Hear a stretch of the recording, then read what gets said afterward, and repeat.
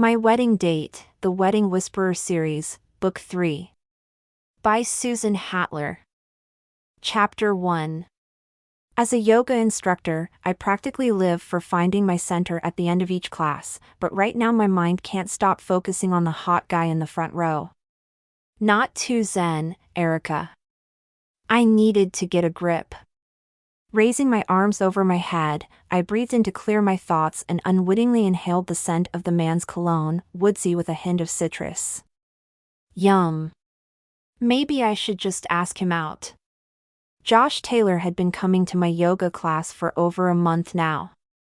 He had thick, dirty blonde hair, high cheekbones, and green eyes that gave my belly a little zap every time he looked at me. The man was built, too. Tall, broad-chested, and major definition in his arms. I'm guessing six-pack abs, but it wasn't like I'd been privy to seeing them. Josh was new to yoga. He'd caught on with the positions quickly, though, which was too bad. It had been a joy correcting his poses. Call me impatient, but I'd never had a problem being the one to ask a guy out, and I really liked Josh. We chatted many times after class. He was funny, smart, and I hadn't felt this much chemistry with a guy in, well, ever. So why was I holding back? Namaste, I said, bowing to my yoga class with my eyes closed. As the class muttered returns of namaste, I, once again, tried to find my center only to have my thoughts drifting back to Josh. Maybe I hadn't asked him out because he always acted friendly instead of flirty. But maybe he was just shy. I, on the other hand, felt like I'd been plenty flirty for weeks. I'd even RSVP'd to my friend Kaitlin's upcoming nuptials with a +1, thinking he'd ask me out and then I could invite him to the wedding. But, so far, nothing. Maybe I liked him too much. Namaste, I said, and then remembered I'd already said that. Nice leadership when the yoga instructor couldn't even find her happy place. Sigh. With my hands in the prayer position and my thumbs near my chest, I popped my eyes open before I accidentally uttered the word namaste a third time. I'm clearly losing it, I mumbled. I won't tell anyone, a deep male voice whispered directly across from me. Josh. My gaze flicked up and connected with those green eyes, which I noticed had captivating brown flecks in them. I could have stayed lost in those eyes, but the corner of his mouth hitched up in a knowing way and a zing zapped my belly. Oh, wowzers. I smiled at the fine display of manhood before me. He smiled back. Once again, I couldn't tell if he was flirting with me or just being friendly. I was done trying to interpret his signals, though. Enough was enough. Time to ask him on a date right now and find out once and for all if he was interested in me. I stood, rolled my yoga mat, and then Josh marched out of class without so much as looking back. My upper lip curled. Okay, Josh and I hadn't chatted after every class. But, still. If he liked me, then wouldn't he have waited? Maybe I could catch him before he left the gym. He'd definitely be a yumsy +1 to Kaitlin's wedding. Yumsy was a word invented by Kaitlin's sister, Melanie, who used to work here at Totally Fit. The gang at the gym is super tight and we've carried on Mel's word of the day tradition even after she'd taken a teaching job and stopped working here. I'd been in a rush this morning and had missed today's word choice, but I only had one yumsy thing on my mind, anyway, finding Josh. I scooted out the yoga room door, scanned the main gym area, and then blew out a breath. Josh was nowhere in sight. He probably went to the locker room to change. I'd talk to him after he was done. Outside the locker rooms, I spotted Kennedy, Mel's Zumba instructor replacement, whose tall frame and banana blonde ponytail were quite the opposite of my petite physique and jet black hair. Hey, girl, I said, coming up to her as she leaned against the wall. What's the word? Hey, Erica. Kennedy dabbed her brow with a white cotton hand towel. Missed you this morning for our morning chat in the lobby. Hot date last night? I laughed, shaking my head.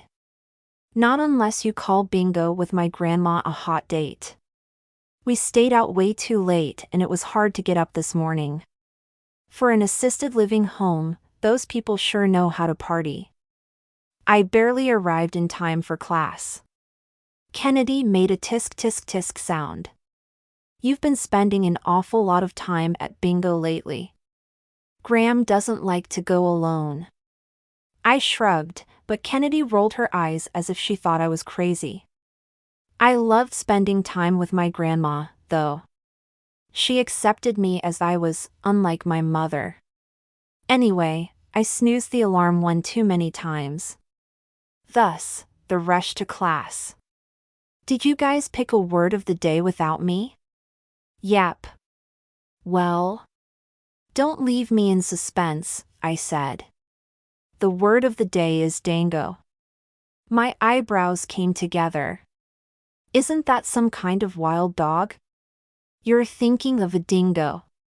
Kennedy let out a laugh, and then held up her palms. Don't look at me like that. Steve picked the word before I arrived, she said, referring to our resident personal trainer. Carrie says a dango is some kind of dance. I shrugged, thinking that our front desk clerk obviously had a better vocabulary than I did. Never heard of a dango. But Carrie is like a walking encyclopedia, so she's probably right. You mean dictionary. Potato, potato. I waved a hand dismissively. Both tomes have lots of words I'll never need. If I'm going to peruse anything, it's going to be Shape magazine. Or the bingo card, Kennedy retorted, nudging my ribs with her elbow. But, seriously. Maybe we can learn to dango for Kaitlin and Paul's wedding. Today's Monday, so the wedding is 3 weeks from Saturday. She finished counting on her fingers and then wiggled her slender hips.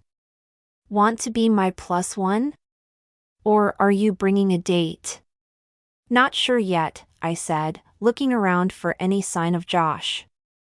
No luck. I hoped I hadn't missed him. Have I mentioned my ex is going to be at the wedding? Only a dozen times. I groaned. Sorry, I'm just not looking forward to seeing him. I can relate. She squeezed the top of her water bottle until her fingers turned white. If I never see my ex again, it will be too soon. Yeah, I pretty much feel the same way. What's your ex's name again? So I can avoid him on the dance floor. Ross Peterson. Ugh. I loathe even thinking his name, let alone saying it aloud. I take it you two aren't online pals? Not even close. I'm just grateful I haven't run into him at the country club in the last year and a half since we broke up. Not that I go with my parents that often. My mom and her friends can act pretty pretentious, which gets on my nerves. But my mom did tell me he'd be at Kaitlin's wedding.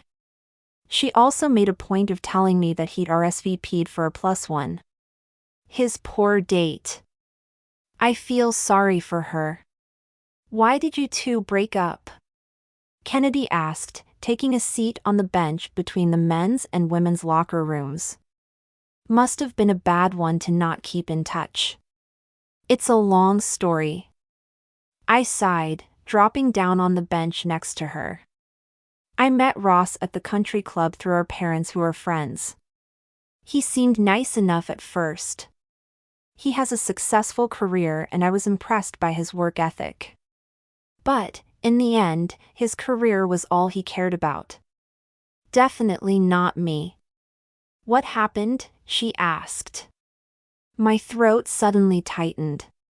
My grandpa was in the hospital dying and I asked Ross to come with me while I said goodbye to Pops. But Ross said no because he had a flight to catch to Bermuda. Turns out he couldn't be bothered to miss even one day of his company's corporate retreat, I said, remembering our conversation. Why should your grandpa dying cause me to have a setback in my career? He'd asked. Saying goodbye to Pops is going to be the hardest thing I've ever done. It's part of life, Erica. Well, can't you be there with me for support? You'll only miss one day of the retreat, I'd said, my heart wrenching. People die, Erica. It's not going to change anything if I'm there with you, and it will hurt my career. Sorry, bad timing. Bad timing? He really said that? Kennedy asked, her face drained of color. I nodded, swallowing the lump in my throat. I still missed Pops so much. I'd taken time off from work to go to corporate events with Ross, and yet he couldn't miss one day of bonding on the beach with his coworkers to give me some comfort and support when I needed him. She shook her head. What an insensitive toad. I'm glad you dumped him. Actually, my voice trailed off as a phantom pain pierced my chest. I took a deep breath. Ross broke up with me. He said I was too needy for him. She gasped. He didn't. He did. I nodded, blowing out a breath, trying to release all of the resentment that had resurfaced. I won't settle for a guy who doesn't put me first, Kennedy. I just won't. And, honestly, I haven't found anyone who even interests me that much. Well, not until now. Her face lit up. Do tell. Thinking of Josh made my belly dance. I glanced around to make sure the people working out nearby couldn't overhear me. There's a new guy in my yoga class. He's been coming for over a month now. He seems really nice and he makes me laugh. Go on, she said, nodding eagerly. What else can I say? I leaned back against the wall, a small smile playing across my lips. I haven't felt this comfortable with a guy in a long time. He wears these funky old sweats to class. His hair is a little too long, but in an adorable way. He seems relaxed and like he doesn't take life too seriously. I'm going to ask him to be my date to Kaitlin's wedding. She squealed. He sounds perfect for you. Unlike your uptight ex who. Oh! I grabbed Kennedy's arm as Josh Taylor sauntered out of the locker room about 10 feet away from us. At least, I thought it was Josh. This actually looked like a very different version of him. His hair had been tousled earlier, but it was now combed back neatly. And instead of funky sweatpants and a t-shirt, he now wore an expensive-looking suit and tie. That's him, Kennedy. At least, I think it's him. Don't look. Despite my words, she immediately flicked her gaze in Josh's direction. My cheeks heated. Stop staring, I said, squeezing her arm. Oh, why wasn't there a huge hole right here that could swallow me up?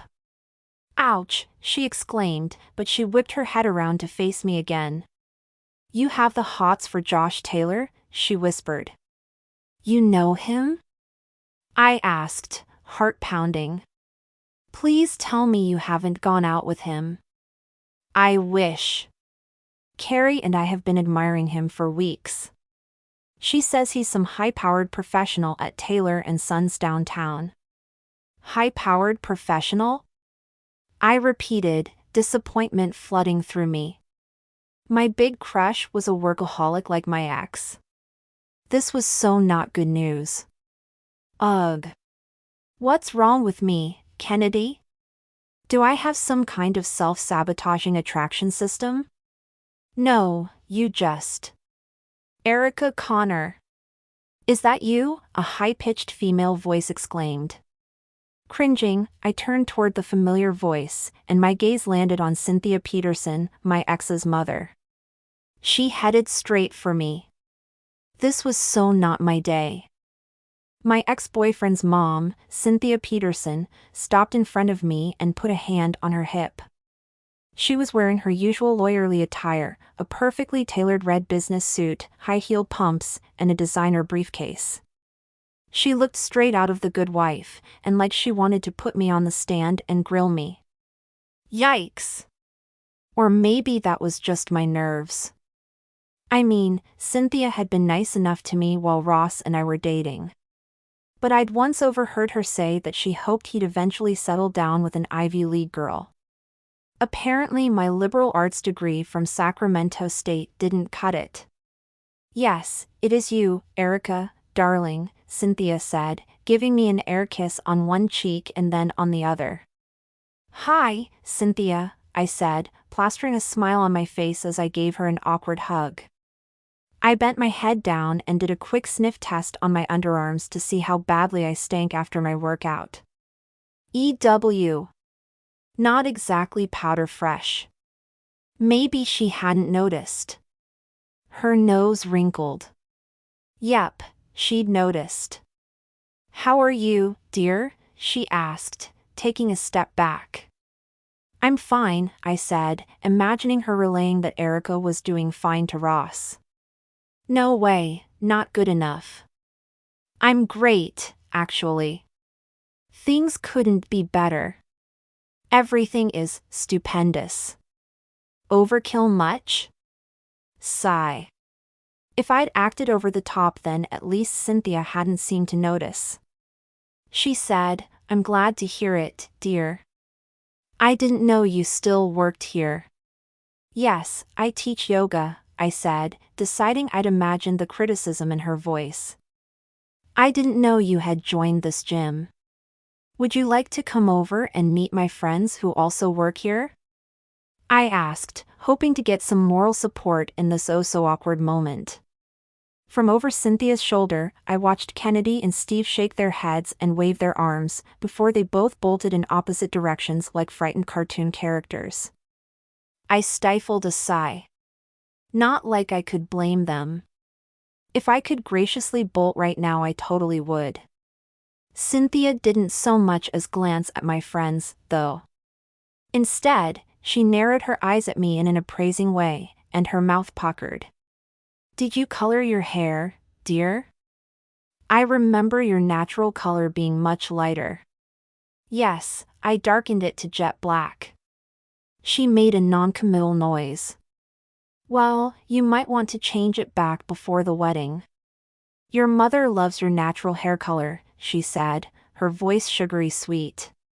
You're coming to Kaitlin and Paul's wedding? I asked, hoping to change the subject. I also hoped my tone sounded like it had just occurred to me that she'd be there and not like I'd been dreading having to see her son again. Well, of course I am, she said, setting her briefcase down as if she planned to talk a while. Not a good sign. Hotel mogul, Milton Jeffries Jr. marrying our very own Kaitlin Murray? It's going to be the wedding of the century. And here I'd thought of it as my friend's wedding. Silly me. Ross is bringing his fiancée, of course. You heard that he's engaged, right? No. Yes, of course, I lied. She put a hand to her chest. That's a relief. How awful if I'd been the one to deliver that painful news to you. I'm sure you'd been hoping for a proposal from Ross yourself. My nostrils flared at the thought of marrying Ross. Although, we'd gone out for over a year and at the time I'd kind of figured we'd tie the knot eventually. I have a wonderful idea. She clasped her hands together and stepped toward me. I'm going to set you up on a date, Erica. That will be a much nicer way for you to meet Ross's fiancée, Leslie Carrington, of the Boston Carringtons. I'm sure you've heard of them. Everyone has. Leslie is third generation at Harvard. Ivy League. She'd gotten her wish. Yay, Cynthia. That's very nice for his fiancée, I said, diplomatically. My tone sounded so genuine I should think about running for office. Yes, we're very proud of her. You'll meet her at the wedding. I have just the man to set you up with, too. Your mom says you signed up to bring a date, but that you're not seeing anyone. And it's not polite to back out of an RSVP after the numbers have been turned in, dear. Right, I mumbled, thinking my mom was so going to hear it from me later. That's sweet of you to offer to set me up, but I already have a wedding date, I blurted. You do? Who? Her eyebrows rose to her hairline, and I could see the surprise spreading across her perfectly made-up face. It was the same condescending look I'd seen my whole life from my mother. And, at that moment, I'd do anything to get rid of that look. So, I scanned the gym, looking for someone to point out who would meet Cynthia's high standards, just to make her stop looking at me like that. I could relay a fake breakup next week through my mom. No harm, no foul. Finally, my gaze landed on Josh Taylor, who was adjusting the jacket of his expensive-looking black suit. Beneath it, he wore a pale blue shirt and a silver and blue-striped tie. And, wow. Did he fill out that suit nicely? That would be a hardcore yes. He was perfect. I gestured at Josh as he filled an aluminum bottle at the water fountain. Josh Taylor is my wedding date, I said, keeping my voice low. Your mom never mentioned this Josh Taylor. I haven't told her yet. My stomach bubbled with worry at the lie, but I decided to go with it. We met here at the gym recently. We hit it off and then, well, you know how it goes, I gave a small, embarrassed giggle that even I almost bought. I really should think about running for office. Cynthia's eyebrows came together. I wasn't sure if it was disappointment that she wouldn't be setting me up on a date, oh, the horror, or disappointment that my fake wedding date looked like he could run circles around her future Ivy League daughter-in-law, socially and figuratively, of course. Ha! Cynthia folded her arms across her chest. I want to meet him. I'd been in the middle of another giggle when she said this, and I promptly started coughing. I patted my chest as I coughed again. Was she serious about wanting to meet my fake wedding date? Oh, no. She sure looked serious. Great job, Erica. How would I dig myself out of this one? My career as a politician was so over before it had even started. Sure, you can meet him. I cleared my throat, racking my brain to find a way out of this little white lie that was supposed to have helped my situation not make matters worse. Actually, he's probably heading to work. You'll meet Josh at the wedding. Or not. She smirked. Your boyfriend can't spare a minute for your mother's dearest of friends? I'd actually heard my mom refer to Cynthia as a venomous snake once. It had something to do with a silent auction and a paddle that suspiciously went missing. But they did seem pretty tight again once their tiff ended. Oh, great. I'd been backed against the wall with no way out. I had no choice but to come clean. I opened my mouth to confess and... Did I hear someone wants to meet me, sweetie bee? Josh Taylor came up beside me, slipped his arm around my waist, and pulled me against him. Oh, hi, I said, my cheeks heating as my eyes widened. His green eyes peered back at me, making my belly do a somersault. What was he doing? Was he pretending to be my boyfriend? Had he overheard my entire conversation? Oh, embarrassment. I really needed to work on my whispering skills. Hi, I repeated, which was so totally lame. Hi, yourself, he replied, the corner of his mouth hitching up in that very appealing way of his. And you know I always have time for you, honey boo. Sweetie bee? Honey boo? Ick. I sucked in a breath, wanting to facepalm myself right now. This was not the time to be mentally criticizing Josh's crazy pet names. For some unknown reason he was playing along and saving me.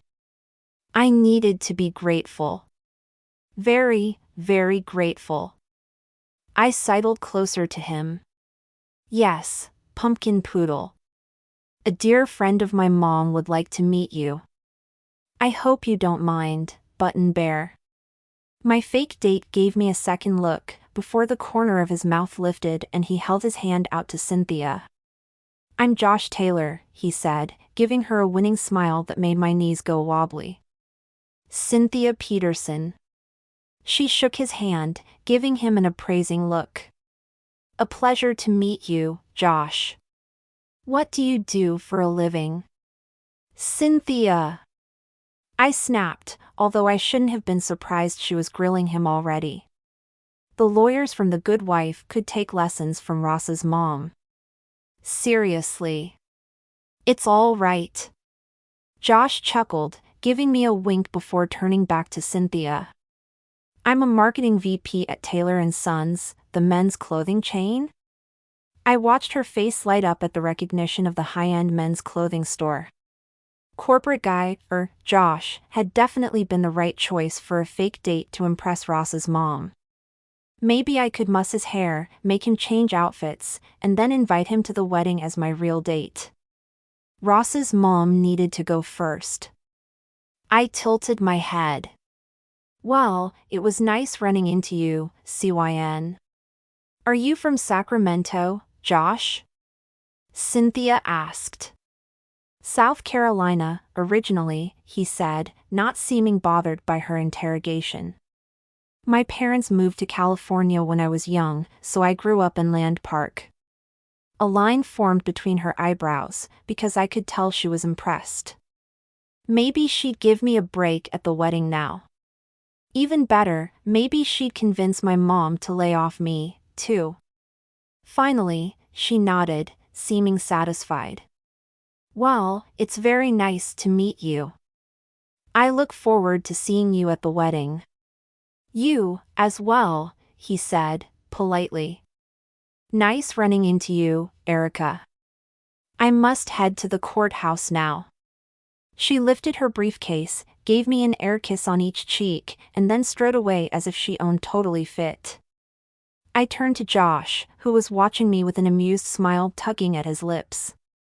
If I were forced to pinpoint the most embarrassing moment of my life, then I'd have to say this was it, asking a complete stranger to pretend he was my wedding date. Oh, I'd sunk so low. That was fun, he said, touching my arm. Do you do this with all the new people in your yoga class, or am I special? You're definitely special. This was a special situation. I held my palms up.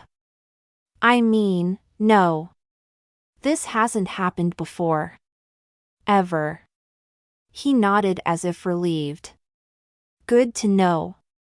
Look, I get that this conversation with Cynthia was totally weird, I said, gathering my strength to keep this friendly over flirty because that dazzling smile almost made me forget my vow to never date corporate guys.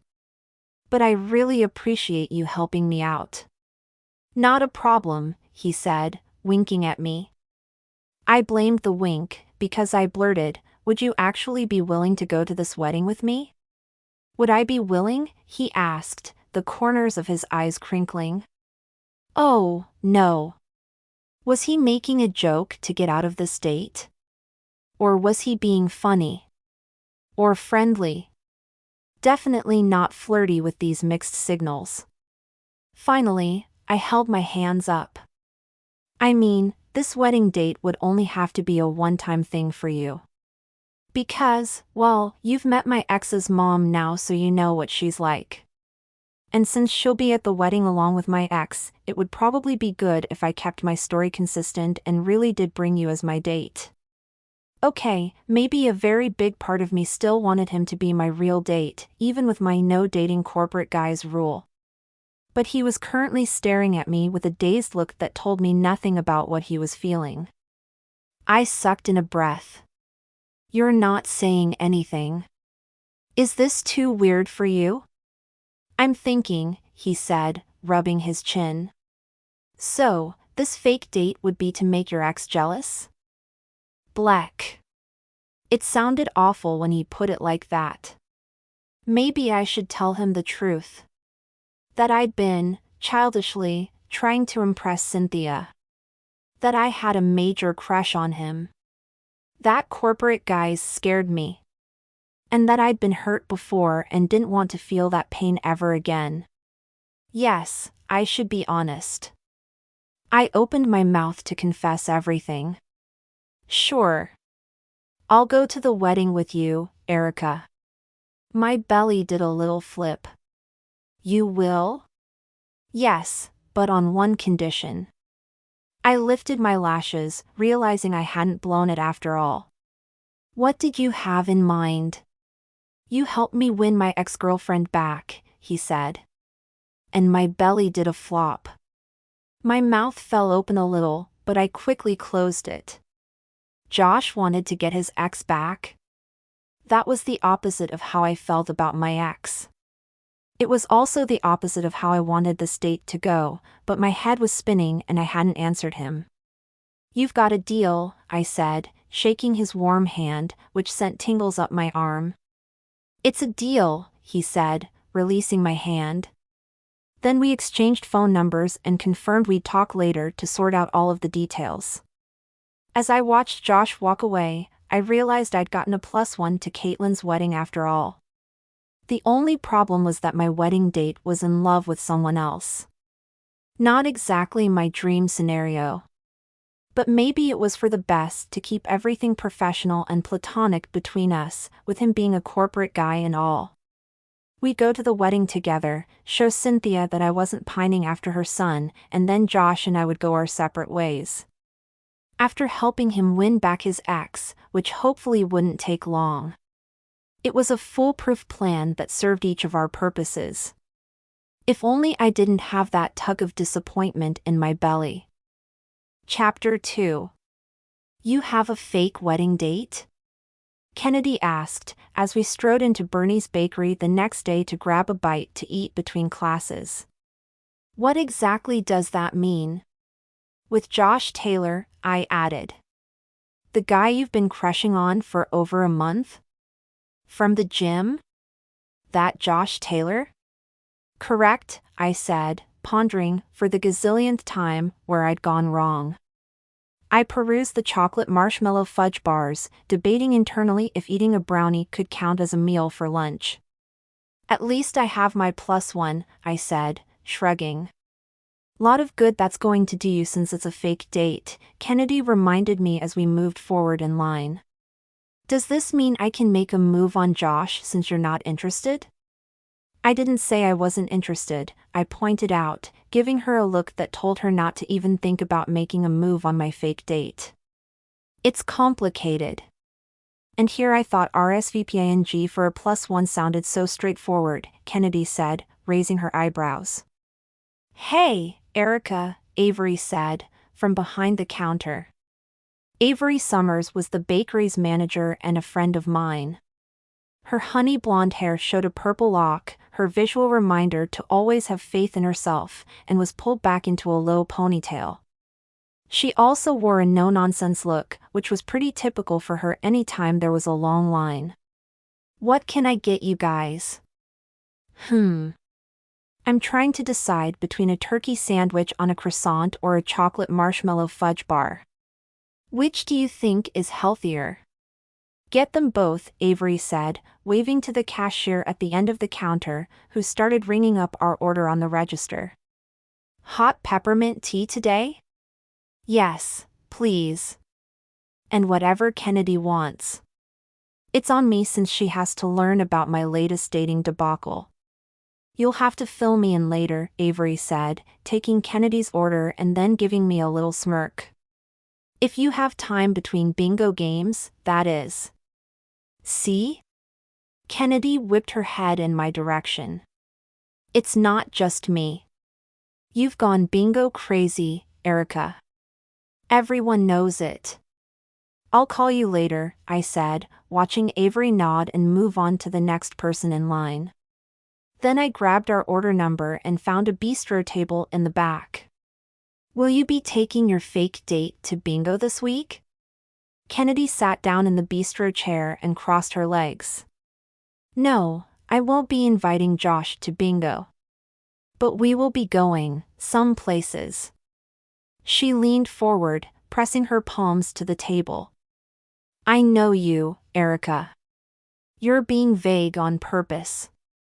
Stop stalling. Tell me what some places means and get it over with. I raised a hand, throwing my eyes toward the ceiling, hardly able to believe what I was about to say. In exchange for Josh being my wedding date, I'm supposed to help him win back his ex-girlfriend. Kennedy stared at me without blinking. I'm waiting for the punchline. We made a deal, I admitted.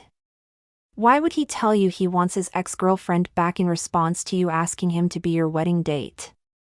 A question I've asked myself many times since yesterday, I said, leaning back in my chair with a sigh. I raised a shoulder, shaking my head. I've gone over our conversation in my mind many times, and still don't get where the disconnect is. I blame my mom. Was she at the gym? Well, no, I said, pushing the order number toward the edge of the table. But she's friends with Cynthia Peterson, my ex-boyfriend's mom. And Cynthia was at the gym. Help. My head is spinning. Now you know how I feel, I said, nodding at the barista as he set down the lunch tray and removed our number. Maybe if you and Steve hadn't left me alone with her, I wouldn't be in this odd situation. Oh, this salad looks delicious, Kennedy declared, popping a forkful in her mouth and throwing me an innocent look. Very convenient, I joked, setting my napkin in my lap. Seriously, though. Cynthia started getting all condescending on me and offering to set me up on a blind date. It reminded me of my mother. So, I started shooting off my mouth, claiming I already had a wedding date. But you hadn't actually asked Josh yet? She asked, as I took a bite of my sandwich. I shook my head and then swallowed. No. He must have overheard us talking and figured out what I was doing. So mortifying. Not the best way to start a relationship. He wants his ex back, I reminded her, with a sigh. We talked on the phone last night and came up with a plan to pretend we're dating. We're going to show up at this art exhibition where his ex will be. When she sees me with him, then that's supposed to make her reconsider their breakup. Apparently she didn't think he was marriage material and that bothers him. Kennedy stabbed a cherry tomato and pointed it at me. If Josh Taylor isn't marriage material, then I'm pretty sure all of us single gals are doomed. He's probably a workaholic like I suspected, I said, wanting to laugh at her joke, but being single forever felt too real at this point. I looked down at my plate, remembering my conversation with Josh last night. A small smile danced on my lips. It's ironic, though. He's so easy to talk to on the phone. You know how some conversations are stilted or awkward? You mean, like every first date I've been on? Exactly.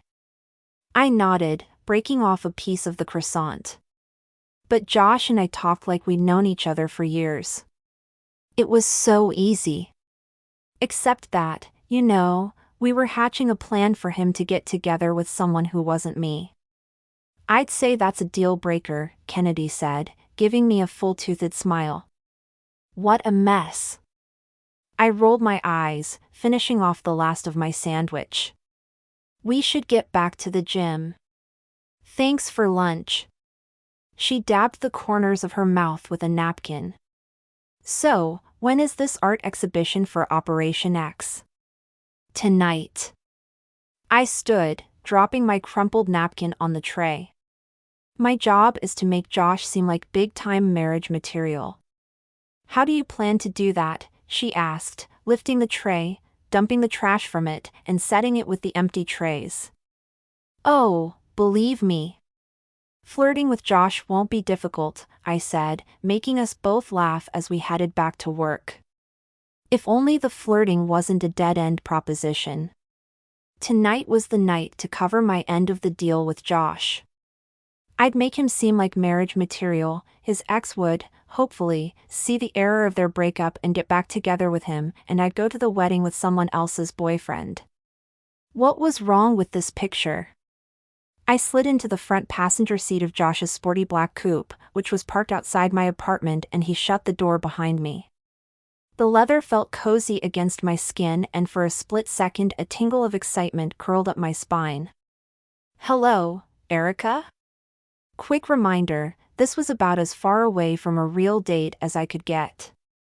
I mean, if my evening went well, then my date would have a girlfriend who wasn't me at the end of it. In what world was that okay? Josh slipped into the driver's seat and turned to me. Ready? Ready, I said, because it wasn't like I could back out now. I smoothed my black skirt, adjusted my silky orange top, and sucked in a breath. So, where is this art exhibition? Ripple Art Gallery downtown.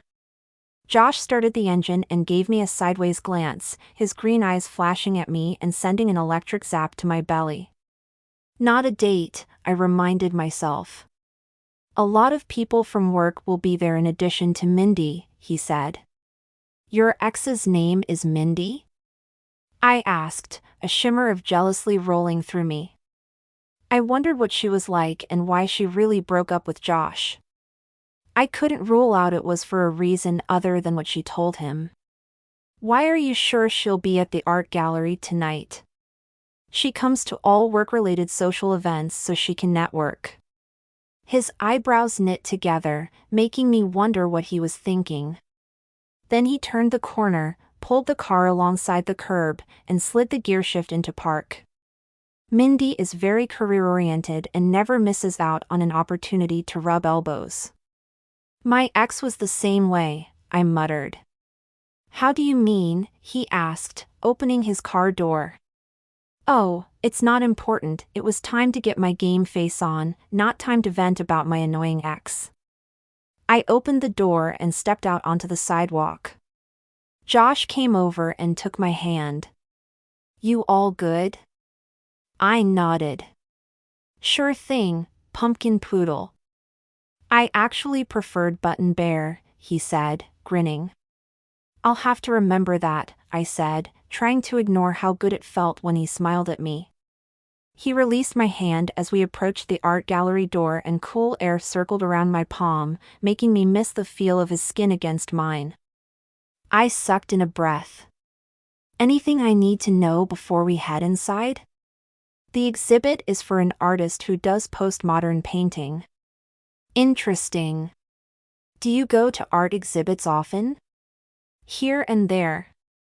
Creative events like this are a great way to brainstorm advertising. The next big idea is always lurking out there, you know, he said, holding the door open for me. Thank you, I said, noticing how his eyes lit up when he talked about his work, which was completely adorable. We walked into the gallery, and I was surprised to see that nearly everyone here, men and women alike, were wearing business suits in shades of navy, black, or charcoal gray. To be honest, it was like being in a room with clones of my mother. A few guests here and there were wearing black cocktail dresses. The bright pop of color on my shirt seemed out of place, which I'm sure made me stand out like a carrot amidst the sea of dark attire. Tell me more about Mindy and what happened between you two, I said, keeping my voice low as we stepped into the art gallery. A line formed between his eyebrows. Like I mentioned on the phone, she didn't see me as marriage material.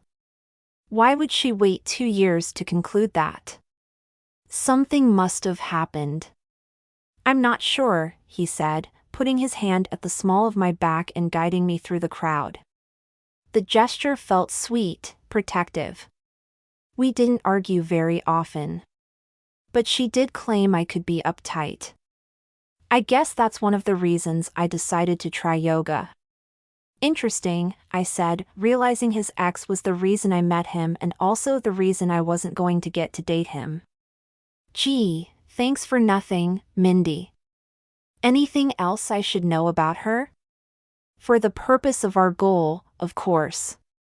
Would either of you like a glass of champagne? A server interrupted us, carrying a tray of champagne flutes.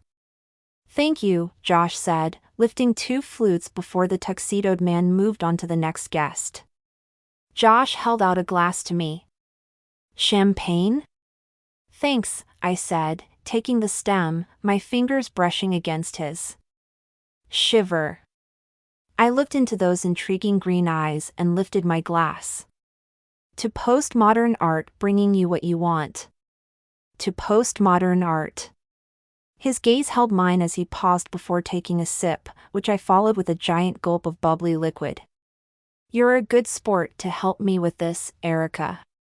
Just holding up my end of our deal, I said, guessing it wasn't a good idea to admit I totally regretted making this lame agreement.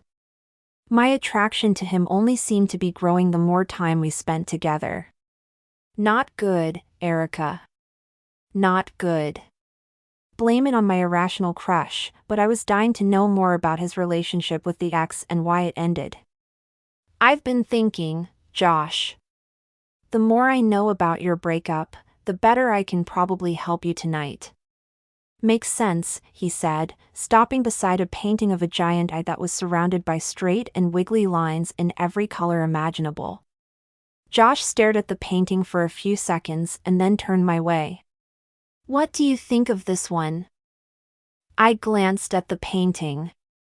I wouldn't sleep a wink if this thing were hanging in my bedroom. He chuckled. What if it were in your living room? I'd duck in fear. I laughed, but then a little ache appeared in my chest. Why did Josh have to be so cute and funny and taken? Well, depending on if we pulled off our plan tonight, anyway. I tapped my chin with my index finger. The real question is, would Mindy like the painting? A line formed between his eyebrows. She'd hate it.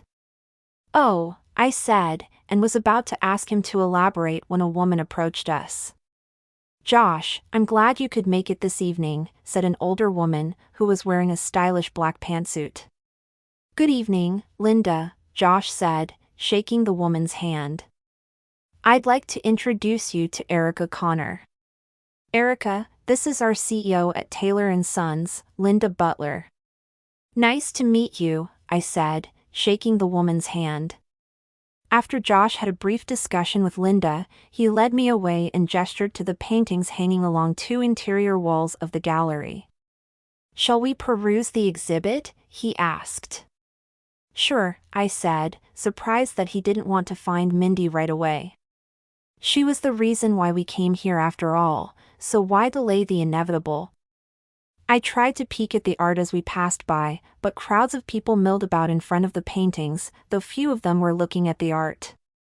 Instead, everyone seemed to be socializing, with groups congregating here and there. We finally found a spot in the corner near a painting of geometric shapes with splattered paint all over them. Interesting. It looked like a math and art class had imploded on a sheet of paper. I opened my mouth to tell Josh my thoughts. Josh? Is that you? Came a high-pitched female voice from behind me. I didn't know you'd be here tonight. Josh looked past my shoulder. Hi, Mindy. Mindy? My stomach tightened as I twisted my head and spotted a woman in her late 20s with long blonde hair that was perfectly straight, not a single strand out of place. Her nose was long and thin, like the rest of her. She seemed to be all limbs. Her pantsuit looked expensive, a well-tailored navy pinstripe that would have made my mother proud. My belly tightened, but I reminded myself that she was the reason we'd come here tonight. So, I slid my arm through Josh's, and then held out my other hand to my blonde nemesis. You're Mindy? I asked, as if I were excited to meet her. Yeah, right. I watched her eyes widen with surprise, her gaze darting to where I gripped Josh's arm. Yes, I am, she said, tightly. Well, it's nice to finally meet you, I said, keeping my tone upbeat even as she shot daggers at me with her eyes. Ever since Josh and I started dating, I've been dying to meet the woman who let him get away.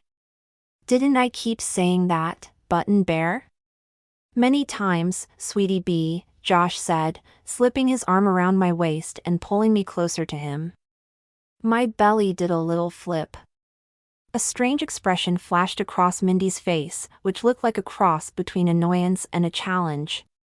It was only there for a split second, but I could tell she was not tickled pink that Josh had brought me as his date. Still, she finally shook my hand. "Pleased to meet you." "Oh, the pleasure is all mine," I said, watching her eyes flash again. "I'm going to get us a couple of drinks, honey boo," Josh said, taking my empty champagne flute. "What would you like?" "White wine," I replied, glancing at Mindy. "Would you like something, too?" "No, thank you." "I'll be right back," he said with a grin. As he walked away, I turned to Mindy. "Don't you love how spontaneously thoughtful Josh is? Like he would take care of my needs until death do we part." Mindy's lips puckered. "I prefer a man who is predictable." "Oh, well, sure," I replied, waving a hand as if that were a given. "You probably know as well as I do that Josh is as predictable as they come. He's someone who is reliable. You know, for the long haul. But still keeps things fresh." She twisted her puckered mouth to the side. We stood in awkward silence until Josh returned with 2 drinks, a glass of white wine and a beer. "The bartender said this is their best Chardonnay." "That's so sweet," I said, taking the glass from him. He clinked his glass into mine. "Cheers."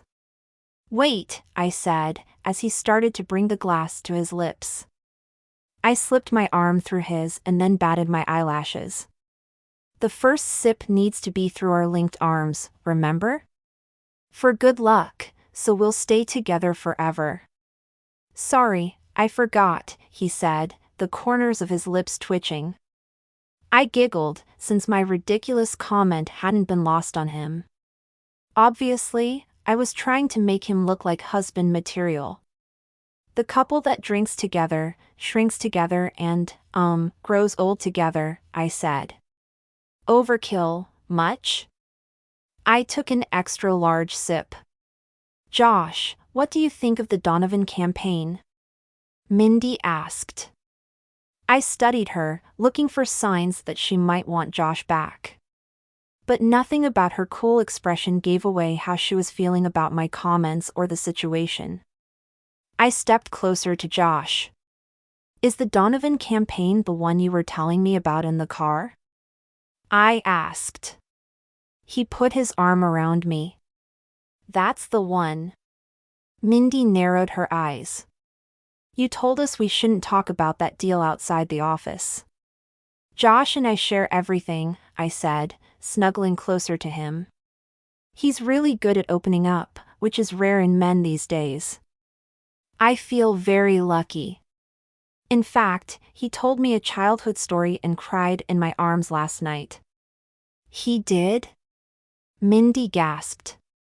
From the way Josh choked on his drink, I wondered if I'd gone too far. But once he recovered, he winked at me. "You're just easy to talk to, honey boo." "It's because I treasure you so much," I said, putting my hand on his shoulder. Then, on a whim, I stood on my tiptoes and pressed my mouth to his. His mouth captured mine without hesitation. My lips warmed against his as if brought to life for the first time. Oh, wow. Seconds later, I pulled away, because, hello? We were in public. Otherwise, believe me, I would have kept going. I lifted my lashes and green eyes peered back at me through hooded lids. "Excuse me," Mindy said. I turned my head to watch Mindy slip into the crowd. I pressed my fingers to my lips. Oh. Had I overplayed my role? Kissing him had not been a well-thought-out plan, but I couldn't exactly take it back. Plus, my brain could hardly form a coherent thought with the memory of that kiss seared in my mind, sending warmth all the way down to my toes.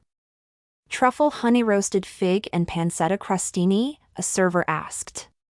Josh cleared his throat and mumbled something to the server, taking 2 of the little appetizers. Would you like one, Erica?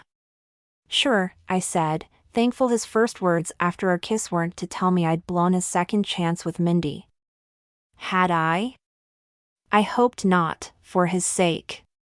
Did I go too far with Mindy? I blurted. Not sure, he replied, popping the crostini into his mouth.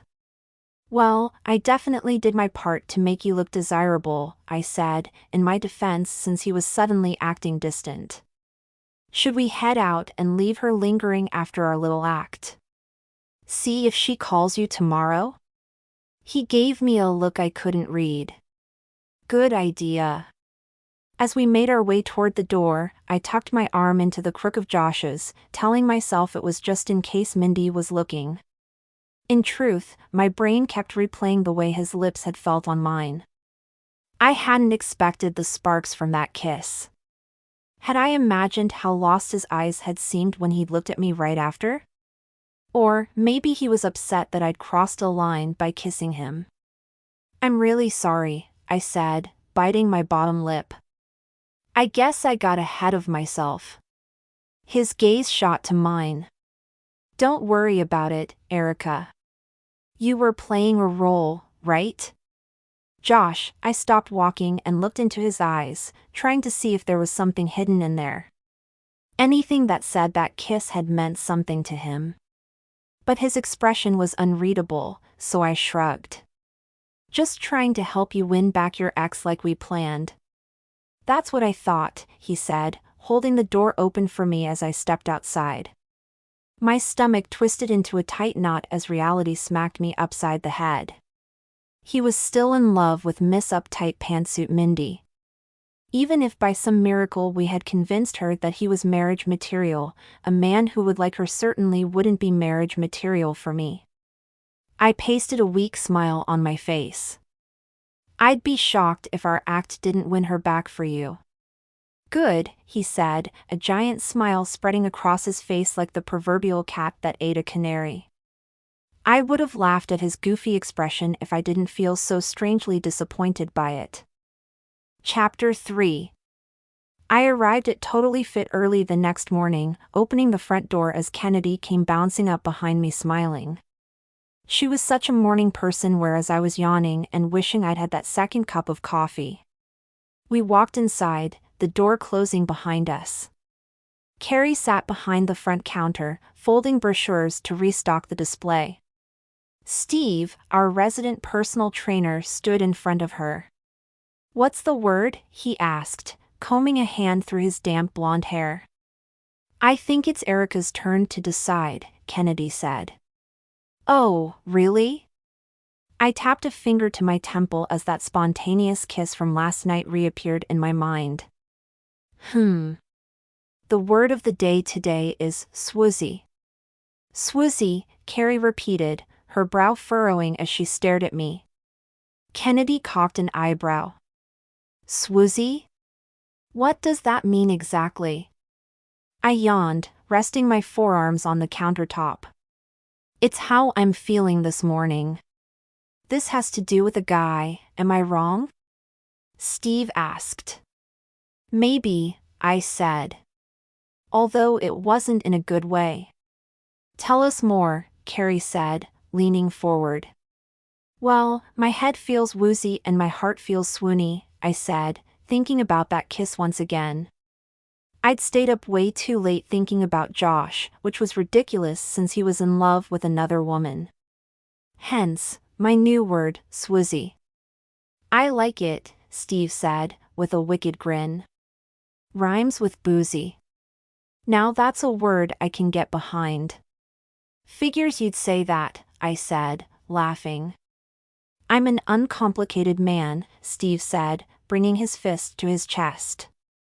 By the way, do any of you want to go out tonight? A couple of buddies and I are going to the Oasis. Not me, but thanks, I said, unsure of whether or not Josh would need me for Operation X. I also needed to check on Graham and see how she was doing. Kennedy checked her phone. I'm in.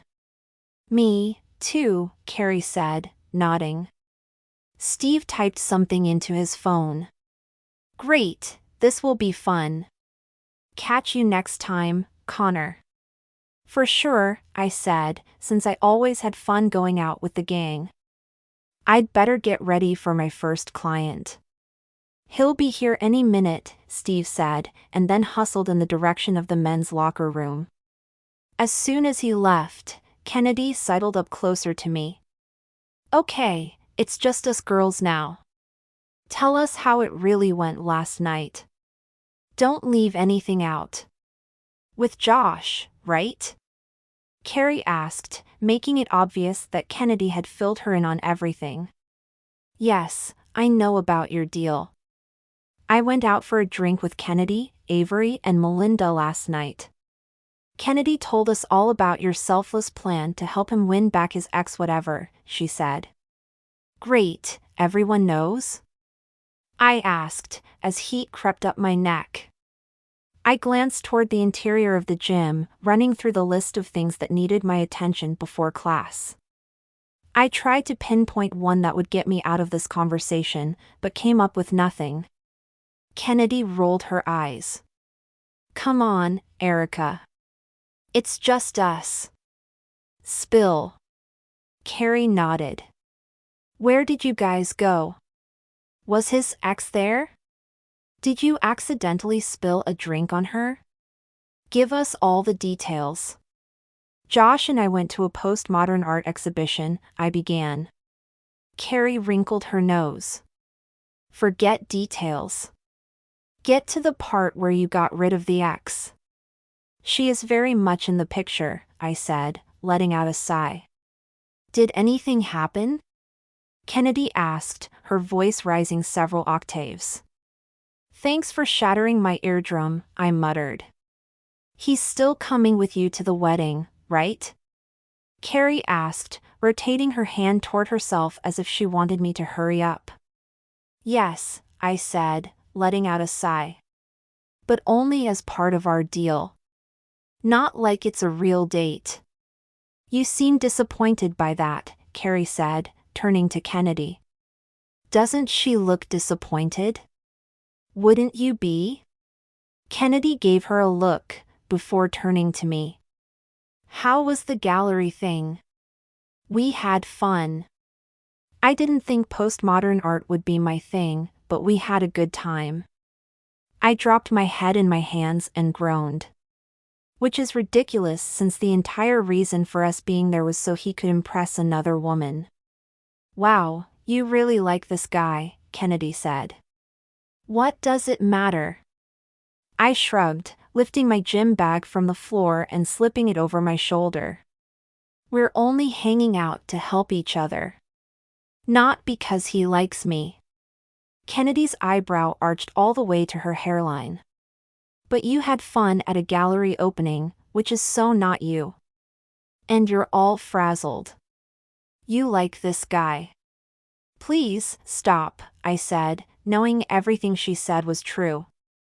So what if I have feelings for Josh? I mean, yeah, he's a gentleman, funny, and such a good kisser. You two kissed? Kennedy squealed for a second time. Just for show, I said, remembering how let down I felt after he dropped me off and thanked me for my help with the fake relationship. Sigh. Josh is in love with his ex, remember? Kennedy shook her head. You can't let that stop you if you really like him. There must be a way for this to work out. I don't see how. I wrapped my hand around the strap of my gym bag, wishing I could squeeze some sense into Kennedy's blonde head. This conversation was driving me nuts. I'd had a lot of fun with Josh last night, but I knew where things were going between us, nowhere. Glancing over my shoulder at the front door, I caught sight of the clock above the entrance. Only 10 minutes before my yoga class. Not much time. I should go get ready.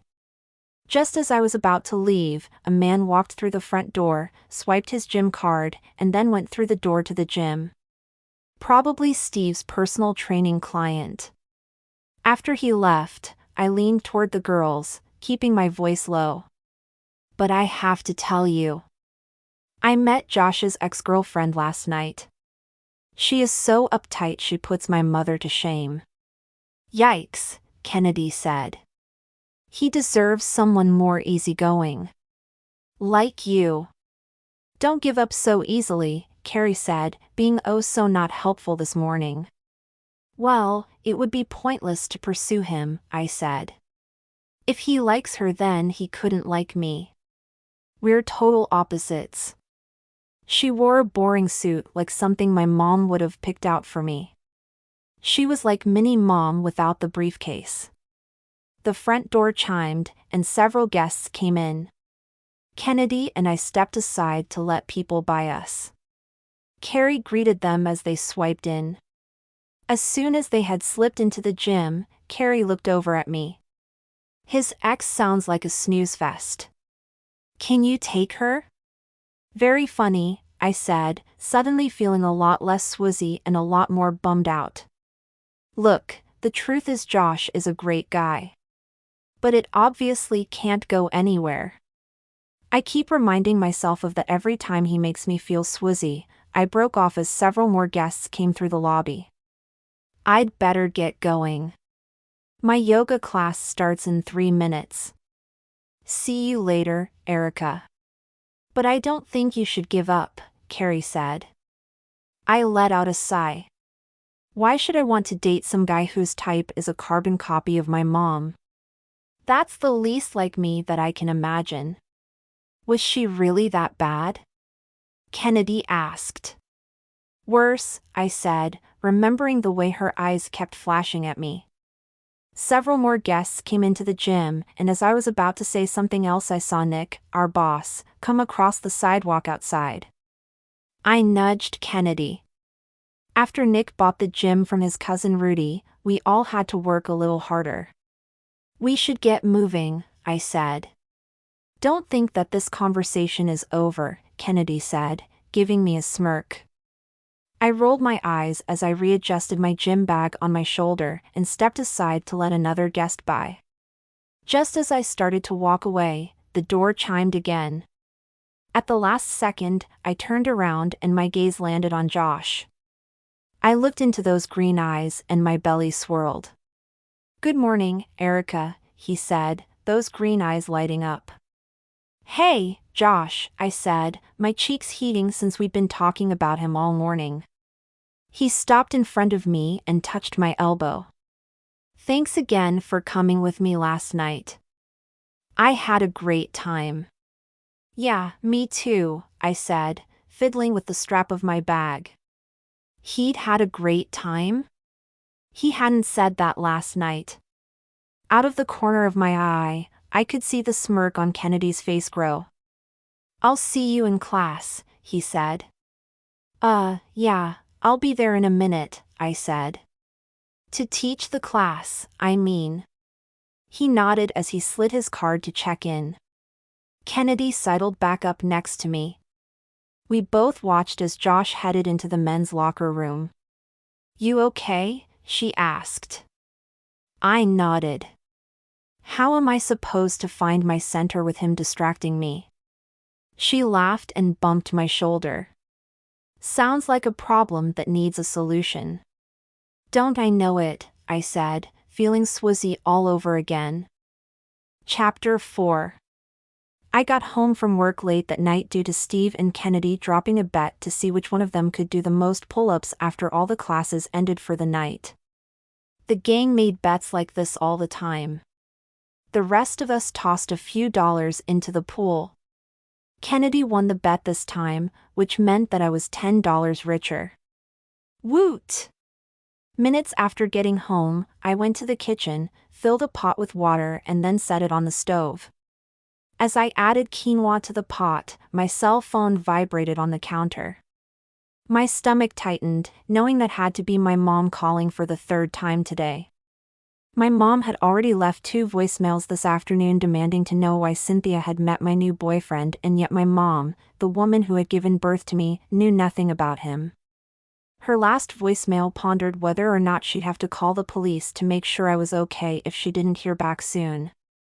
She'd used this threat more than once in the past, which usually prompted me to call her back.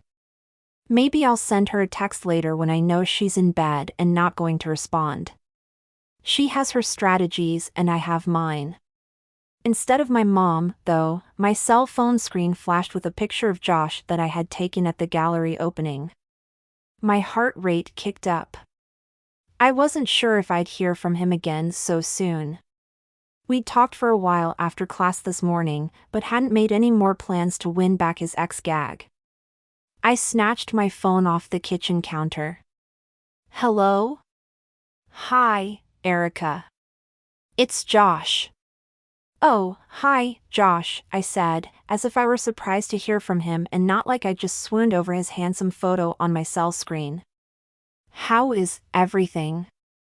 Reed, are you with Mindy now, or what? Actually, not great. Do you have a minute to talk? Sure. I'm just making some dinner for one here, I said, sounding super lame. I smacked myself on the forehead, wincing in pain as the wooden spoon made contact. Ouch. I'll bet you cook better than I do, he said. Doubtful, I said, rubbing the spot on my forehead and checking the mirror to see if it was getting red. I basically eat the same thing every night unless I get takeout. Quinoa and roasted veggies. My forehead was only a little pink. Not swollen. I'd live. Well, I microwaved my dinner tonight, but the package claimed it was gourmet, he said. Classy, I said, letting out a chuckle.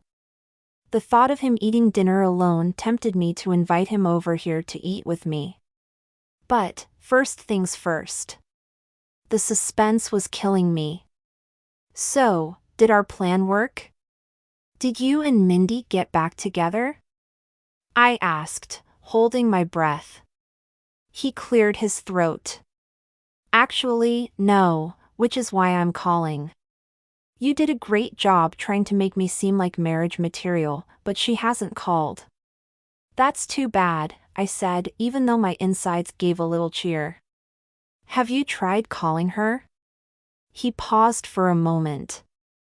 No, I don't think that's the way to go. I totally agree, I said, realizing that was because I didn't want them to be together. Guilt washed over me. But, that would show you're still interested in her. Yeah, he said, his voice low. Then again, maybe I don't want to find out she's been making pie charts on why I'm not marriage material. I wrinkled my nose again. I'd rather bake a pie than make a chart with it. He chuckled. And I'd rather eat the pie. See? That's why we make such a fantastic fake couple, I joked. True, he said, laughing. This talk about pie is making me hungry. In all honesty, my dinner was pretty subpar and... Dinner? Oh, no. I completely forgot about my food. I gasped, turning back to the stove just in time to see tendrils of smoke rising from the pan. An acrid odor filled the air, and I hurried over to lift the pot off the burner. I breathed a sigh of relief, but that proved to be too soon as the smoke detector started to shrill. Yikes! Everything okay over there? Hang on, I dropped the phone onto the counter, grabbed a chair from the dining table, and pulled it beneath the smoke alarm. I could hear Josh calling my name as I stepped up onto the chair, balancing carefully so I wouldn't fall, and wrenching the smoke detector from the ceiling.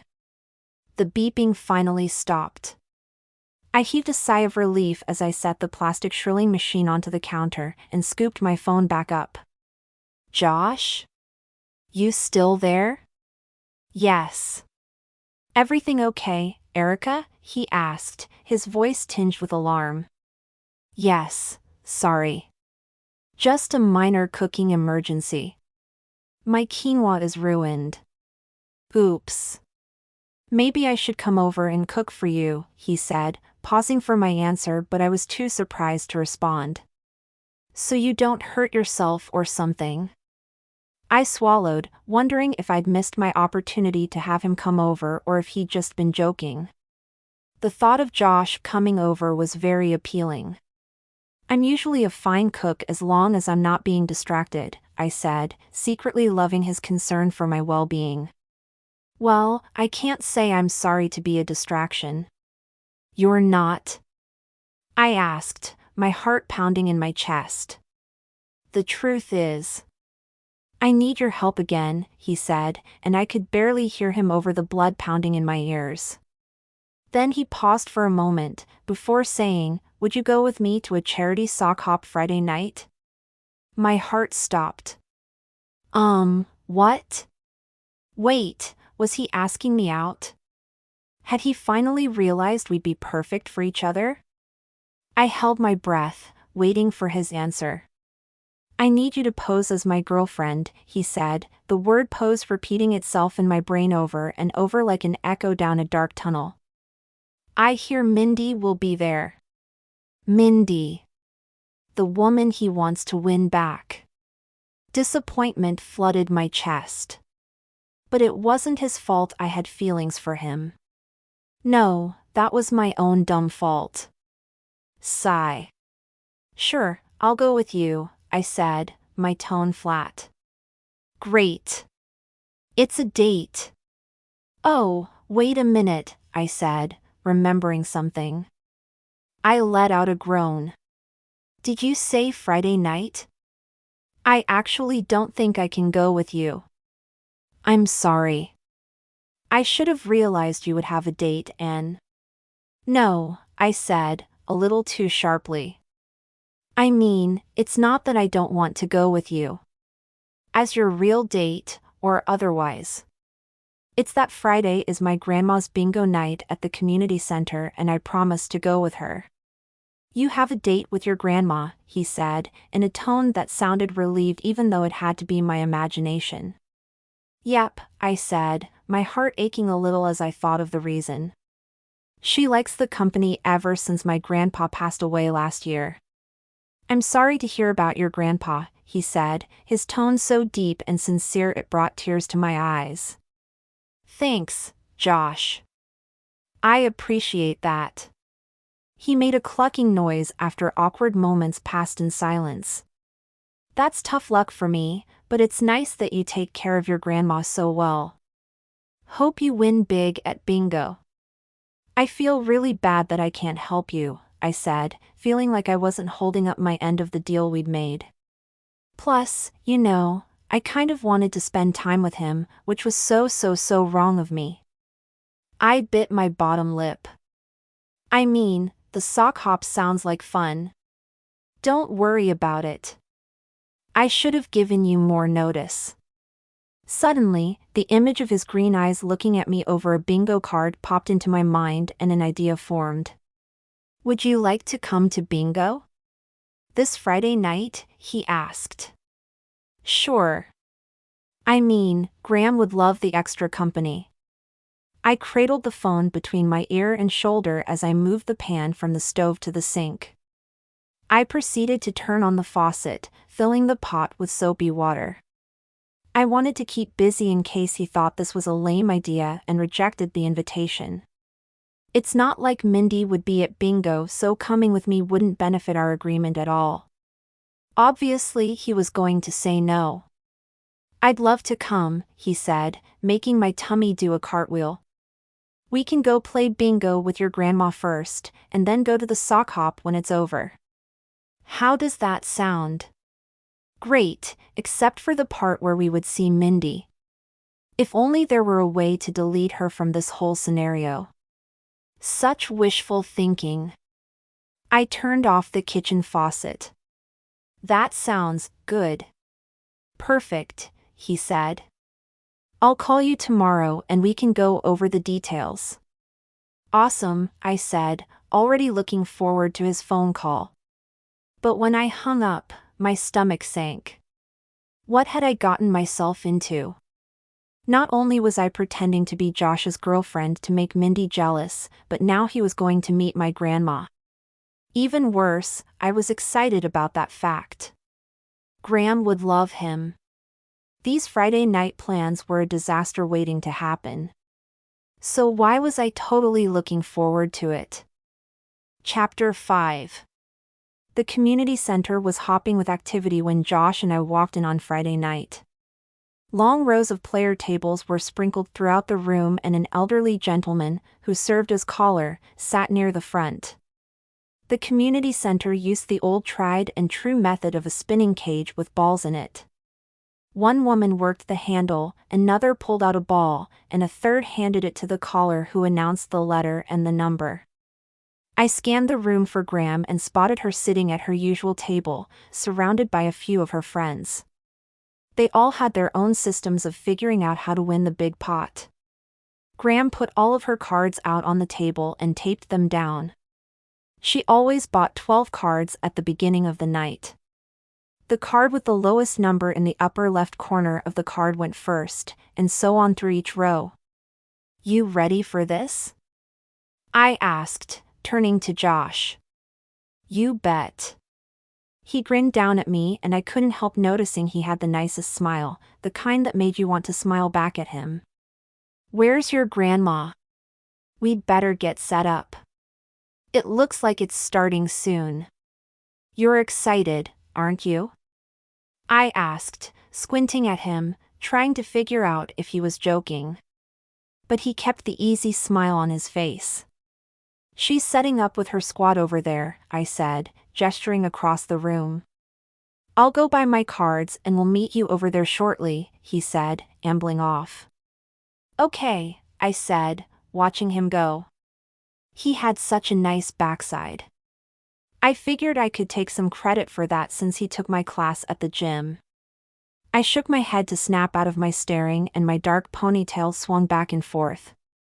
I'd pulled my hair up as high as I could for the sock hop later. I made my way through the crowd. When I got to my grandma's table, I said hello to the other ladies and dropped a kiss on my grandma's cheek. "Hi, Graham," I said, pulling a chair over for Josh next to the other empty seat by Graham. "I brought a friend tonight. I hope you don't mind. It was kind of last minute. Your mom told me you have a boyfriend and you haven't introduced him to her," she said, looking up at me with a pointed gaze. From the way she emphasized the word boyfriend, I wondered if she knew that the whole thing was a sham. She always had seemed to have a sixth sense for when I was lying. Strange that it's so when I've never heard of him. "Be nice to him, please," I said, shifting from one foot to the other. I glanced over my shoulder at Josh, who was still purchasing his cards. "I don't know if he's ever played before." "Who hasn't played bingo before?" Graham asked, blinking rapidly. "Your boyfriend?" "Graham," I used my best warning tone. "What?" she asked, batting her eyelashes. "I'm just using the word I heard from your mom. Apparently she's yet to confirm with you directly since she's left you 5 messages and only received 1 text from you after she was in bed already." "I don't know how to talk to Mom about this," I said, sitting down next to her. She slid my cards to me and set my bingo dauber in front of me. "What are you up to, Missy?" Graham asked, smirking at me before she turned and grinned at Josh as he approached. "May I sit here?" he asked. "Saved it just for you," I said, gesturing to the seat. "Josh, I'd like you to meet my grandmother, Barbara." "Graham, this is Josh, my friend." "You can call me Barb," she said, holding out her hand to give him what I thought was a way too feisty handshake. "Pleasure to meet you, Barb," he said, taking the seat beside me. "I'm guessing your boy has played bingo before," she said. My cheeks heated and I gave Graham an eye glare for calling him my boy. Glancing at the table, I saw that Josh was arranging his cards in an odd zigzag pattern. He had 3 stained daubers set on the edge of the last one. When he caught me watching him, he grinned. "This is the way I used to play with my grandma before she passed away." "Oh," I said, my heart catching at the wistfulness in his voice. "I'm so sorry." He smiled at me. She and I had a lot of fun playing together. Switch with your boyfriend so he can sit next to me, Graham said, leaning across me to smile at him as she gestured to the chair I was currently occupying. That way we can get to know each other better. He raised an eyebrow at me. I shrugged, sending a silent prayer that she would behave herself. Thanks, that would be great, he said, standing. After we got resituated, the action started. I had to focus on my 5 cards just to keep up with the pace, which was the same problem I had always had when I came to play bingo with my grandma. I always missed some of the numbers and had to sneak a peek off of Graham's cards. Today I checked Josh's cards since he was closer. When I looked up at him, I saw that he and my grandmother had their heads bent together and were whispering. My shoulders tensed as I pondered what my grandma could possibly be saying. Suddenly, they were laughing as if they were sharing a joke. The corner of my mouth curved upward. I knew Graham would love Josh. A little while later, I checked out how he was doing. He had several rows that were nearly complete, and he didn't even seem to be paying attention with all that whispering going on between them. Hopefully, it wasn't childhood stories or anything embarrassing. I reached over, trying to snag one of his cards, like I always did when it was just Graham and me. She never let me do it, but I tried every time. I almost had the card too, when he reached out and caught my wrist in his hand. Your grandma warned me that you might try something like this, he said. His fingers circled my wrist, making me want to grab all of his cards. Warned you? I asked. I refused to believe her. And yet, here you are trying to steal one of my cards. I'm not stealing it, I said, shivering a little due to his thumb tracing a tiny circle across the top of my hand. I'm just, borrowing it. Yeah. So that I can make sure I have all the right numbers in case I miss some. I'll help you, he said, releasing my wrist and leaning my way. I sucked in my breath as I watched him scan my cards and poke the dauber at all the places I missed. When he sat back upright in his own seat, my grandma caught my gaze and waggled her eyebrows at me. Stop! I shout-mouthed to her. You're trouble. She pointed her finger at me as if to say, no, you're trouble. The caller yelled out another number, and Josh said, bingo. My grandma let out a whoop, and all of her bingo buddies started congratulating him. He stood up, pulling me to my feet and into an exuberant hug. Thank you, he said into my ear. This brings back such good memories. As bingo began to wrap up for the night, I excused myself so that I could change into my outfit for the sock hop. I knew Graham and Josh would be just fine with each other. Still, I changed quickly, pulling on the flared circle skirt I'd found at the thrift store the day before. It was bright pink and had an appliqué poodle on it. My saddle shoes were scuffed, but I thought I looked pretty good. When I rejoined them, Josh gave me a thumbs-up sign of approval. Thanks, I said, smiling. We should probably get going. Josh nodded and turned to my grandma. Thanks for the fun time. I hope to be joining you again soon. Anytime, dear, Graham said, giving him a pat on the arm along with a genuine smile. He turned to me. I'll pull the car around. Be out in a minute, I said, my heart warming that he'd won my grandma over as I suspected he would. She was ultra-wise and so important to me. After Josh had left the room, she grabbed my arm. That young man is a keeper. It's complicated, Graham. You should stop playing around with whatever this thing is you're doing. Don't let a man like that get away. Now go and have fun.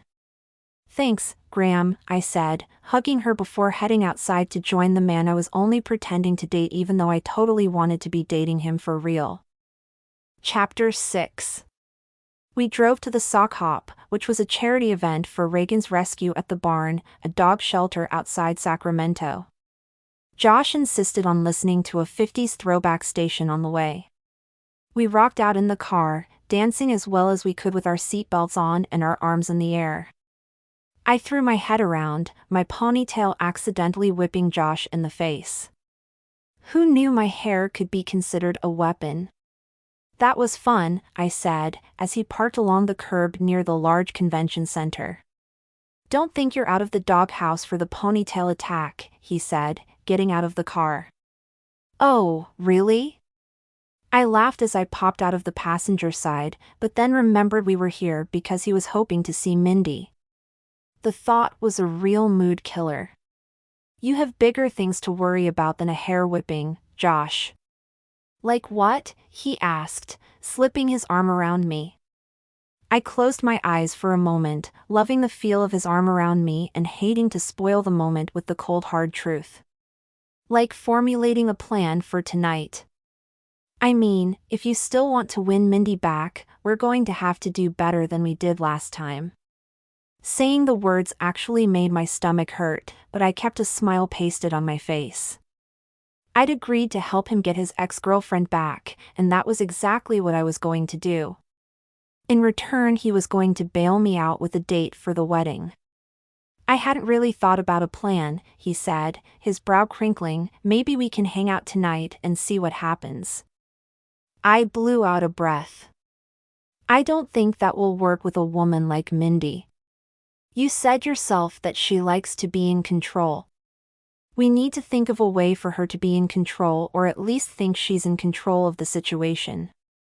I still think we should wing it, he said, shrugging. I understand what you're saying, but you seem to be discounting one very important thing. And what's that? I asked. My irresistible charm and good looks, he said. I burst out laughing. There is that. I knew I secretly had you charmed, he said. Yeah, if he only knew. We walked into the convention center where the charity event was taking place. I was impressed to see how Reagan's rescue at the barn had transformed the space into a blast from the past. To the right, there was a long bar made to look like a soda fountain. In front of a live band was a large faux jukebox where guests could make requests. On the other side of the room were long rows of tables containing silent auction items. That's where I spotted Mindy. I was about to point her out to Josh when he said, "How about a drink?" A cosmopolitan would be wonderful, I said, my stomach tightening a little. I'm going to go look at the silent auction items, if you don't mind. Not at all, he said. I'll meet you in a minute. Even though I secretly wanted Josh to myself, I knew I had to hold up my end of the bargain. So, I ambled over toward Mindy, concocting a plan as I walked. When I arrived at the silent auction, I pretended to browse the table. I scribbled my name down with a bid for a massage at Innovation, a hair salon that rented a room in the back to a massage therapist I'd heard was amazing. Why not bid high? I'd so need a massage to calm me down once Josh got back with Mindy. With a bit of maneuvering, I managed to bump into her. Oh, hi, there, she said, giving me a look that said she clearly remembered me and not in a good way. Oops, I'm so sorry, I said, feigning an apologetic expression that I slowly let melt into one of recognition. I needed to bond with her in order to convince her Josh was her lost prince. Mindy, right? We met at the gallery opening. I was with Josh. She frowned at me. Yes, I remember you. I could tell I'd hit a nerve, so I went forward with it. Josh and I had such a fantastic time at the gallery. I love art, don't you? It was actually a work thing, she said, looking down her nose at me. Strike one in bonding. Sigh. Isn't this event for such a good cause? I asked, putting some extra perk into my voice. I think dogs really are a person's best friend. Josh was telling me he'd love to rescue a dog. He told you that? She asked, her eyes widening. He never wanted to get a dog when we were together. I told him it's a painstaking process to clean up after dog hair and he agreed. Operation Bonding, Strike 2. New tactic needed pronto. Maybe your breakup made him more sensitive, an essential quality in a life partner, and now he's more empathetic to a rescue dog's plight, I said, watching her reaction to see if I was getting anywhere with this one. Her left eye twitched. I took that as a sign. You know who rescues a dog, Mindy? A hero, that's who. A hero. Score. It was about time, too. I was starting to sweat it. Leaving Mindy with that in her mind, I wiggled my fingers butt by and then went to find Josh. I spotted him across the room by the makeshift soda fountain, holding 2 drinks. You're going to be so happy with me, I said when I got near him. I'm always happy with you, he said, handing me a bright pink cocktail. To match your skirt. Well, you're going to be elated this time, I said, taking a sip of my drink to take the edge off the fact that I just helped the guy I wanted score points with another woman. Oh, the irony. I had a chat with Mindy. A line formed between his eyebrows. You did? I noticed his worried look and held my palm up. Don't worry. Everything went well with one minor glitch. What's that? He asked, taking a sip of what looked like Jack and Cola. I tilted my head to the right, grimacing a little. Next time you talk to Mindy, she'll probably be under the impression you're rescuing a dog, I said, shrugging as if it were no big deal. He choked on his drink. Why would she think that? You know who rescues a dog? I asked, using my earlier argument. A hero, that's who. He stared at me blankly, blinking, without saying a word.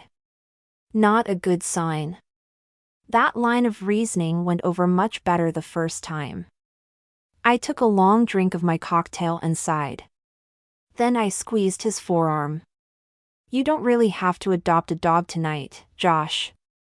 Maybe you were only considering it.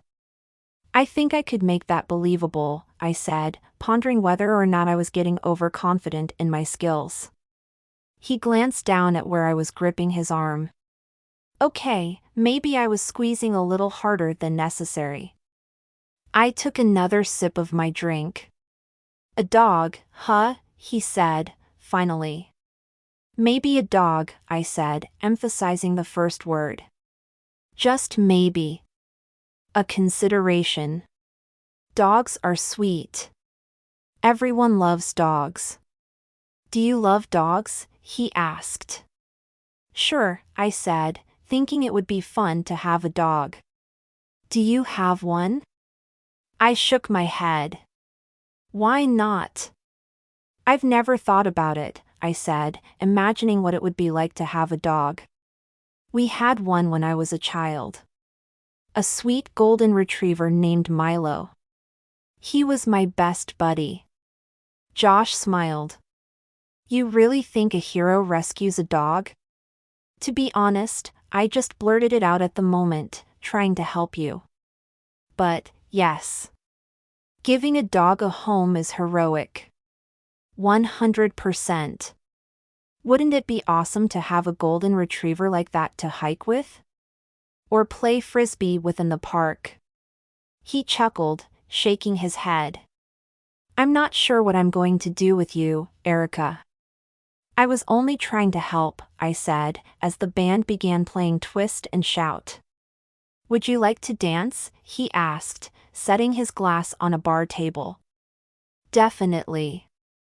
I nodded in agreement and set my glass on the table, as well.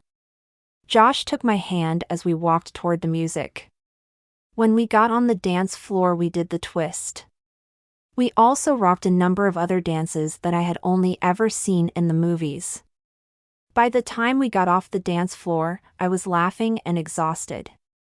I caught sight of Mindy standing nearby, staring at us. I nudged Josh. He glanced in her direction and paused. Then he slipped an arm around my waist. All right, Erica. Should we look at the rescue dogs that they've got in the other room? For real?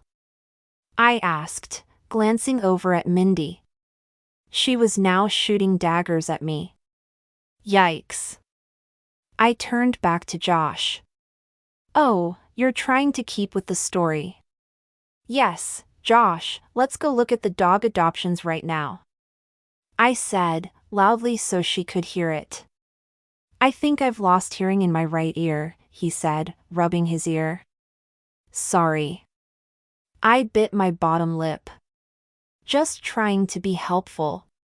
With that, we walked to the adoption area, which had been set up in a small side conference room. Charity volunteers supervised visits with the animals. Not only were they raising money tonight, but they were hoping to adopt some of the dogs, too. We can hang out in here for a few minutes and then go back. That should be enough time for Mindy to think you're truly considering it, I said, my heart clenching at the thought of them getting back together. But a promise was a promise. What makes you think I'm not considering it? I looked up at him, blinking rapidly. Adopting a dog? I can't stop thinking about how you said that would make me a hero in your eyes. Was that for real? He asked. Well, yes. Look, he said, nudging me. They have a golden retriever. My mouth dropped open as he asked the volunteer if we could meet the dog. As soon as the woman let the dog out of the kennel, the beautiful boy bounded over to us, jumped up on Josh and began licking his face. He was an older dog that looked like most of his years were behind him. But that didn't stop the dog's tail from wagging as that pink tongue devoured Josh's cheek. I laughed, joy filling my chest. Well, it looks like you made a friend. Yes, indeed, he said, looking over at me with a look I couldn't decipher. All right then, Erica. Let's fill out the papers so I can take Buddy home. My belly did a little flip. Buddy? Josh gave me a radiant smile before he called to the lady that he'd found his new dog. As he filled out the paperwork and paid the adoption fee, I couldn't figure out if Josh was doing this at my suggestion or if he was trying to impress Mindy. Either way, I scratched Buddy behind the ears and assured him he was a lucky dog to have found a home with Josh. Chapter 7. Do I love my mother? Yes. Most definitely. Very, very dearly. There is absolutely no doubt about it. She birthed and raised me. I literally owed her for every single breath I'd ever taken. She taught me how to walk, talk, and properly apply mascara. She hadn't missed an important moment of my life since I was born, and I loved her with every ounce of my being. I'd also been avoiding my mom's calls for 1 week straight. Did I want to talk to her about my run-in with Cynthia and how I ended up with a fake wedding date? Not even a little bit. I'd silenced every phone call from her since then and finally texted her back after I was sure she'd be in bed. I apologized and told her I'd talk to her soon. I hadn't figured out a good time for soon yet. My mother is a lot of things, but she isn't stupid. She knew I was avoiding her and she called my bluff today by showing up at my apartment, knocking on the door, and insisting we go to brunch. This was how I found myself at the country club right now for Sunday brunch, seated across the table from my mother. She sipped her midday mimosa, let out a loud sigh, and then set the flute down on the pristine white linen tablecloth. We'd just ordered our meals, which had been the only strained conversation so far. Not too uncomfortable, or anything. Honestly, Erica, she said, leveling me with her sharp gaze. Cynthia has been calling me all week, but I have no answers. How do you think that makes me look? Well, first, I'm completely humiliated when she tells me this big news of my daughter's wedding date that I knew nothing about, she said, counting on her manicured index finger. Then she touched her next finger. Next, I'm embarrassed further when a week later I have no new information to give my friend because my daughter isn't returning my calls. And then I blew out a breath and leaned back in my chair as she continued on, relaying the social turmoil I had put her through. When she gets herself into tizzies like this, I've learned to wait until she got it all out of her system. I took a long sip of my mimosa. I looked this Josh Taylor up online, you know, she said, her tone coy. My eyes widened. You're stalking him online? Well, I have to get my information from somewhere since I apparently can't get it from my own daughter, she said, sounding resentful. Still, that seems kind of stalker-esque, I said, even though another part of me wondered what she'd learned.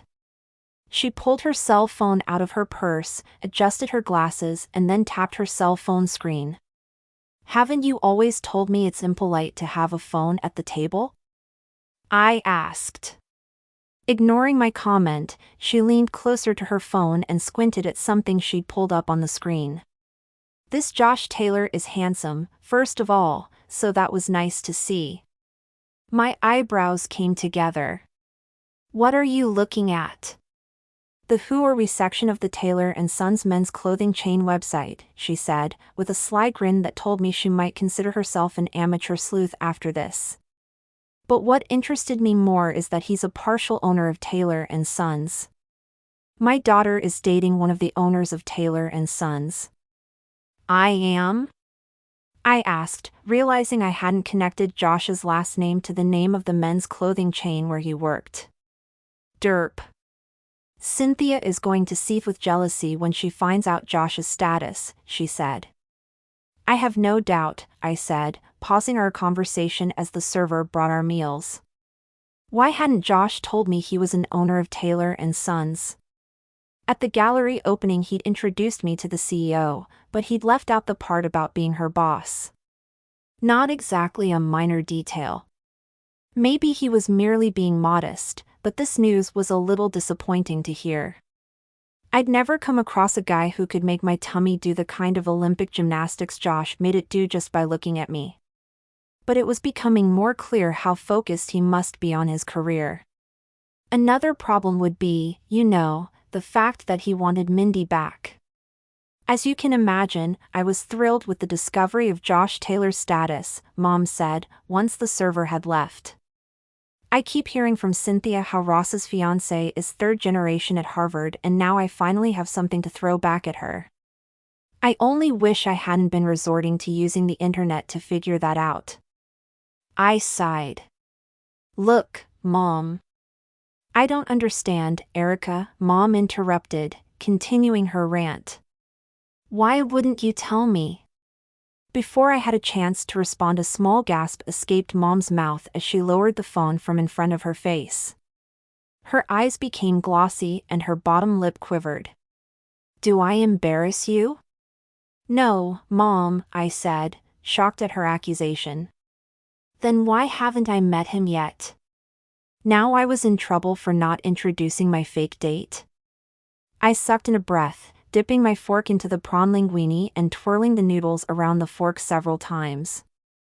I've been busy with work, that's all. Plus, time flies with new relationships. New and fake relationships. Not that I'd add that last part. I didn't get any kind of pleasure out of lying to my mother.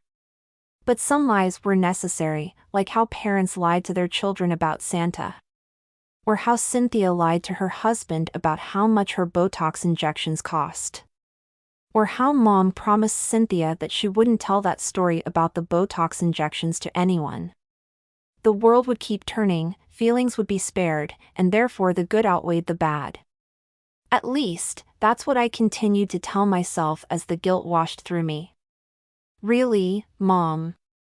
I've just been busy, I said, feeling bad that she felt bad. Well, tell me more then. Start with the basics. Where did you two meet and how much does he make a year? Mom's teary eyes cleared up as if nothing had ever been wrong. We met when he started coming to my yoga classes, I said, deliberately ignoring the second half of her question, not like I knew anyway. He's a really sweet guy. Tall and handsome with the best sense of humor. I always look forward to seeing him in my class. He sounds like a regular Prince Charming, dear. Just don't forget, Prince Charming most definitely had a six-figure income. Mom smirked at her own cleverness, and right then our waiter returned to check on us. We thanked him politely as he refilled our water glasses, and as quickly as he had arrived, he bid us a good meal and disappeared. How much does he make? Mom asked, picking up right where she'd left off. I'm not worried about his income, Mom, I said, taking another bite of my linguine, which was creamy and delicious with a few too many delicious calories. You say that. But do you know how much Cynthia told me Ross's fiancé makes? Mom rattled off a number that made me choke on my linguine. I took a sip of water as she continued. That is even more than Ross makes. Isn't that amazing? Ross is a very hard worker. Can you imagine the commitment and dedication she must have for that salary? Commitment and dedication come in different ways, I said, feeling that knot in my stomach that always appears when we discuss my college and career choices. Some people commit themselves to a work they enjoy even if it doesn't make as much money. Aren't they both valuable choices? Both choices won't get you into the California real estate market, as you well know, she said, raising an eyebrow. The creamy prawn sat on my forked tines, but I suddenly lost my appetite. Not because Ross's fiancé made so much more money than I did, but because of how impressed my mother sounded by her. Mom finished her own meal soon after, without seeming to notice how much her words had hurt me. Why don't we do this again in a few days? You can bring Josh so I can finally meet Hi. No, I said, my words coming out sharper than I'd intended. The look on my mom's face told me she was offended. I mean, he's really busy. You know, running Taylor & Sons to earn his fat income. But don't worry, you'll meet him at the wedding. Mom pursed her lips together but seemed to accept my response. Her eyes then lit up while I was getting out of my seat and she said, Have you decided what you're going to wear yet? Cynthia showed me what Ross and his fiancée are going to wear and, oh my goodness, her dress is gorgeous. I'm thinking you should do beige and I can loan you my brooch. I groaned as I rounded the table and placed a kiss on her temple. Goodbye, Mom. I'll call you tomorrow, promise. Just think about the dress, please. She called after me as I hightailed it toward the exit. Love you. I called over my shoulder, giving a dismissive wave before pushing open the front door and escaping to freedom. Chapter 8. Monday morning came far too soon because I wanted to stay in bed after my alarm went off, just to keep thinking about the yummy dream I'd had about Josh. But as my alarm blared, I reminded myself that my dream was only leading me to want someone I couldn't have. I mean, Josh was supposed to be trying to win Mindy back. So why didn't he try to talk to her at the sock hop? Why did he adopt a dog at my suggestion? Why did he name him Buddy? Plus, he texted me last night during a particularly engaging episode of Homeland and we'd continued texting about it as we watched it at our respective homes. I splashed my face with extremely cold water, trying to snap myself out of replaying the dream in my head again. Yoga class for 2, kissing, lots and lots of kissing. This wasn't healthy for me. No matter what happened today, I needed to get Josh out of my head. This goal was turning out impossible to do with him sitting in the front row of my early morning yoga class. I did a passable job at not being distracted by the way his muscular body bent and twisted into each yoga pose. When class was over, Josh gave me a smile that sent my stomach dancing with delicious nerves, but then he hurried off to the locker room instead of staying to chat. Whatever. I was so done crushing on a man who would never be mine. Grabbing a towel from the shelf beside the door, I dabbed my forehead, and then went to the front desk where Kennedy, Steve, and Carrie were gathered. Ah, there she is, Steve said, pulling me into a friendly headlock and messing up my hair. I squirmed out of his arms, nudged him with my arm. "Don't mess with the hair," I said, reaching up to adjust my dark ponytail, while glancing over my shoulder through the glass door to the gym area to see if Josh was coming out of the locker room yet. So obsessed. Not good, Erica. Not good. Groaning inwardly, I turned to my friends. "What's the word of the day?" "We let Kennedy pick today," Carrie said, leaning onto her forearms. "You know, since she won the last challenge and all." "It was totally rigged," Steve said, but he was grinning.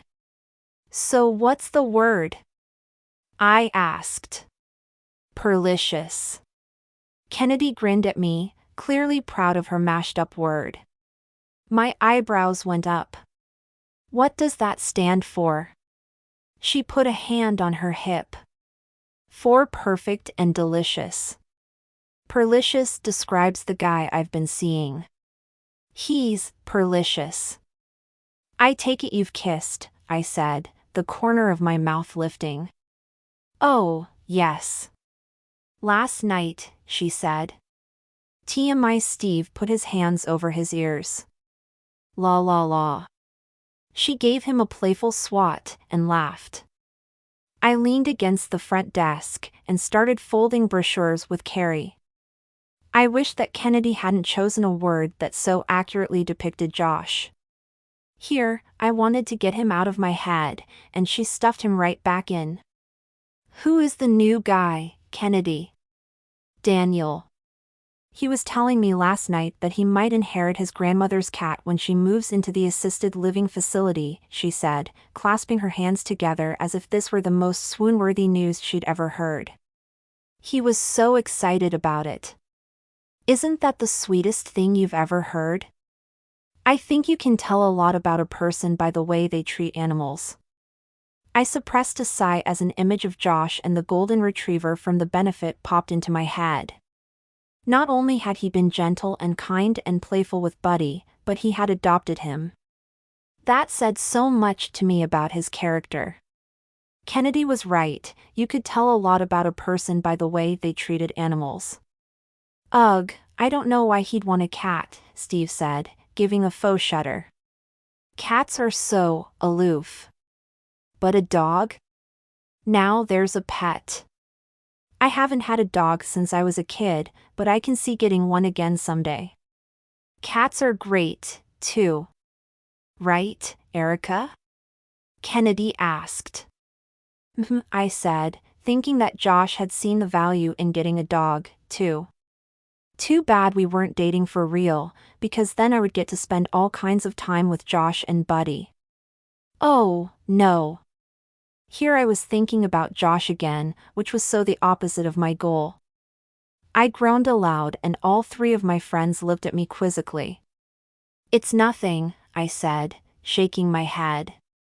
There was no way that I was going to tell them what was going through my brain. As the others kept chatting, Kennedy sidled up to me. "Guess what? Daniel has a friend and he sounds divine. Want to double date with us?"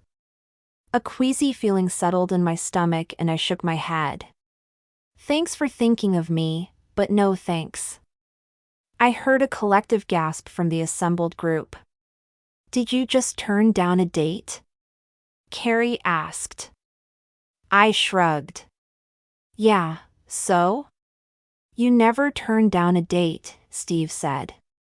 I slugged him in the shoulder, and he had the grace to wince. "Correction, I mean, you're always up for fun," he said. "Better, but still doesn't sound good," I said. "I think what Steve wants to say," Kennedy said, as she gave Steve a meaningful look, "is that you like to meet new people, and you're fun to be around." "I'm too busy to date right now," I replied with another shrug. "Wait a second," Carrie said. "Is this about your fake wedding date?" "Of course not," I said, picking a brochure I'd seen 1,000 times and staring at it as if it were fascinating. Carrie rolled her eyes. "You really like this guy, Erica." Why don't you make a move? Just then someone came in to totally fit, nodded to us, and slid her card through the slot. Good morning, Carrie said, smiling at her. Once the woman passed by and was safely out of earshot, I said, I've told you 1,000,000 times. Josh is a nice guy, but he's into someone else. Kennedy shook her head. That does put a damper on things. Wait a second. Didn't you see him again this weekend? At the sock hop, or whatever. Yes, we had a fun time, but... My words were suddenly drowned out by hooting and hollering from my friends. Steve and Kennedy gave each other a high five, followed by high fives with Carrie. Sigh. Erica and her fake date can't stay away from each other. Steve hooted. Must be love. It wasn't like that, I started, but then closed my mouth when I saw Josh come out of the locker room all dressed for work. Despite my general aversion to men in business attire, I had to admit Josh filled out a suit like no one's business. Before I could stop myself, I waved to him and then shushed my friends. They were all grinning like Cheshire cats when he came over. Heading to work? I asked, remembering how my mom said he was one of the owners of the company. Yep, he said, stopping beside me. There we stood with Josh, in the semicircle of my friends. I cringed, waiting for one of them to make an embarrassing comment. Surprisingly, they seemed to be on their best behavior. When it seemed safe, I gestured to them. You know Kennedy, Steve, and Carrie, right? And you all know Josh. Sure, he said, nodding to them. Hi, Josh, Carrie said. Hey, man, Steve said. We hear you had a nice time at the sock hop last weekend, Kennedy blurted, making me want to kick her. Josh immediately turned my way. Yes, we did. Erica talked me into adopting a dog. See, Kennedy. Not a cat, Steve said. Josh's eyes widened. Kennedy's friend is inheriting a cat. Steve prefers dogs, I clarified, trying not to focus on how cute Josh looked. Ah, the great cat versus dog debate, Josh said, as if this were a normal everyday conversation people had and not just my friends being goofy. Then he turned to me. Great class today, Erica. I'm glad you came, I said, pulling the towel off my neck and smoothing my ponytail. Me, too, he said, pulling me to the side a little. Hey, I was wondering if you're free Friday night? I could make you dinner before we go out. Buddy really wants to see you, he said. I'd love to, I blurted, my tummy doing a little flip. His mouth formed a smile. Great, I'll see you later then. See you, I said, nodding. After he was totally out the door, Kennedy let out another whoop. See? He asked you out. Every nerve in my body felt electric as I wondered if what Kennedy said was true. Had he asked me out? I wanted to be excited, but I needed to be realistic. I don't think so. I'm sure he heard his ex would be there. My role is only to make him seem desirable, I said, sticking to the plan. Still, all I could think about was how much I was looking forward to spending an evening with him. Chapter 9. The bass from the music pumping through the DJ speakers shook the floor and sent vibrations up through the heels of my pumps the second we stepped past the bouncer, into the club. The Oasis, which was most people in town's first choice when they wanted to go dancing, wasn't nearly as packed as I'd expected. Business wasn't dead by any means, but I was pleasantly surprised to find that Josh and I could make our way from the doorway to a corner booth without losing each other in the crowd. Still though, I felt the warmth of his hand cradling my elbow as if just to be sure he didn't lose track of me. A smile slid across my lips as I looked up at him. His own mouth was set in a straight line while his green eyes peered intensely ahead, as if scoping out the perfect seat for us. The lighting inside the oasis was dim, with the occasional flash of colored lights, but I didn't need bright lights to know what color Josh's eyes were. I'd most definitely memorized them by now, right down to the little brown flecks. My belly warmed, creating self-inflicted misery because the only reason I was here with him in my yellow square neckline mini dress with puff sleeves was to help him win back Mindy.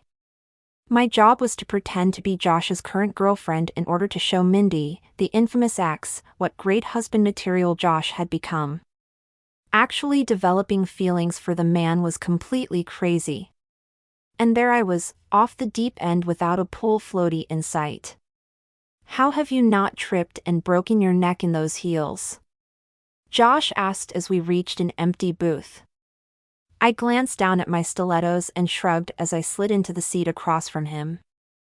"I teach yoga. I am the epitome of center and balance." "Touché," he said, and then chuckled. "All right, Miss Center and Balance, what would you like to drink?" "I'd love a cosmopolitan." "Keep that seat warm, I'll be right back." "Thanks," I said, giving the club a visual scan. The plan was simple: find Mindy, get within earshot, make a noticeable but not too obvious display showing Josh as the perfect boyfriend, read, future husband. At the moment the hardest part seemed to be finding Mindy, because she was nowhere in sight. I couldn't say I was that disappointed. A very big part of me wanted to keep my fake date to myself for as long as possible. I looked around for her long, blonde hair, and her likely boring outfit. But nothing. I did perk up, however, when I noticed a familiar face peering around the room for someplace to sit. My hand shot into the air and began to wave. "Kennedy!" I shouted over the sound of the music, drawing her eyes to me. My friend's face broke into a grin and she waved back at me before turning to the handsome man who was standing beside her. He gave a nod after a moment of them talking and took off towards the bar while Kennedy strode towards me. "Excuse me, I'm offended." "You didn't tell me you were coming here tonight," Kennedy said, sliding into the booth across from me. "In my defense, you didn't tell me you'd be here either," I replied, and the two of us laughed. We quickly fell into conversation about work. Kennedy's passion for the Zumba classes she teaches was contagious. It shouldn't have surprised me to see her at a dance club on a Friday night. After all, the woman undoubtedly did step ball changes in her sleep. A few minutes later Josh returned to the table, sliding into the seat beside me and setting my cosmopolitan in front of me as he took a sip of what looked like Jack and Cola. Hardly any time after that, Kennedy's date came to the table with their drinks and sat next to her. Introductions were made and I learned that his name was Daniel. "I've never been here before." "I like the atmosphere," Daniel said, bobbing to the music ever so slightly, and he took a sip of his own drink. "This is my favorite club in town," Kennedy gushed. "The DJ absolutely can't be beat. The music is always spot on." "You sure you can keep up with Kennedy on the dance floor?" Josh asked Daniel. "I hear her classes are intense." Kennedy responded before her date could, saying, "Well, if he can't, I can steal Erica. She's let me try out plenty of class ideas on her.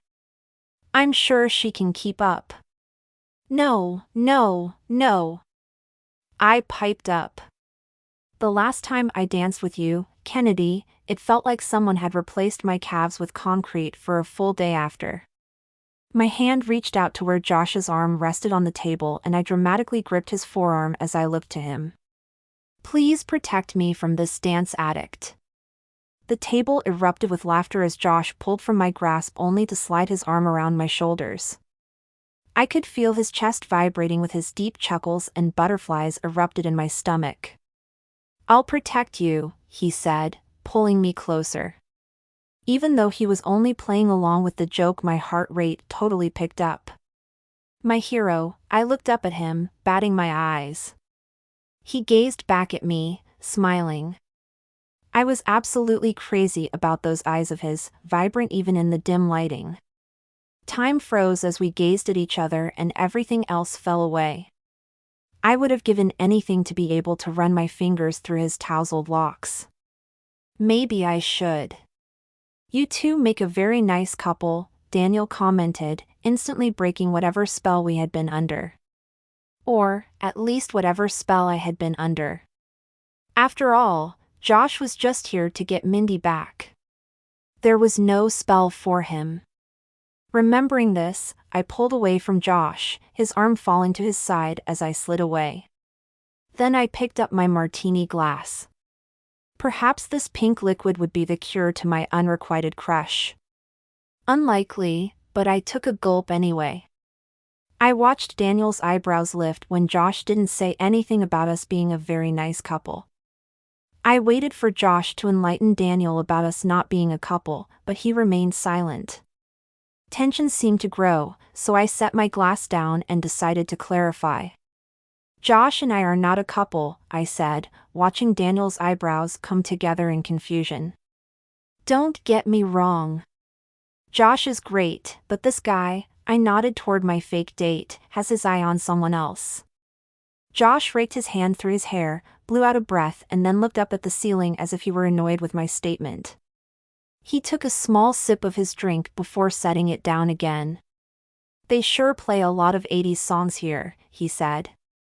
Kennedy discreetly threw me a sympathetic look. Then she clasped her hands together and turned to her date. She shimmied her shoulders to the rhythm of Tainted Love by Soft Cell.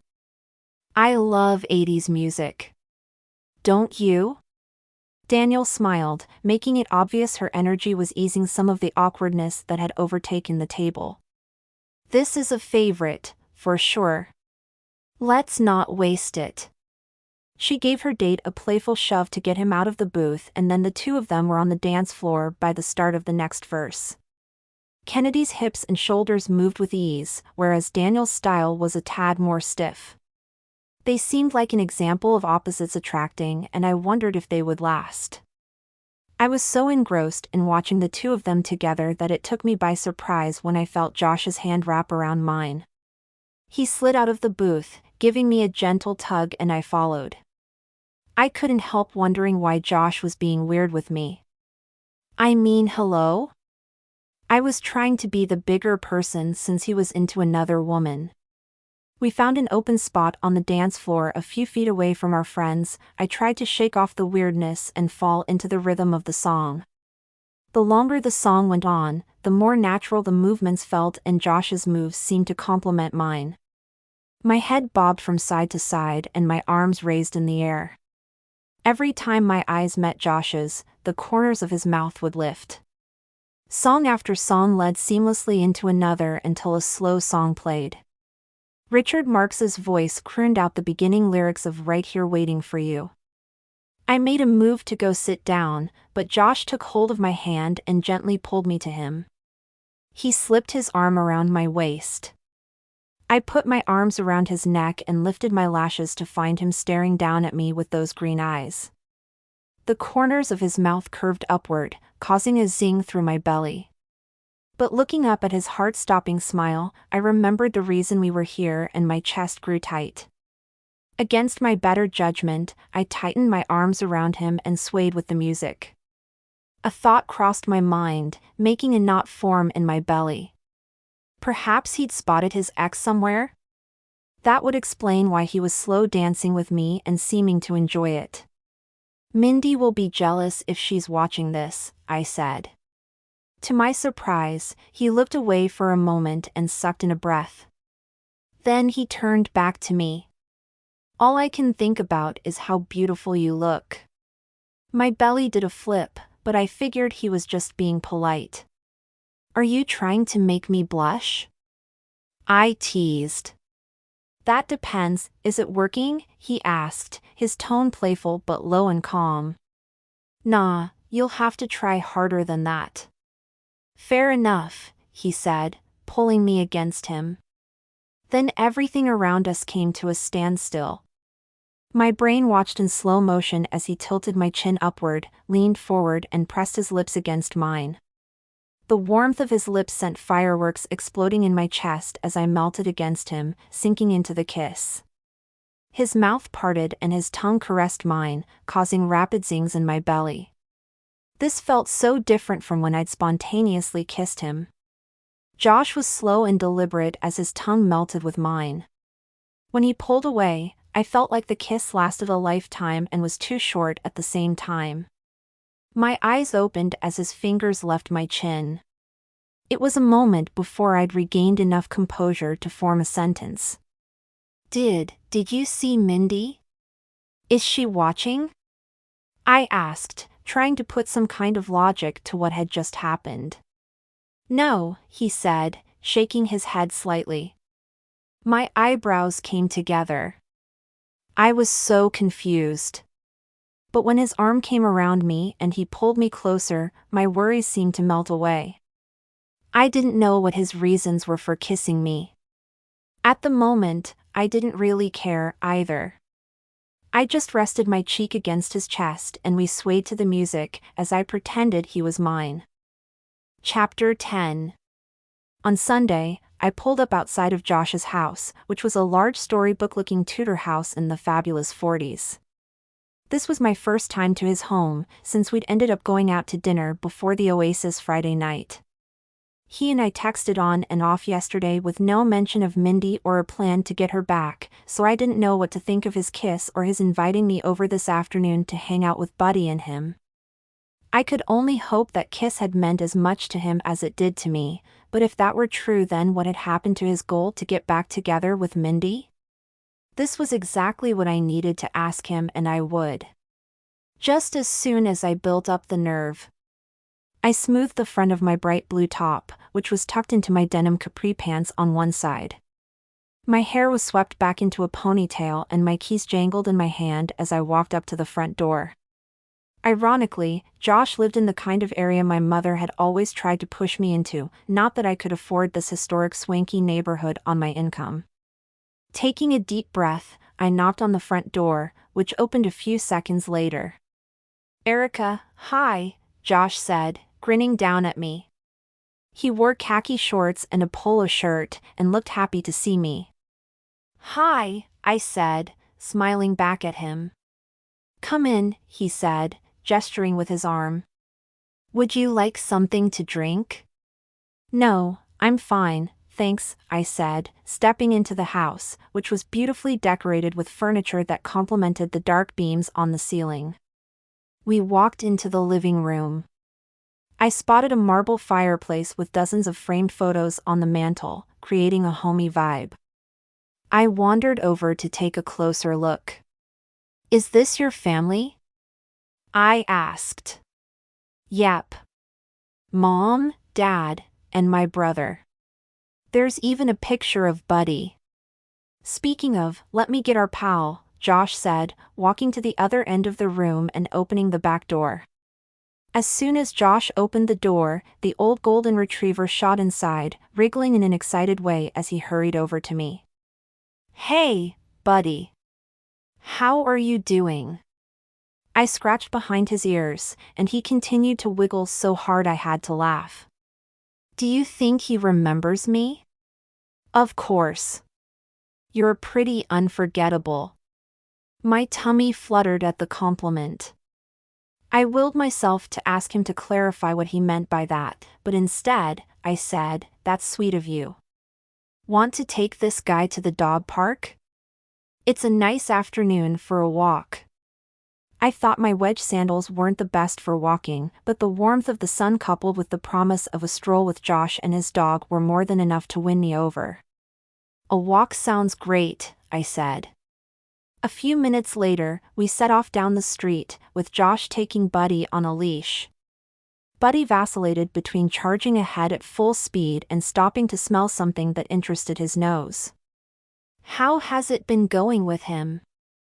I asked as we walked along. I had the strong urge to hold his hand, but I was trying to build up the guts to ask where things stood between us. Buddy was a little unsettled the first few days, Josh admitted, glancing down at Buddy who had stopped to sniff a bush. "Now?" I'm embarrassed to say he's taken to sleeping at the foot of my bed. Really? I bit my lip, thinking that was so adorable. Yeah. At first he would circle the room at night whining, ignoring the dog bed I'd bought him and put next to my bed. Then he would look up at me with those eyes that seemed to be begging to be allowed up. Finally, I patted the bed and up he came. "You're such a pushover," I said, thinking I needed to find out if this sweet pushover was interested in me or in Mindy. "I wonder what else he can get you to do." Josh laughed. "I'll admit he gets quite a few treats. He loves to chase after a tennis ball and thank goodness he's housebroken." "That is definitely a good thing," I said, noting that the dog was older. "But, still. He would never know what kind of a home his dog came from before the adoption." We walked along in silence for a while as I tried to figure out how to bring up Mindy without putting my entire heart on the chopping block. "So, how's your job?" I remember Mindy mentioning something about the Donovan campaign when we saw her at the art gallery. He glanced over at me. "Work has been busy. A lot of late nights this week and I had to go into the office yesterday." Alarms rang in my head. His work hours reminded me of Ross and how he'd always prioritized work over everything.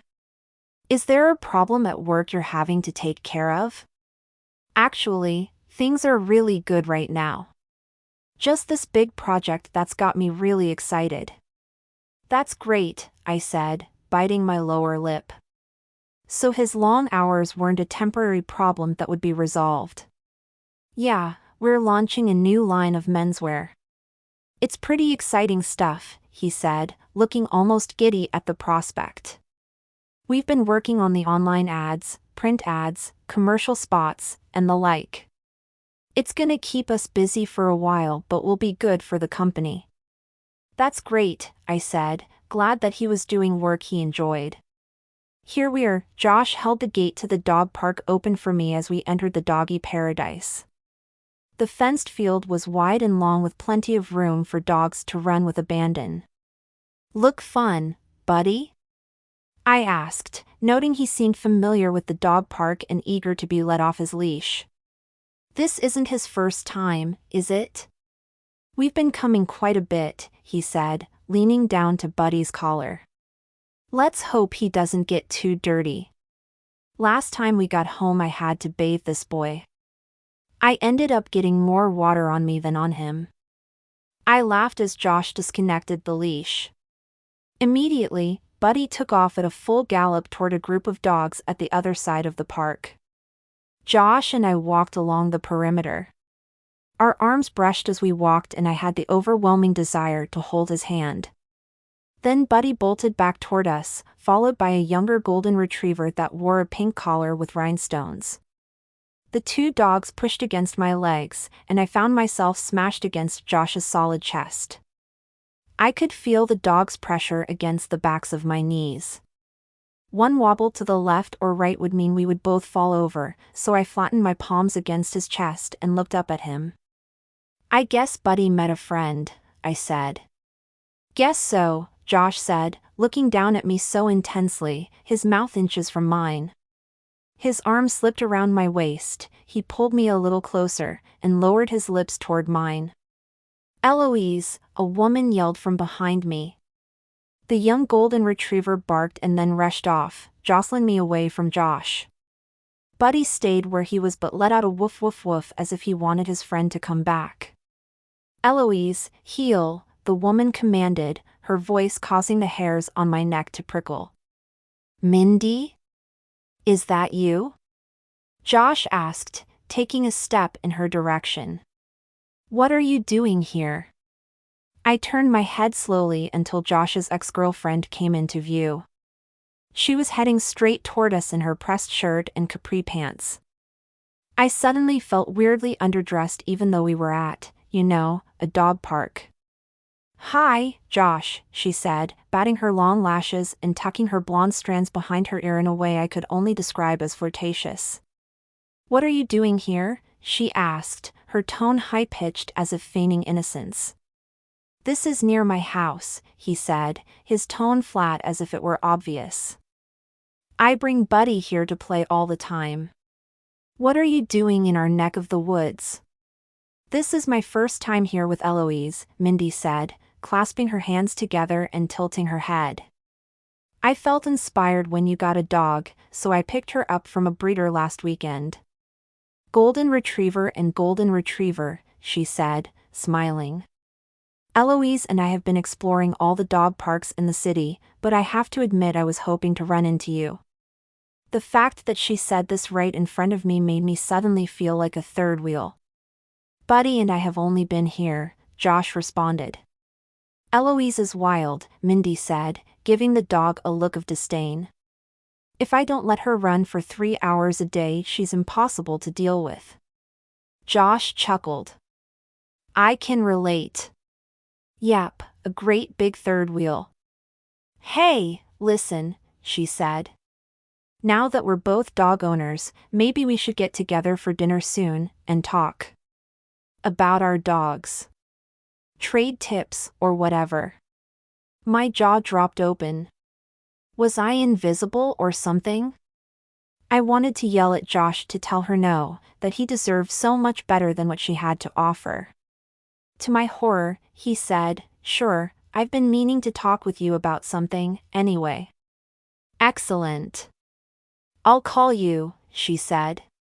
My chest went cold after Josh told Mindy he'd been wanting to talk with her about something because I knew he wanted to tell her he'd reconsidered marriage. Mindy obviously wanted him back now, so our plan had worked. I knew I should congratulate Josh, but I couldn't bring myself to say anything. Instead, I watched Mindy walk away with a triumphant smile on her face. My heart sank to the pit of my stomach. Chapter 11. This is not a good idea, Kennedy, I said, getting out of the passenger seat of her silver convertible that she'd parked in the garage next to Old Sacramento. You're right. It's a fantastic idea, she said, slipping her purse strap over her shoulder and shutting the driver's side door. You look great. So don't be nervous meeting Anthony. I looked down at my dark blue sundress and matching flats. Kennedy had insisted that this was the perfect outfit for meeting Anthony, Daniel's roommate. I wasn't sure. All I knew was that I felt uncomfortable. I really don't feel good about this, I said, frowning. This made Kennedy stop and turn around to face me. She put a hand on my shoulder. Look, Erica. Your sad things didn't work out with Josh. I get that. But you told me that last weekend Mindy made her move and won. Right? I stared at her through incredulous eyes. Stab me in the chest, why don't you? I'm just keeping it real.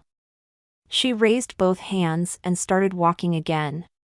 Look, I wanted you and Josh to work out. Carrie wanted you guys to work out.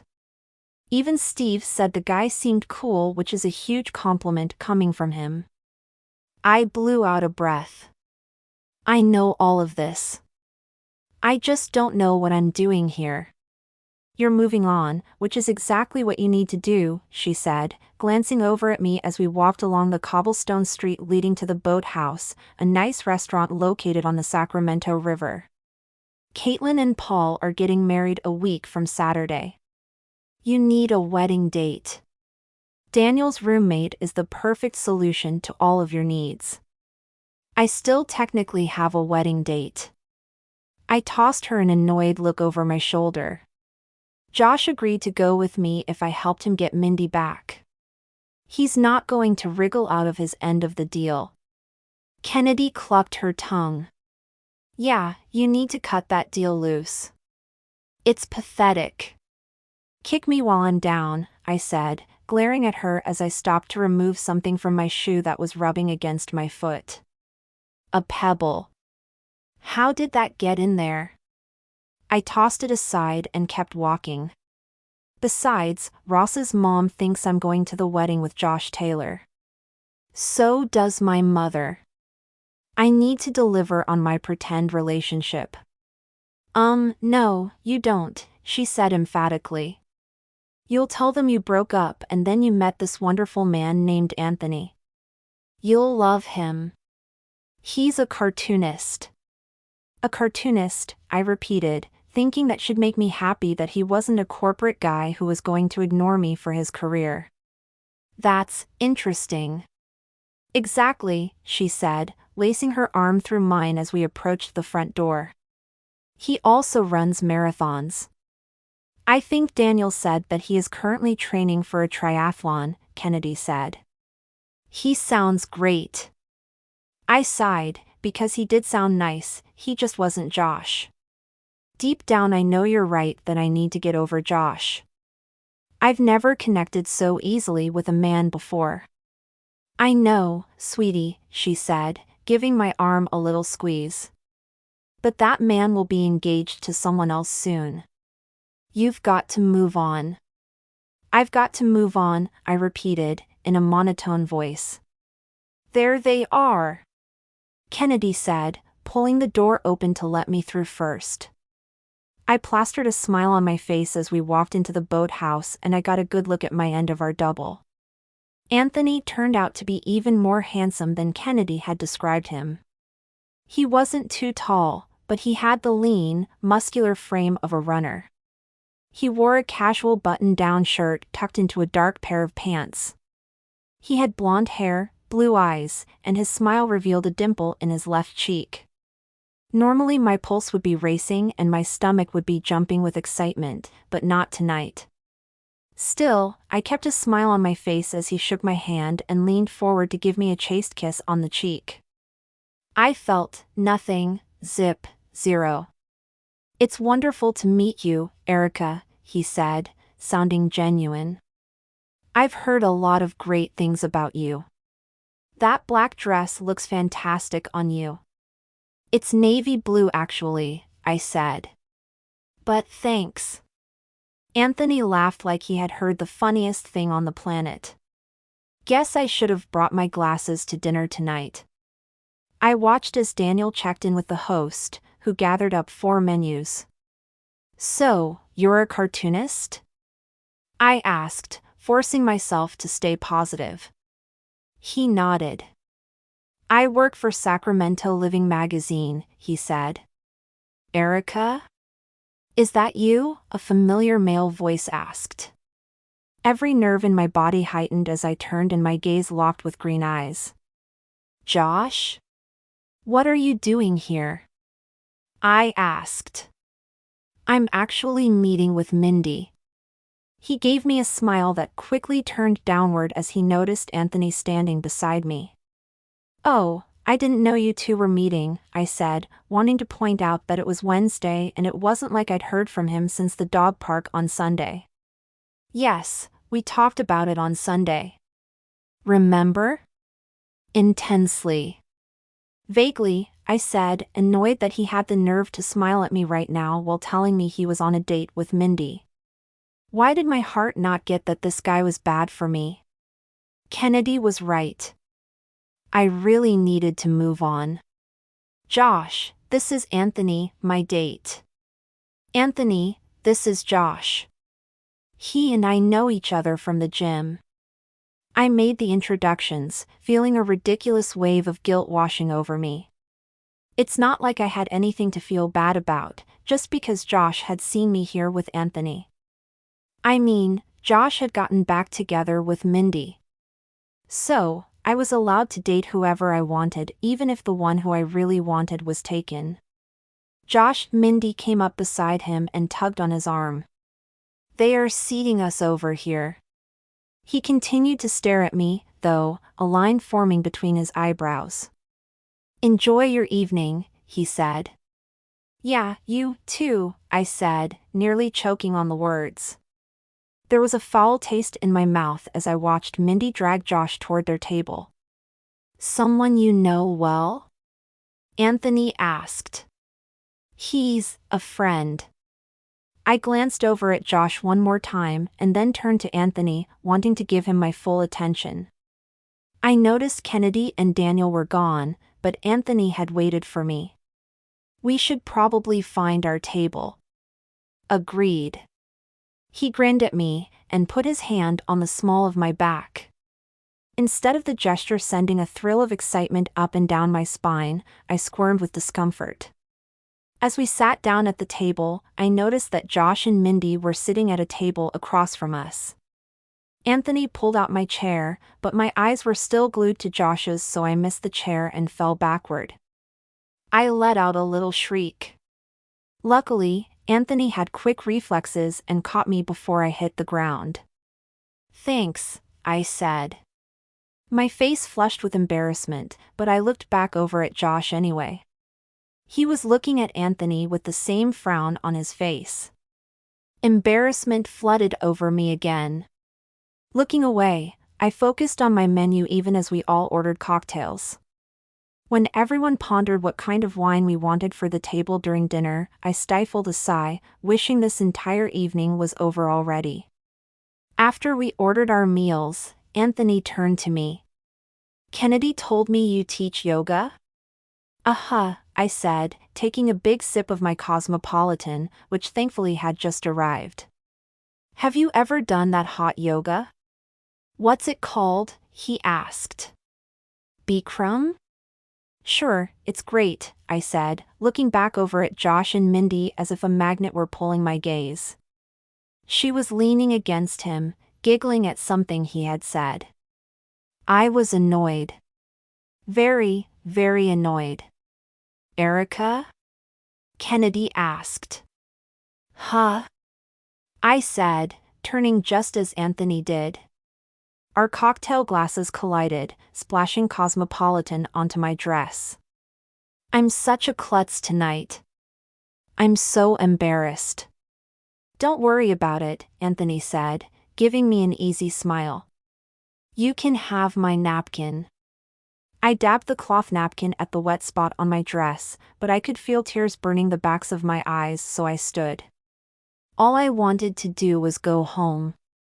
I couldn't remember the last time I had felt that way on a date, and I had been on a lot of pretty lame dates. I couldn't ditch out on Anthony, though, or Kennedy either. She'd gone to all the trouble to set me up on this date. I needed to put my best foot forward and try to have a good time. "I'm going to the restroom real quick," I told everyone. Kennedy gave me a sympathetic look and Anthony nodded good-naturedly as I left the table. I rushed into the women's lounge, stood in front of the mirror above the sink, and exhaled sharply. My chest felt tight. I knew I was blowing a perfectly good date and I needed to snap out of it. But all I could think about was Josh, who was here with Mindy. Why was I into self-torture? Bending over the sink, I splashed some cold water on my face, and then patted my cheeks dry with a paper towel. I needed to focus on Anthony. Even if he wasn't the one, I could still have a good time with him tonight. I groaned, and bent forward until my forehead touched my reflection. My mind filled with all of the good times Josh and I had together, pretending to be a couple. The gym in front of Cynthia. The art gallery. Bingo. The sock hop. Adopting a dog. The oasis where I truly thought he had moved on from Mindy, obviously an error. How was I supposed to get all of those fun times out of my head? There wasn't a good answer, but I did know that I was going to need to go back in there and focus on Anthony. It didn't matter if Josh and Mindy were sitting at the table nearby. I had to ignore them, no matter how nauseated it made me. I took another deep breath, smoothed my hair, and looked my reflection in the eye. "You can do this," I said, firmly. Then I strode out the bathroom door and gasped. Mindy was standing outside the door, leaning against the wall with her arms crossed over her chest. Her eyes narrowed, a frown tugging at her mouth as she approached me. "Hi, Mindy," I said. As much as I wanted to dislike this woman, I knew I shouldn't. This was the woman Josh loved. Even though that made my stomach hurt, I had to believe there was something about her that I was missing. "Hello, Erica," she said, with a nod. She didn't smile at me, but she didn't look angry either. For a long moment she regarded me. Then she said, "I need to ask you a favor." My eyebrows shot up to my hairline. "You do? Let's step into the ladies' room for a moment, shall we? To have a little heart-to-heart talk?" She gestured to the door I'd just exited through. "Sure," I said. There was still no one else in the restroom when we went in, and I hovered beside one of the sinks, unsure what to do with myself, so I turned the water on and washed my hands again. "What do you need to ask me?" Her mouth crept into a small smile. "I need you to stop staring at Josh." "What?" "Huh?" I stammered, heat creeping up my neck. I'd been caught, but didn't want to have to admit it. She stared at me, crossing her arms. "I've hurt Josh deeply and need to make that up to him. I feel like you staring at him might muddy the waters a bit." "I wasn't really staring at him," I said, feeling like when all else failed I could deny. Besides, technically I was staring at both of them. We stood in an awkward silence for a few moments, and then I mustered my courage and said, "Can I ask you a question?" "I suppose," she said. "This is none of my business, of course, but how are you going to make it up to him?" Her eyes widened slightly, but to her credit she didn't tell me to shut up and mind my own business. Instead she said, "If you must know, when I was dating Josh before, I realized that I needed to focus on what I wanted out of a marriage." "So what changed?"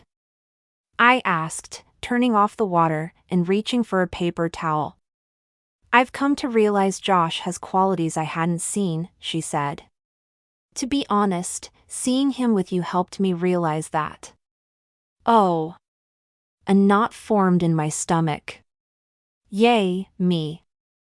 "I don't blame him for dating you." She propped her purse on the sink and rummaged through, pulling out a tube of lipstick.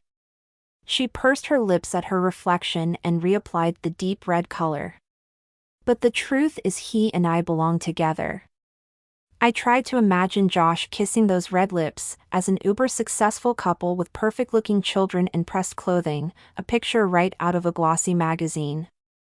I couldn't help feeling annoyed at this scenario. Josh seemed more of a dog park kind of a guy. Like someone who'd go to bingo with Graham and me. "Josh is a really great guy," I said softly. "He deserves so much from a marriage." "Thank you. Please respect that Josh and I have a lot to work out and keep your distance." "The staring needs to stop, too, okay?" she asked. "Right," I said with a sharp nod. This was the original goal, of course. Once Josh was with Mindy again, I would back off. "No hard feelings, right?" Mindy said, turning to look at me. "Right, no hard feelings," I replied, turning to face her, my head spinning as I tried to do the right thing and be the bigger person. Mindy gave me a sad, pitying smile. "I'm going to propose to Josh, and he's going to say yes. You know that, don't you? It's what he's always wanted." "I know," I said. "Good," she said, nodding to me as if the matter were finally settled. My heart sank as I watched her leave the ladies' room. I did know she was right. Marrying Mindy had been Josh's goal from the beginning. But that didn't stop the tears welling in my eyes and slipping down my cheeks. Chapter 12. My yoga class the next morning had to be the least relaxing and fulfilling in the history of yoga classes. The windows faced the early morning sun, warming the room and giving it a pleasant, orangey glow, but even that didn't make me feel better. Most of my regulars plus half a dozen new clients were crammed into the space, and I was at full capacity. Josh stood in the back row, which made me all kinds of uncomfortable since he had always picked the front row in the past. Even when I was supposed to be concentrating on the various poses, my attention was drawn straight to him like a magnet. "Last pose," I infused a relaxing tone to my voice as I bent down at the waist, half in a crouch with both arms extended in front of me.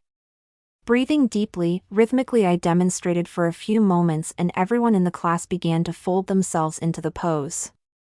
I let my eyes travel over the room to see if any of my clients needed correction, and my gaze landed right smack on Josh like it had done for the last 42 minutes. His eyes were closed as he seemed to be concentrating on his breathing, and I felt a tug at my heart. How could I have let myself fall for him? Especially with him being in love with someone else? I was so focused on Josh and my thoughts that I didn't notice until it was too late that I was losing my balance. I staggered, but luckily caught myself before I fell over onto the yoga mat. My cheeks heated and I felt grateful everyone still had their eyes closed.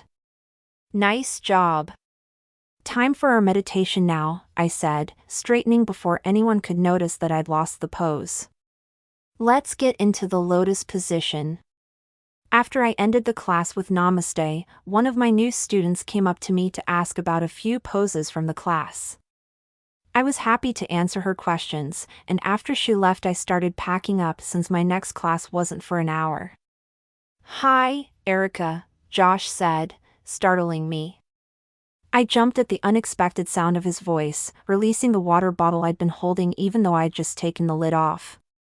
Water sloshed down the front of my tank top before the bottle hit the ground, water pooling on my purple yoga mat. With a groan, I grabbed a couple of towels from the table nearby and dropped to my knees to clean up the mess. As I mopped up the mess, Josh knelt down beside me, using a towel to help. "Oh, you don't have to do that," I said, turning toward him too quickly.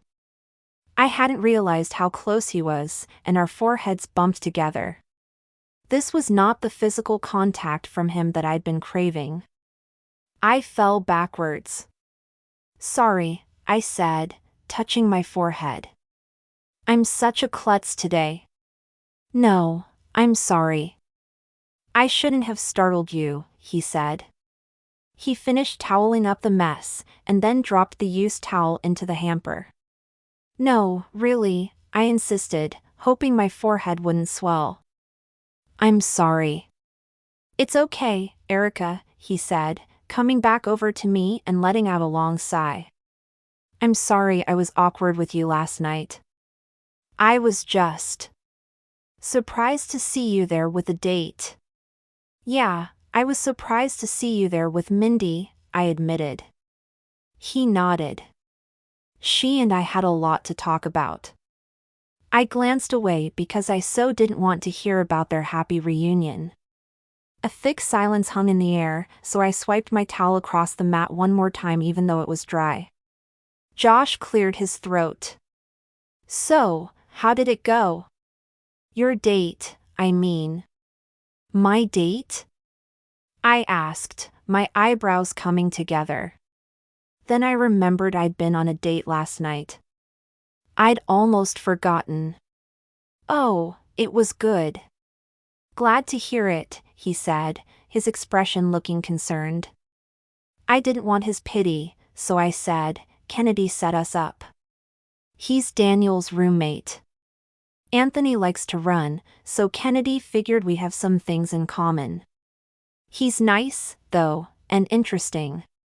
"He's a cartoonist," I said, grasping for something that made it sound like I wasn't all alone and pining for him, aka, the truth. "I didn't know you were interested in cartoons," he said. I shrugged. "Who doesn't like a cartoon?" He gave me a smile that looked more like a grimace. "I'm glad you had a nice time." "Oh, thanks," I said. For some reason hearing him say that made me realize just how final things were between us. He was with Mindy again. I'd turned down Anthony for a second date, though, because I didn't want to lead him on. I sighed, sat back on my heels, and tossed the towel into the hamper. Josh reached out to help me up, and as I took his hand, I felt a wave of emotion roll over me. I couldn't get the thought out of my head that my hand fit so perfectly into his. He lingered a moment longer than seemed necessary, but I tried not to read anything into it. Thanks. I pulled my hand away and turned to pick up my gym bag, noting that Josh hovered behind me. He cleared his throat. So, I was thinking, since you're dating this new guy, you probably want me to bow out of the wedding so you can take him instead. All the air whooshed out of my lungs as if someone had punched me in the stomach. Even though in the back of my mind I knew that this was coming, I still felt an overwhelming ball of sadness forming in the pit of my stomach. That's probably best, I said slowly, even though I wouldn't be taking Anthony, or apparently any date, to the wedding. Thanks for offering to go with me in the first place. That was really thoughtful of you. Of course, yeah, absolutely, he said, nodding. My throat tightened and I forced myself to turn away and grab my hoodie. When I turned back around, Josh was still standing there, his eyes downcast. Buddy misses you, he said.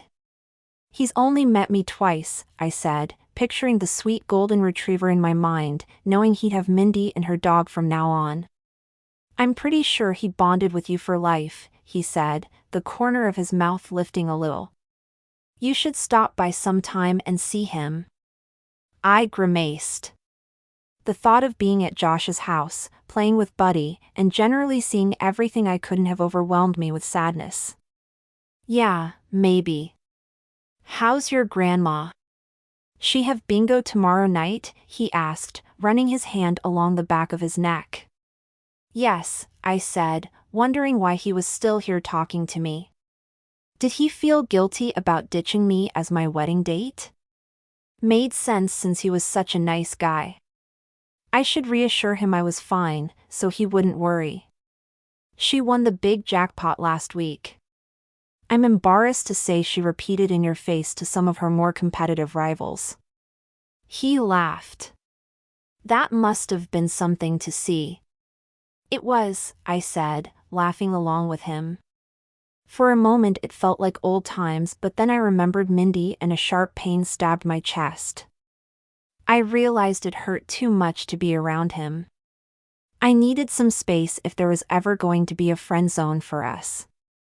I need to get going. Take care, Josh. Yeah, I'd better get ready for work, too. His eyebrows lifted as his face registered surprise, but then his expression pulled together. I'll see you in class. See you, I said, watching him go with my heart sinking down to my toes. Chapter 13. Come on, Kennedy said, tucking her arm through mine. I need a dress for the wedding next weekend. We only have a couple more hours until the downtown shops close. I walked down the street, glancing at the high-end boutiques. It feels good getting out of the house. Thanks for inviting me. It's partly selfish. Kennedy looked over at me and grimaced. I need to look extra special at the wedding because I'll be going solo. Oh, no. What happened to Daniel? She shrugged. He started complaining that the double date wasn't fun. That if I'd known you were hung up on some other guy, then I shouldn't have gotten Anthony's hopes up by introducing you to. My mouth dropped open as we paused in front of a brick building. How did they know I'm hung up on someone? She twisted her mouth to one side. It was kind of obvious the way your eyes couldn't leave their table. I leaned against the wall and buried my face in my hands. I really did want to give Anthony a chance. I had no idea my feelings were that strong for Josh. You've got it bad, she said, nodding. Anyway, Daniel wasn't as understanding about our good intentions, so I broke things off with him. Sorry, Kennedy, I said, feeling bad for her. She shrugged. I've gone to wedding stag before and I have no problem going stag again. She wiggled her eyebrows up and down. Who knows? Maybe I'll meet a cute single guy there. Glad you have a positive attitude. I laughed until a tall man walking in the crowd down the sidewalk caught my attention. My heart rate kicked up. Oh, no. Is that Josh? I asked, pointing. Squinting at the crowd, Kennedy said. Where? Over there, right by Taylor and Sons, I said, groaning. Yeah, it does look like him, she agreed. He's carrying a to-go coffee from Courtney's coffee cart. Must be heading into the store. Do you want to go say hi? Forever Style is a few stores down. We could head there after you say hi to Josh along the way. What? No, I said, trying to calm myself down. I definitely don't want to see him today. I need to avoid him, that's all. That's going to be hard with him taking your yoga class on the weekdays. She gave me a curious look, but she didn't press me further. Let's head to Forever Style and see if they have a dress worthy of my new singleness. I nodded. Yeah, that's a good plan, but I hope he doesn't see us. Luckily, he went into Taylor and Sons before we passed by the storefront and then slipped into Kathy's Couture. I found myself glancing out the front window as Kennedy disappeared to examine the dresses. It seemed doubtful that Josh would find his way into a women's clothing store, so I tried to relax a little. The thought of Josh and Mindy left a sour taste in my mouth. Maybe I should get a new dress, as well. What do you think of this? Kennedy asked, holding up a shapeless brown dress that I could only describe as unappealing.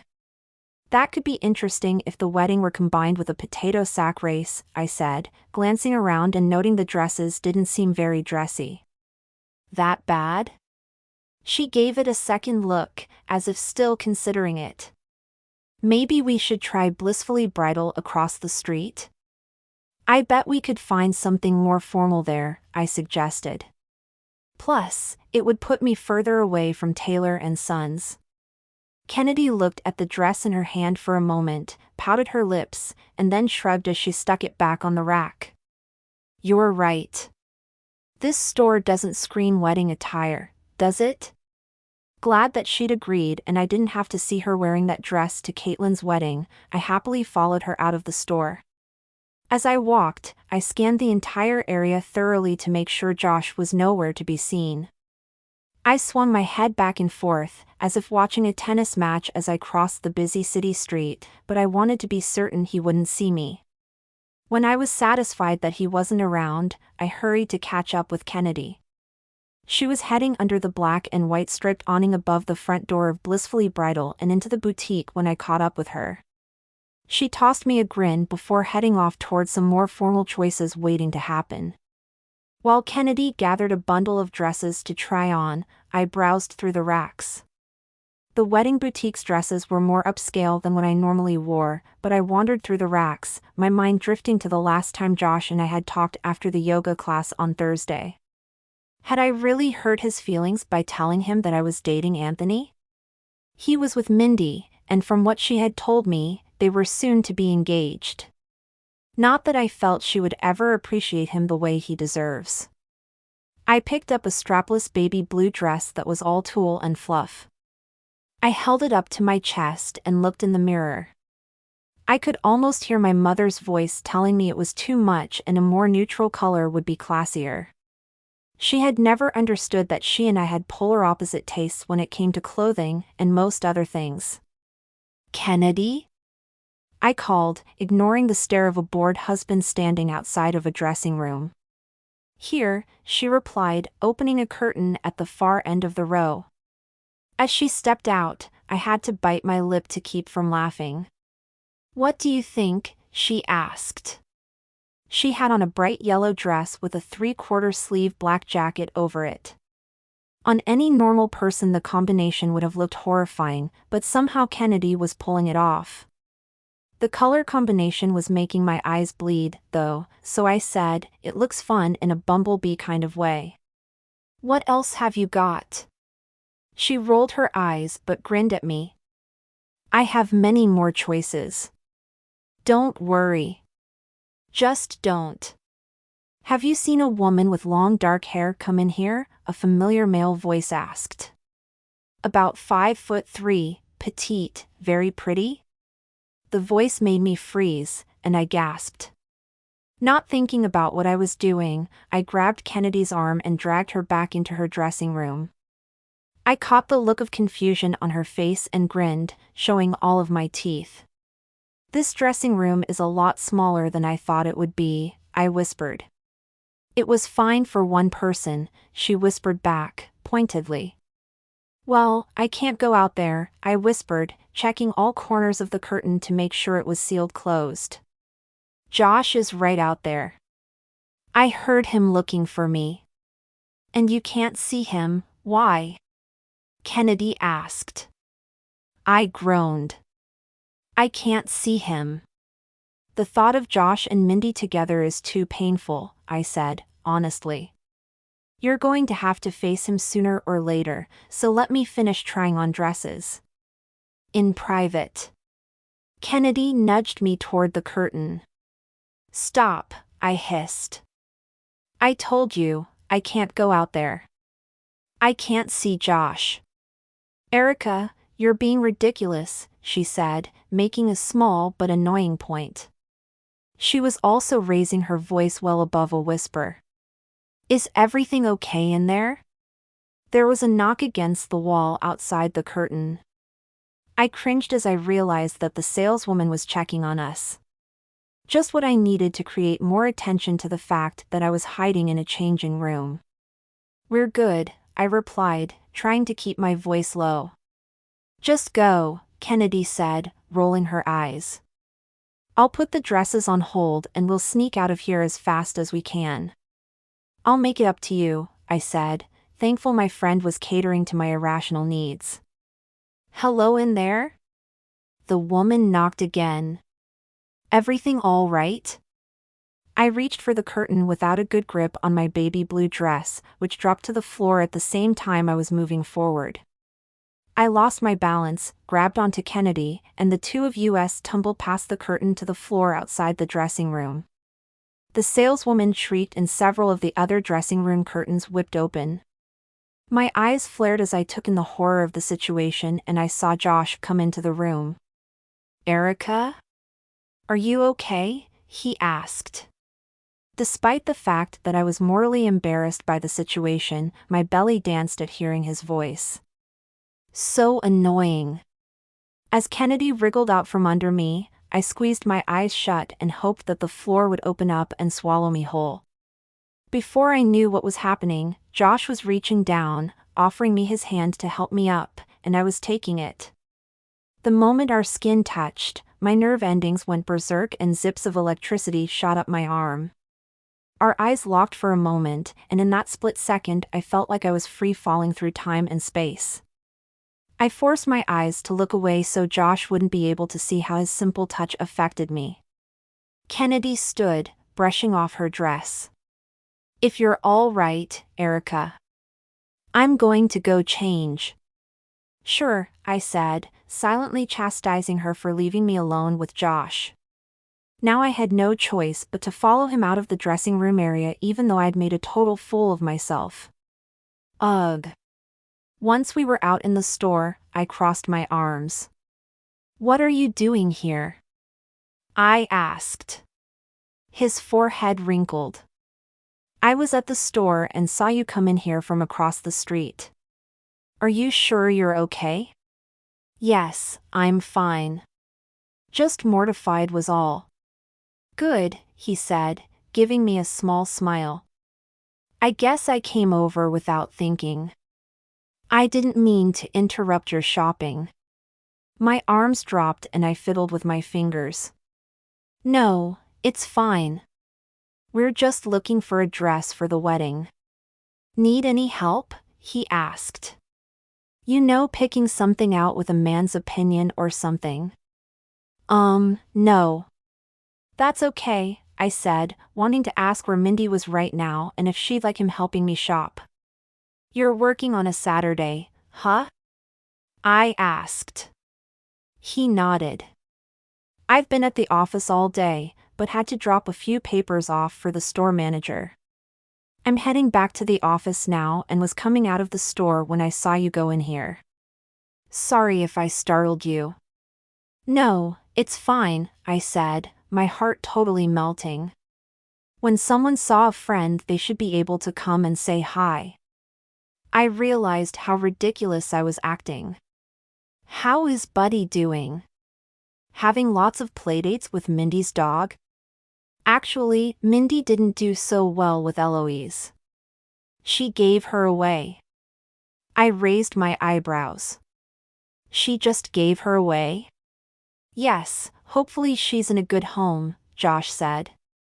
Oh, I felt stunned that she had given up so easily after giving a dog a home. Well, how's Buddy? He's great. He gave me a tired smile. He's figured out how to push one of the kitchen table chairs over to the counter. Then he hops up onto the chair to get up on the counter and eat whatever he finds.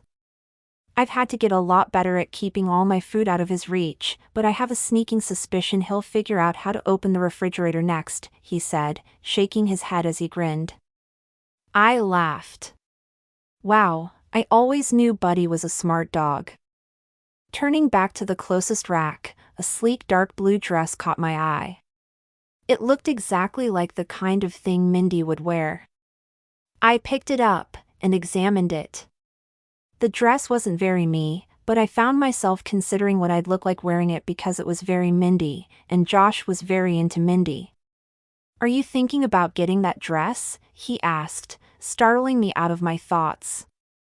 I shrugged. I was thinking about trying it on. Why? It's not your style, he said. Too plain. Unsure of how to respond, I rehung the dress on the rack. He was right, of course, but what did it mean that he was pointing it out to me? I opened my mouth to ask when my phone rang. Feel free to get that, he said, as my phone rang out with wind chimes. Hang on, I said, pulling my phone out of my purse to silence it, but then I stopped. An unknown Sacramento number flashed across the screen. That was weird. Hello? I answered, throwing an apologetic look at Josh. He smiled and mouthed, "Don't worry about it." His infectious smile made smile as someone on the other end of the line said, "Is this Erica Connor?" I didn't recognize the voice. Probably a telemarketer. Yes, this is she. How can I help you? This is Lori Denton from the nursing home, the woman said. From the tone of her voice, I could tell that something was wrong. I felt all the blood drain from my face. A loud ringing began to fill my ears. Erica? Josh asked, seeming far away. Hello, Lori. What's going on? I asked, numbly. Your grandmother had a heart attack. You probably want to get to the hospital right away, Lori said. Thank you for calling, I said, after taking down the necessary information. Are you okay? Erica, what's wrong? He asked, as Kennedy approached. What's going on? She asked. My face felt numb. It's my grandma. She had a heart attack. I have to get to the hospital. I swayed on my feet as my vision darkened. I felt Josh's arm slip around my shoulders. I leaned against him, letting him help me stay in an upright position. I'll drive you, he said. My head spun. No, you said you had to work. I can take her, Kennedy said. I stared at my friend, shock numbing me from the top of my head all the way to my toes. I dropped the blue dress I'd been holding. My dress. I'll get it, Kennedy said, dropping to her knees. A sales lady came over to help as well, and all I could do was stare at them, hugging myself tightly, trying to hold myself together. Let me pay for this and then I'll take you to the hospital, she offered. I'll take her, Josh said, leading me toward the door. Kennedy kept her gaze on mine as if asking if she should let him. Somehow I nodded that I was fine with him driving me. And without further conversation, he ushered me out of the store. Minutes later, we were on our way to Marmaduke Medical Center. Chapter 14. As we drove to Marmaduke Medical Center, my body felt numb as I worried whether or not Graham would be okay. I punched the END button on my cell phone so hard that my thumb started throbbing. "Ugh, Mom," I muttered. "Where are you? Still can't get a hold of her?" Josh asked sympathetically. "For a woman who lives on her phone, she is conveniently absent on the one day we need her the most," I said, my eyebrows coming together. "I'll let you off first," Josh said as he pulled up at the front door of the hospital. "I'll park the car and be right in. Would you mind just parking?" "I need you to walk in with me," I said, peering up at the imposing building. Even though the hospital was here to help people, all I could see at the moment was a building full of potential horrors, with my sick grandmother at the top of the list. Without Josh by my side, I wasn't sure if I could even make it through the sliding glass doors. "No problem," he said, pulling the car into a parking space. "Ready?" I looked out the window again at the hospital and swallowed the grapefruit-sized lump in my throat. Of course I wasn't ready. My grandma might already be dead for all I knew. And I couldn't get a hold of my mother. "I don't really have a choice, do I?" I muttered. Josh touched my arm for a moment before he got out and came around to my side of the car. He pulled the passenger door open and held out his hand to help me out. I swayed against him from the flood of emotion that swept over me as I stood. He put his arm around my shoulders and guided me toward the front doors of the hospital. My head was still spinning as we entered the lobby. The antiseptic hospital smell hit me, sickening my stomach. "I'll check with the information desk," he said. I sank into one of the chairs trying to curtail the flood of worst-case scenarios that were playing out in my mind. "Erica?" a woman asked. Turning, I looked up at a woman with brassy blonde hair. I couldn't place her, but she seemed vaguely familiar. "I'm Lori from your grandmother's assisted living facility," she said. "Oh, right," I said, realizing where I had seen her before. She was the woman who always sat at the front desk at the assisted living facility. Inside my head, I screamed at her. She had been standing in front of me for a full 20 seconds, and she hadn't told me anything about my grandma's condition. "How is she?" I asked, bracing for the answer. "The doctors haven't given me an update yet, but they said that we should stay in the waiting room," she said, gesturing with her arm. "I can show you the way." I looked around for Josh, who was already right there by my side.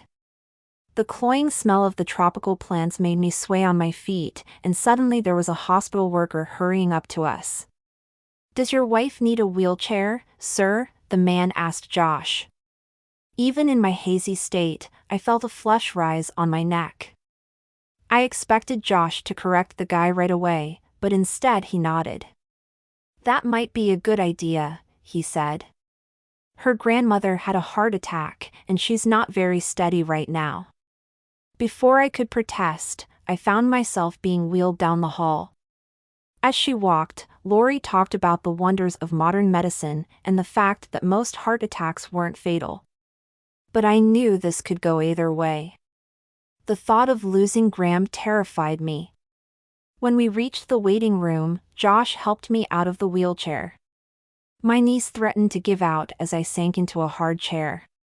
Shaking my head in disbelief, I said, "I just saw her on Friday at bingo. I helped her do her makeup because she wanted to impress some guy she met. How does a woman with that much vibrancy have a heart attack?" Dropping into the chair next to me, Josh touched my arm gently. Playing bingo with her was one of the best nights of the year for me. "When you went to buy more cards, Graham pointed out that man to me." "What?" I sat up straighter. "That's not fair. Why didn't she show me?" She said she wanted a man's opinion, he said with a chuckle. I was about to reply when my throat tightened. Thankfully, Lori came back after talking to someone. They still won't give me an update, she said. But I told them that you were here. I have a feeling they'll give you an update soon. I think they were waiting for family to arrive. To tell you the truth, I have to be going. I didn't feel right leaving until a family member was here, but they need me back to supervise evening pill dispensing. A few tears leaked down my cheeks as Lori leaned down to give me a hug. Thank you so much for being here for her, I said, my voice hoarse and cracking as I tried to stem the flood of tears. I'll call you with an update as soon as I have one. I felt pretty dejected as I watched Lori leave. As the automatic doors slid shut behind her, Josh's phone dinged, momentarily distracting me from my sadness. I saw him glance down at his phone, grimace as he read the text, and then turn the phone back over. I opened my mouth to ask if that was his office when 3 little girls ran into the waiting room. We watched as the girls twirled in circles in their matching blue dresses.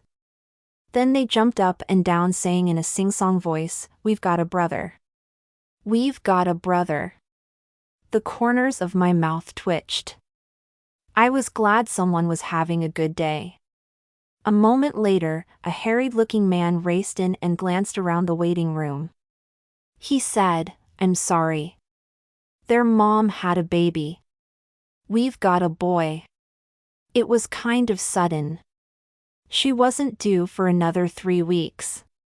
He seems a little overwhelmed, Josh said. We both laughed a little, but the humor dried up as soon as the doors opened and a woman in scrubs came in. Tension and fear formed a tight ball in my stomach. I was sure this was it, the news I had been waiting for. Josh took my hand, a minor amount of comfort washing over me as the woman stopped at the doorway. "Are you the Morrisons?" Josh shook his head. "We're waiting on news about Mrs. Connor," he said, nodding to me. "This is her granddaughter." "So you aren't the Morrisons?" the woman repeated, before heading out again, while mumbling, "Oh, dear." Josh's phone buzzed in his pocket. He pulled it out and sighed. "I'm sorry. I need to take this real fast," he said. "Of course," I said, dread filling my chest at the thought of him leaving me here alone. It reminded me of when Ross had left me alone when my grandpa was dying. Although this was different. Josh wasn't my boyfriend. He didn't have any obligation to stay with me. Where was my mother already? I watched Josh walk to the other end of the waiting room. We were the only ones here, which made it feel like the loneliest place in the entire world. The waiting room had a purely antiseptic smell here. I'd always associated this smell with hopelessness. That's how I felt right now. Why wasn't anyone coming out to talk to us? Glancing over at Josh again, I could see that he had gone from a flinch to a full-out grimace. His voice was strained as he said, "I'm going to be here as long as I need to be." "I'm sorry you feel that way." "No, I'm not going to apologize." There was a huge pause, and then he continued, "How can you even ask me that?" I looked away. He was getting in trouble for missing out on whatever important project they were working on at the office. I felt guilty about it. "Sorry about that," he said, as he came back over to me. "You can go if you need to," I said, even though no part of me wanted him to leave. But I kept up a brave front. "It's nice that you brought me, but I understand." He stared at me for a long time. "Do you want me here?" he asked. "Yes," I said immediately. "Then I'm staying," he said, firmly. "Thank you," I said, a wave of comfort washing over me along with a wave of fresh tears filling my eyes. I blinked them back.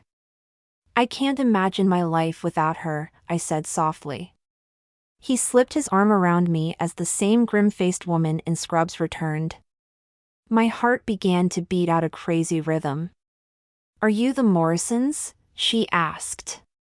"Have you seen your son-in-law?" "We're not the Morrisons," Josh replied. "Oh, no," the woman said. "Well, if you see the Morrisons or their son-in-law, please tell them to alert us immediately." "Thank you." I turned to Josh. "Do you think she has the memory of a goldfish? Or is she really that distracted?" "Let's hope she's distracted," he said, letting out a chuckle. Then he put an arm to his chest in mock defense. "But how old do we look?" By asking if we've seen our son-in-law, she's implying we're old enough to have 3 grandchildren. "Maybe I need to start buying anti-wrinkle cream," I joked. Josh's phone buzzed again, killing the momentary mood lift. I sighed. I knew it was his work again. "You should get that," I said. He glanced at the phone and scrolled through his text messages. Shaking his head, he said, "They're having a crisis at work. They think that only I can solve it." "Then you should go. Work is important." He looked at me with an expression I couldn't decipher.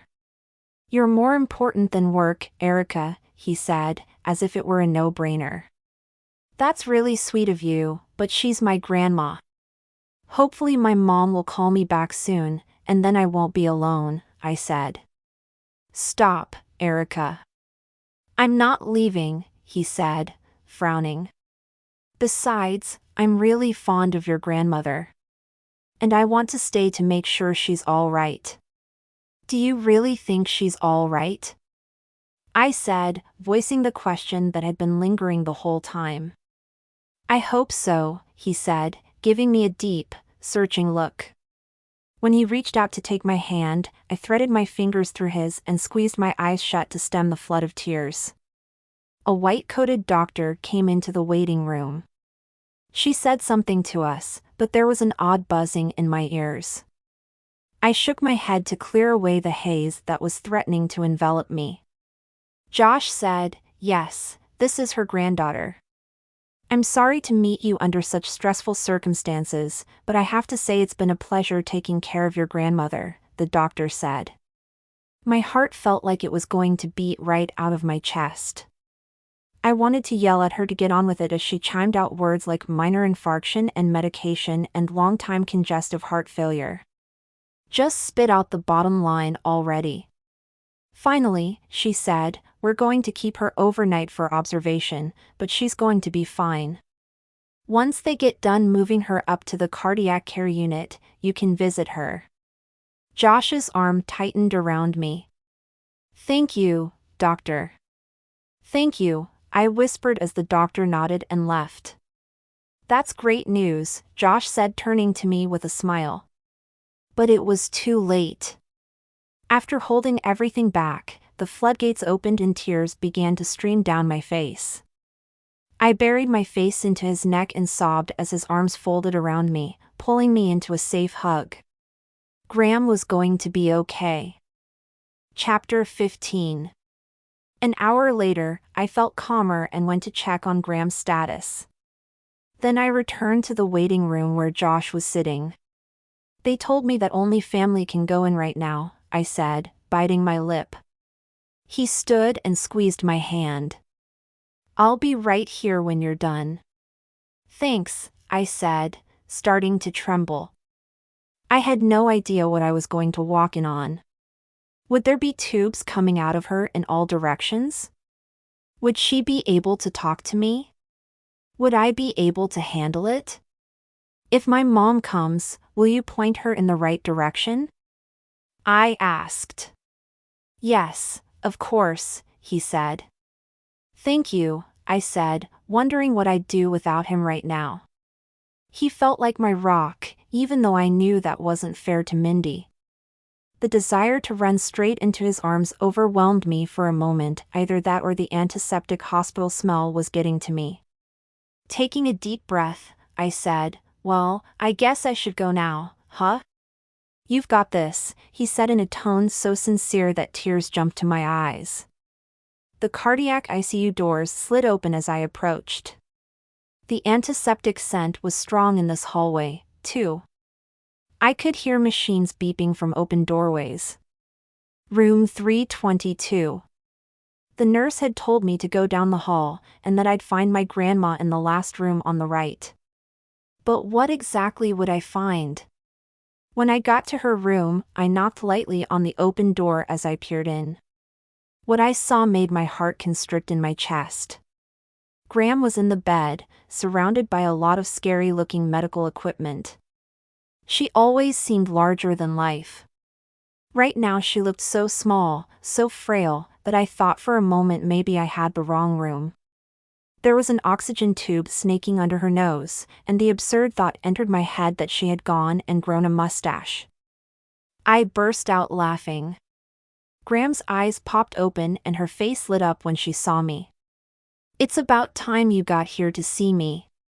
What took you so long?" she asked, waving me into the room. Not quite knowing how to answer her question, I just entered the room and stood by her bed.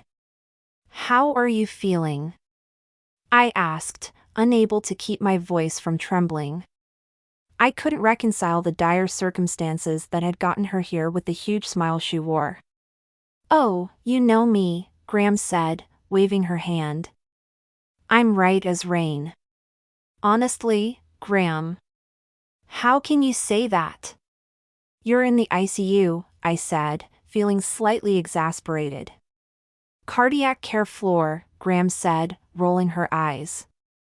"Stop your worrying. It's not my time yet. They aren't ready for all this." She gestured down her body and waggled her eyebrows at me. "Okie doke?" I balled my hands at my sides. "Gram, this is a wake-up call." "You're telling me," she said. "I've been wasting my time at the bingo halls. This hospital is full of hot available men. I should have come here ages ago." I took a deep breath. "Gram, stop making a total joke out of this. It's time to start taking care of yourself better. Watching what you eat. We'll have to ask the doctor about a referral to a dietitian." "Don't give me advice about my health," she said, wagging a finger at me. "I'm an old lady. I will eat however I want. I don't give you advice on how to live your life, do I?" I gaped at her. "I'm happy and healthy. Now, as for you." "As for me, I'm happy and as healthy as I'm going to be," she said, leaning closer. "Now, let's talk about you. You might be healthy, but I'd dispute the happy factor." My mouth dropped open. Besides the fact that my grandma is being ridiculously stubborn, I'm totally happy. I have a great job and awesome friends. Gram regarded me with her strong, silent stare, the one that always got me to do what she wanted me to do when I was little. Finally she said, "I've sat by for a long time and said nothing while I've watched you date Mr. Not Interesting after not interesting." "That's not fair," I said. "PFFTTT," Gram said as she blew out a breath and wagged her finger at me.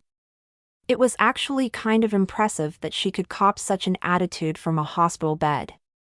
"You pick the least interesting men available so you can keep them at arm's length and not get attached to them." "That's ridiculous," I protested. "What about that character you dated last year? What was his name? Toad?" She raised an eyebrow at me. I stifled a sigh. "His name was Todd, and I only went on one date with him." "Doesn't matter," she said. "He was so boring you fell asleep in your soup. You texted me a selfie of your dripping head. I believe you titled it, 'Dripping with the Drip.'" "One bad date," I admitted. "Want more examples?" "Not really. Look, all I'm saying is that you choose the same type of man over and over," she said. "You try to keep your heart safe from being broken again after what happened between you and that bore Ross. But in the process you are living a subpar existence. Maybe Graham had a small point. Deflated, I slumped back into the seat beside the bed. The pendulum swing of emotions I was feeling since I'd walked into this room had exhausted me. First, I'd been terrified to see her. Then, once I'd seen her upbeat attitude, I'd been determined to set her on the path to recovery. Now, I felt like she'd turned the tables on me. How had that happened? I don't mean to date the wrong guys, I said.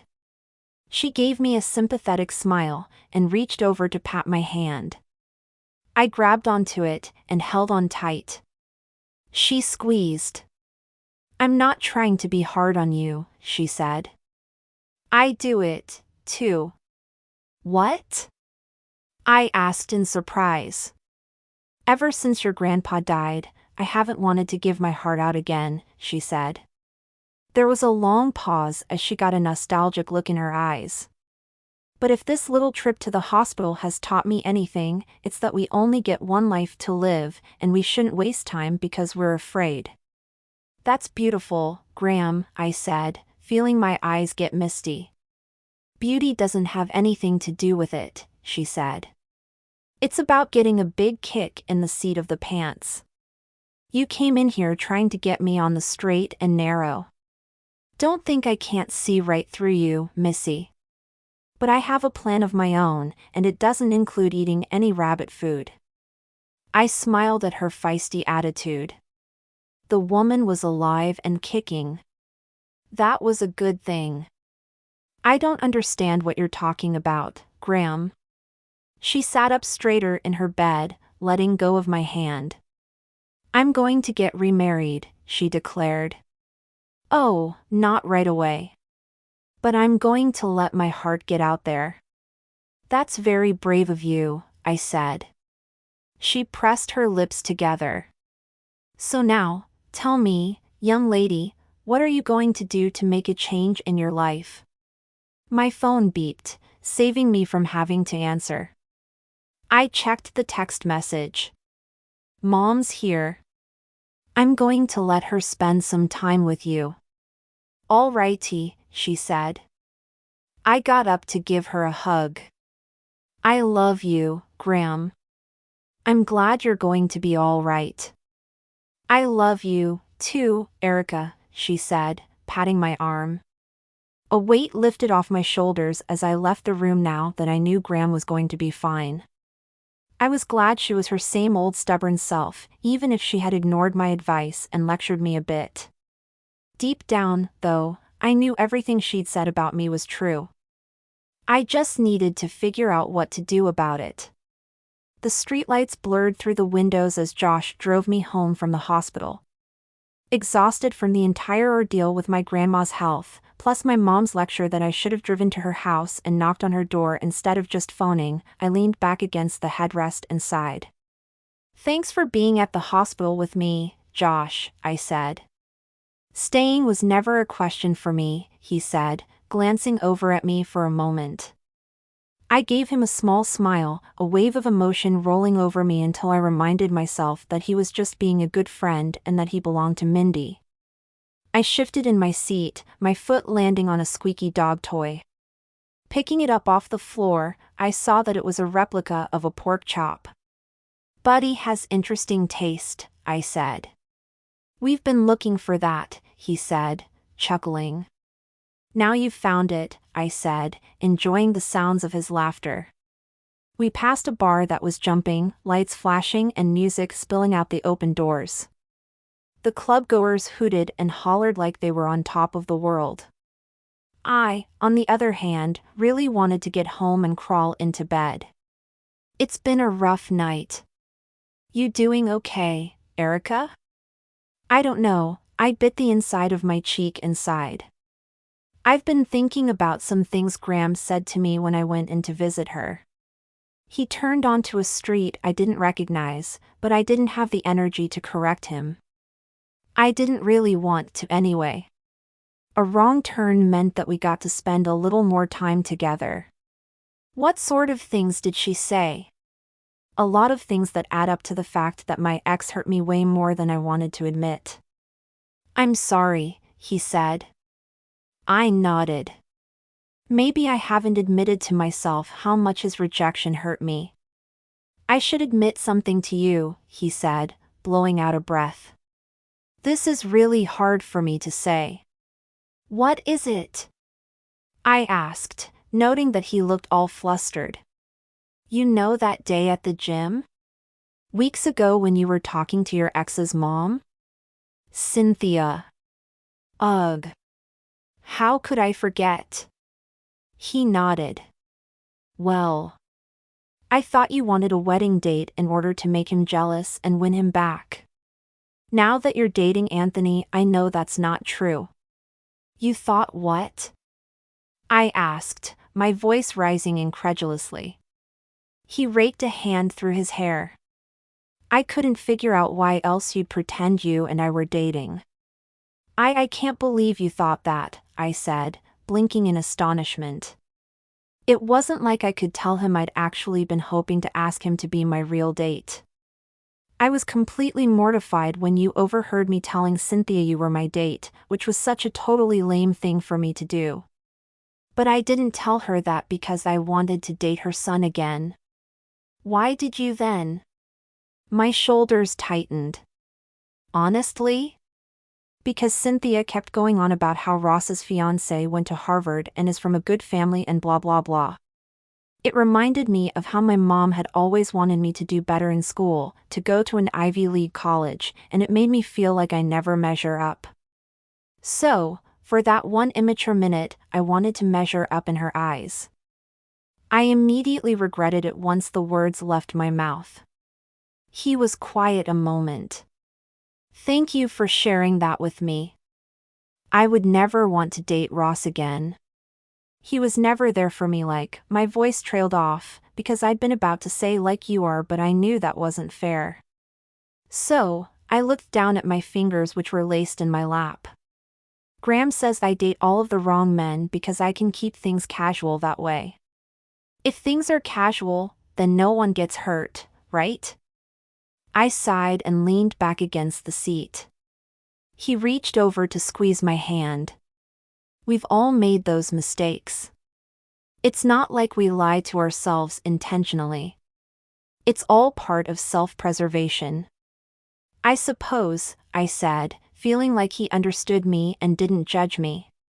"Graham says I should put myself out there again," I admitted, feeling a little self-conscious about revealing this. "She doesn't think Anthony could be that right person?" he asked, his jaw tightening as he kept his gaze on the road. "I never told her about him," I said. "Why not?" he asked. I left the question unanswered. If I was going to move on from whatever this flirtation with Josh had been, then I needed to find someone else. The right someone else. I couldn't tell him Anthony was in the past. I didn't want him to feel bad that I didn't have a wedding date. I was afraid he'd offer to take me and that wouldn't be fair to Mindy. "Thank you for the ride," I said, as he pulled up to the curb outside my apartment. I put a hand to my chest as it became harder to breathe. "Thank you for everything." A flicker of emotion crossed his face, but I didn't allow myself to analyze it. The longer I spent with him, the more I liked him, and the more it hurt that I couldn't be with him. "Anytime, Erica," he said in a soft voice. "Call me if you need anything else." Instead of answering, I leaned across the center console to hug him. He slipped his arms around me, and I rested my head on his shoulder. I held him tight and never wanted to let go. I had fallen for him. Completely. Totally. Head over heels. There was a lump the size of a cantaloupe in my throat as I tried to choke down the unshed tears that were threatening to suffocate me. "Erica." "Good night, Josh," I said, before he could say anything that might make the tears start to flow.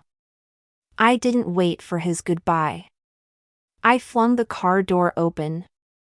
Hurrying up to my front door, I didn't look back, but I knew that he was waiting for me to get safely indoors. I fumbled with my keys, but once I was inside, I slammed the door behind me. Then I sank to the floor and let the tears flow. Chapter 16. I can't believe we both RSVP'd for a +1 and neither of us has a date, Kennedy said as we walked from the parking lot to the entrance of the Arbor Grove Country Club on the day of the wedding. My mom will not be happy with me when she finds out I'm coming, Stag, I said, giving her a wink as we walked through the front doors. Kennedy let out a low whistle. This place is pretty swanky. Well, it is a Paul Jeffries affair, I said, nodding toward the paparazzi being kept at bay outside by a thick line of security guards. While we waited in line to get through the security checkpoint, my mind started to wander to dangerous places. It had been a week since I'd last seen Josh, and I still couldn't get him out of my head. He hadn't been in yoga class all week and I didn't know if that was due to the demanding work project or if he was avoiding me for some reason. Wow, Kennedy breathed as she linked her arm through mine. Double wow, I agreed. The ballroom was decked out better than anything I had ever seen here before. Pale pink roses covered the columns that had been put around the edge of the large space. On one side of the room there were floor-to-ceiling windows where the altar had been set up. Rows of chairs sat ready for the ceremony. There are so many people here, Kennedy murmured as she accepted a glass of champagne from a tuxedoed waiter. Another came by with a plate of stuffed mushrooms, and Kennedy grabbed two, popping one in her mouth as she watched the people milling around us. There are, I agreed, gesturing to a man across the room. I think that's the host of that reality dating show, Romance revealed. Oh, yeah. Isn't that the show Ginger's sister went on? I still can't believe she met her boyfriend that way, Kennedy said, sighing as she popped the other stuffed mushroom in her mouth. This place is too classy.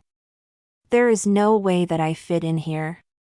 I've never fit in here, I said with a snort. Kennedy gave me a wide-eyed look of surprise. You totally look like you belong here, she said. Your dress is gorgeous. I wish I could pull off wearing something that fun. I looked down at my strapless Tiffany blue dress with the poofy tulle skirt that fell in distinct layers to my knee. I don't know what you are talking about. You look amazing. Your dress is so unique, though, just very you, Kennedy said, as she looked down at her own simple black cocktail dress. Anyone could pull off my dress. I don't know about that, I said, taking a long sip of my champagne. Kennedy scanned the room. I guess when one of Hollywood's most notorious playboys finally settles down, the affair has to be the biggest thing ever. You should stop reading the tabloids, I said, knocking back the rest of the champagne. Paul Jeffries really isn't a playboy, you know. Kennedy responded, but at that moment I spotted Ross with his mother. I grabbed Kennedy's arm and steered us in the opposite direction. Why didn't you bring Josh and shove him in Ross's face? I mean, Josh is definitely hot enough to make any ex feel less than worthy, Kennedy said. That's probably true.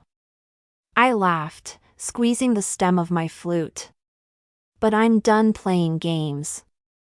It's more important to be honest. Kennedy sipped her champagne. You're honestly still avoiding Josh, though. It's not my fault he hasn't come to class all week. Did you call or text him to ask why? No, it's none of my business. He's with Mindy.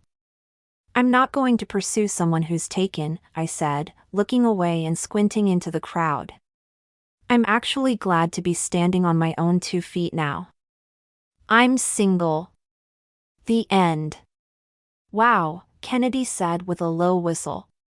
You've really fallen hard for Josh, haven't you? Lot of good that's done me, I said, shoving a shrimp into my mouth. Aw, look, there's Mel in her maid of honor dress. Melanie stood off to the side of the room and looked like she'd sneaked in to say something to one of her friends. She looked beautiful in a sleeveless floor-length shimmering blue-gray cowl neck Kim strap maxi dress. Let's go say hi. Kennedy caught my arm. She stared at me with an intense look that gentled as she began to speak. If you're still in love with Josh, then why don't you call him and tell him? Because you make such a good wedding date. You're more than enough to make Ross jealous. I grinned at her, hoping that she'd let the whole Josh thing drop, but she frowned at me. Come on, Erica, Kennedy said. I'm guessing your ex knows you're straight. How many times do I have to say that Josh is with Mindy? Do I need to make a neon sign and flash it over my head every time you ask about him? I exclaimed, all of my frustration pouring out. He is with Mindy. Even if she does seem shallow and doesn't like dogs. Well, if she's no good for him, then why don't you tell him so? Kennedy asked, continuing on, seeming unperturbed that I was annoyed with her. I sighed. It's almost 6 o'clock and people are taking their seats. We should really go sit down, I said, watching the rows get taken by guests. Look, Kennedy said, ever the persistent one, I don't want you to miss out on something great because you're scared. You sound like my grandmother, I said, the words painful as they left my mouth. Oh, thanks. She sounds like a very cool lady, Kennedy said, finishing off her glass of champagne. Except for the bingo obsession. He only used me to make Mindy jealous, but I fell for him anyway, I said with a groan. How pathetic am I? My grandma always said that a man worth having is worth being honest with. Tell him how you feel, Erica. What's the worst that can happen? You're miserable anyway, she said. I'll save 2 seats. You call him and tell him to get down here and be your wedding date. After Kennedy had walked off, I pulled my phone out of my clutch. Scrolling through my contacts, I stared at Josh's number, my stomach churning as I debated what to do. My vision grew misty as my thumb hovered over the call button. Just as I decided to call and get it over with, the orchestra began to play. Oops. I needed to get to my seat before the wedding started without me. I put my phone away. I'd have to call him later. Chapter 17. We all stood as Kaitlin Murray came down the aisle toward Paul Jeffries, who wore a look of adoration as his gaze locked on Kaitlin. Something shifted uncomfortably in my chest. I pushed the feeling down and turned my eyes to Kaitlin. She was a vision in a gown with a fitted bodice tapered down to a princess skirt with a train.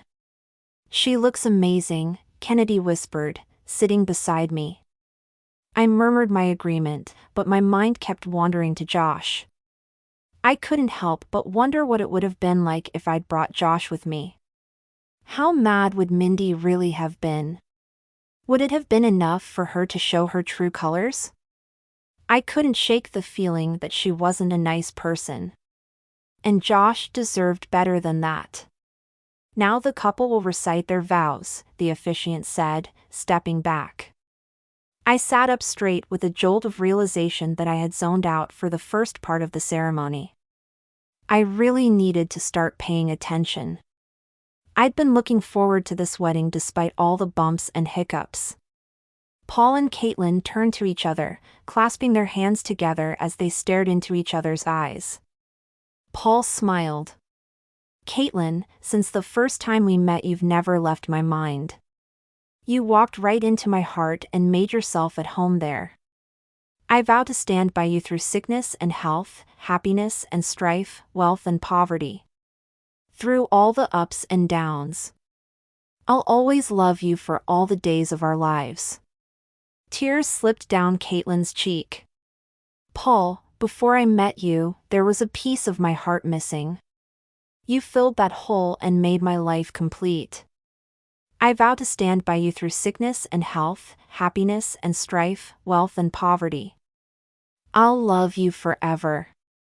Paul cupped her cheek gently with his hand.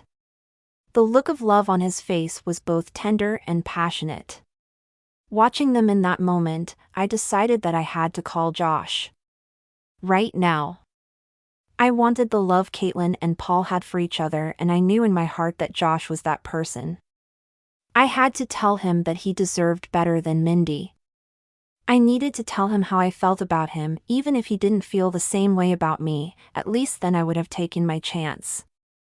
The officiant started speaking again. I knew they were almost done, so I leaned close to Kennedy and said, "I'm going to slip out for a moment." "Speak now or forever hold your peace," the officiant said, just as I stood up. All eyes turned toward me and a gasp filled the room. I looked up and saw Paul and Kaitlin staring at me. Then my gaze moved to the maid of honor where Mel was giving me a very weird look as she mouthed, "What are you doing?" Flushing, I sank back down into my seat, muttering, "Never mind." "It can wait," I said, wishing the floor would open up and swallow me. Murmuring ensued, but thankfully the ceremony continued. When Paul and Kaitlin were pronounced husband and wife, the entire room erupted in cheers and pink rose petals sprinkled down from the ceiling. Looking radiantly happy, Kaitlin and Paul walked back down the aisle arm in arm as a married couple. Then they disappeared through a side door. I decided this would be a good time to make my escape. I'd only be gone a few minutes. And Paul and Kaitlin weren't here anyway, so it wasn't like I would be missing anything. "Now I'm going to duck outside for that call," I told Kennedy, who smirked at me. I got up and avoided eye contact with the guests sitting around me. They were probably all memorizing what I looked like so that they could describe me to the highest-paying tabloid. I was the woman who had tried to stop the wedding of Paul Jeffries. There would probably be all kinds of speculation about me. Smirking at the thought, I almost laughed out loud. At least I had a good story to tell Josh. Just thinking about him made butterflies go wild in my belly. When I was nearly to the outside door, I heard someone calling my name, and I turned to see my friend Mel coming toward me, her boyfriend, Matt, in tow. "Erica!" Mel squealed as she threw her arms around me by way of greeting. "I almost died when you stood up, but let's not talk about that now with people around who could talk to the press." "How are you?" "I'm good," I said, thankful that she wasn't pressing me about my gratuitous faux pas during the ceremony. "Your dress is gorgeous." "Thanks," Mel said as she looked down fondly at the deep blue body-hugging dress that shimmered when she walked. "You look amazing too. Who are you here with?" She peered around looking for my date, so I said, "I'm sort of here with Kennedy." "Men are too much trouble, no offense, Matt." "None taken," Matt said with a grin. "Hey, Mel, I hate to drag you away, but I see my friend, Wade from work, over by the bar. I'd like to introduce you." Mel hugged me again as she made me promise to call her soon. I watched them go. Matt put his hand on the small of Mel's back and leaned down to whisper something in her ear. Mel looked up at him with a grin, her eyes sparkling. They were obviously very much in love. My heart tap-danced as my mind returned to Josh. I really needed to call him. I turned back to the doorway and saw my ex-boyfriend, Ross, approaching me. Every instinct I had told me to run, to find a different route, anything to avoid him. But then a little voice in the back of my head told me that it was time to stop running. If I was going to confess my feelings to Josh, then I needed to deal with everything that had gone on with Ross. Squaring my shoulders, I faced him as he stopped in front of me. "Hi, Ross," I said. "Where's your mom? I'd like to say hi to her." "Hi, Erica." "Mom is around," he said, taking a sip of his drink. He wrinkled his nose. "Nice try, throwing yourself at Paul Jeffries." I tilted my head. "That's very funny." "I thought so," he said, smoothing one of his stray hairs back into place. "It's been a long time." "It really has," I said, in some ways wishing it would have been a lot longer. or never. I trust you're well. I heard about your engagement. I hope you'll be very happy. Thanks, he said, his thick eyebrows coming together. Where's your boyfriend? Mom says you're seeing Josh Taylor. Actually, I made that up. I'm single right now. I told that story to your mom because she said you're engaged and I felt intimidated, I admitted. A cat ate the canary grin spread across Ross's face. Oh, really? My breath hitched in my chest, but I kept my voice even and calm. Now I realize that was silly.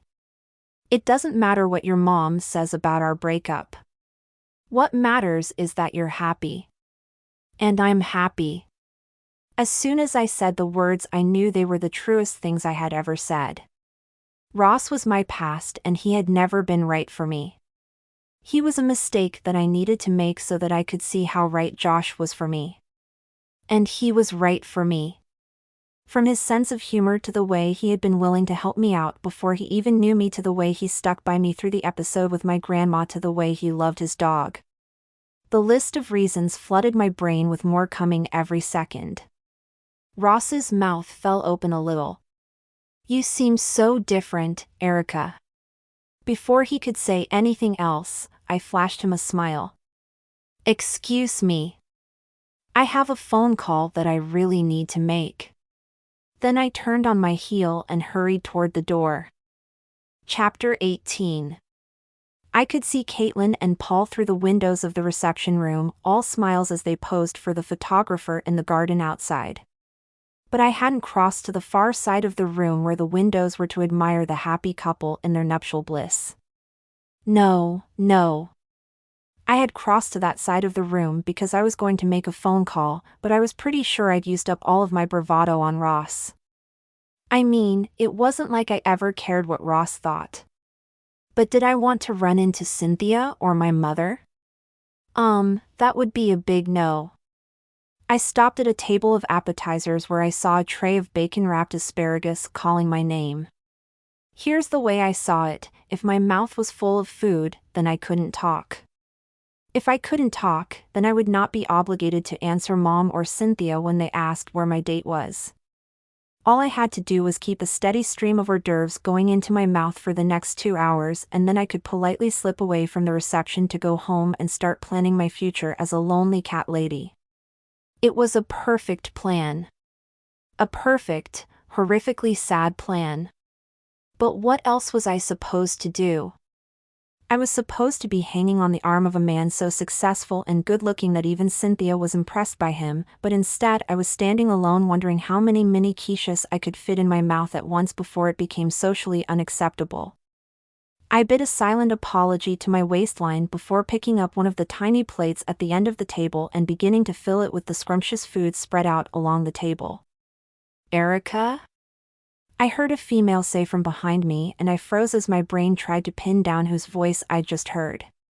As subtly as I could, I set down my plate, which could absolutely not fit a single thing more on it, on the table and turned a 180, hoping my body was shielding whoever had spoken to me from seeing my mountain of hors d'oeuvres. My dread dissolved and switched to excitement when I saw who had walked up behind me. Avery! I said, throwing my arms around my friend. How are you? I'm well, Avery replied with grin. How about you? Just super, I said, with what may have been a little too much pep.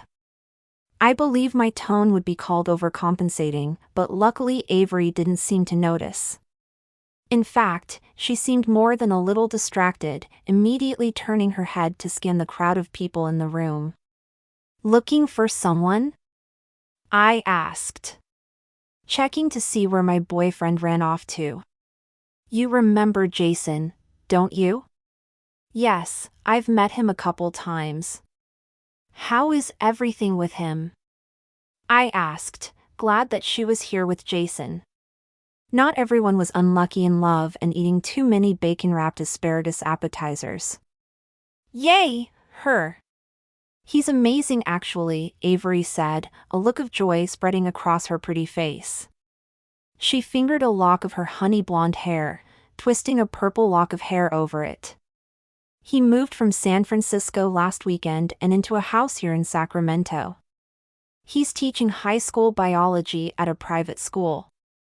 I thought he was in real estate for some reason.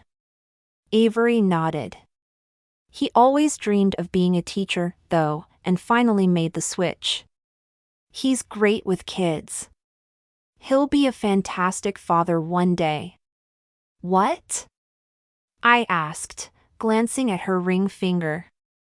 Is there something I don't know? Her cheeks heated. No. I'm just saying one day. Aw. You seem happy, I said, glad for my friend. We're really happy, she said, craning her neck in the opposite direction. Then her arm shot into the air and she wiggled her fingers until it caught the attention of a handsome man across the room, who broke out in a wide grin and waved back. He looks happy, too, I said, noting he looked way more relaxed than the last time I'd seen him. I think their long-distance relationship hadn't been as easy as they made it look. I'd better get back to him. He doesn't know too many people here, she said, putting a hand on my arm. I'll save a dance for you later, though, and we'll catch up more. Okay? Okay, I said, even though I had no urge to stick around to dance. I was only staying long enough to give Kaitlin and Paul my congratulations, and then I was outie. The thought of dancing made me think of the Oasis. The Oasis made me think of Josh. Josh made me think of being kissed by Josh. Thinking of being kissed by Josh made the cloud over my head grow even darker, because it was never going to happen again. He'd be kissing Mindy from now on. Avery took off toward her boyfriend and suddenly my appetite wasn't so big. I abandoned my plate and started toward the powder room.